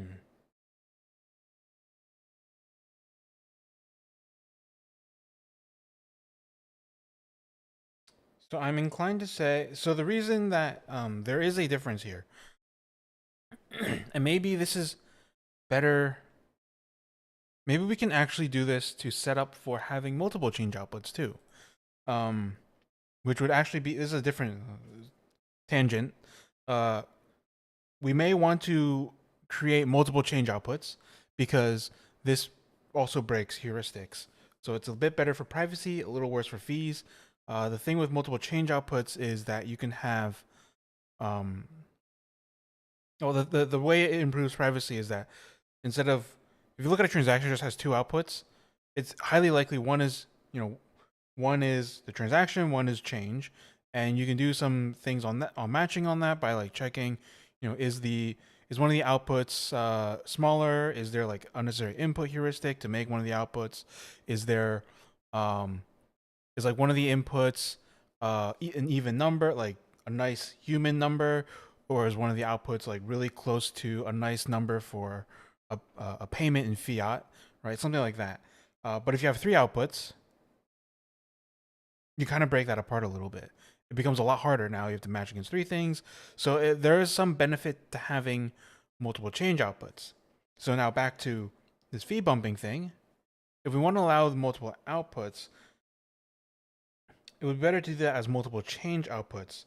And the distinction is that with subtract fee from output, we're saying here's an output whose maximum value is X.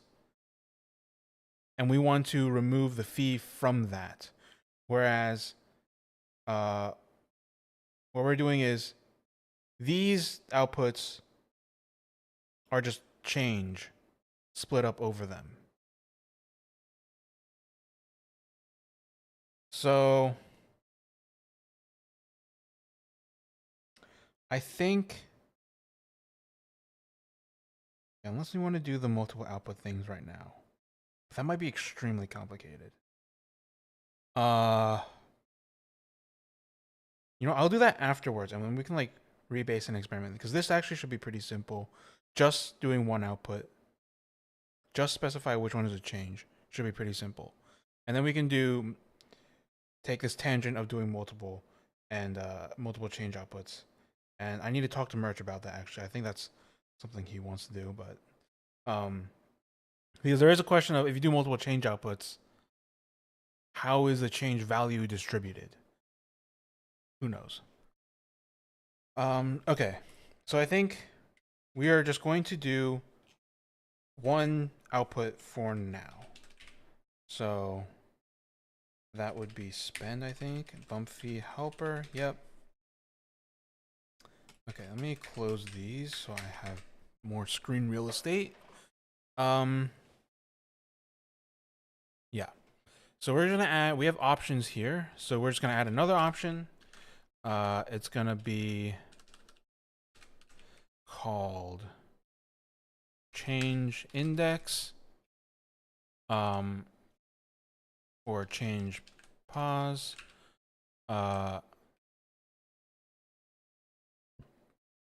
Maybe, okay. I want to avoid confusion. Yeah. The problem with naming a change pause is I want to avoid confusion with the other change position options in other RPCs, where the change position means this is where we stick the change output, and this would be actually this change position is where to find the change output for bumping. I need to look at how do we do input position. We let it happen randomly. So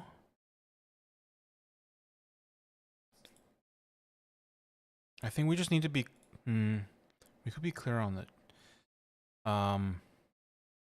Maybe just call it original arrange change pause, or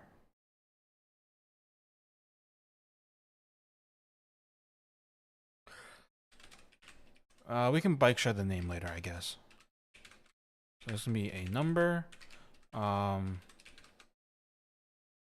hint. Not set. Detect change automatically. But if it is set, the zero-based index of zero-based index of the change output position in the transaction being bumped.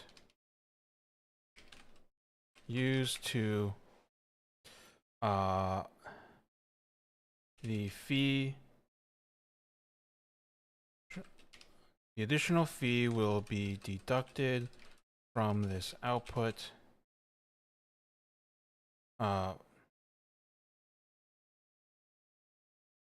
First be deducted from this output. So, yeah, it's a little weird. I guess I will get some help from wording later from reviewers. But yeah, the idea is the output at this position, we will deduct the fee from the output at this position. If it is not enough, then we will end up adding another change output.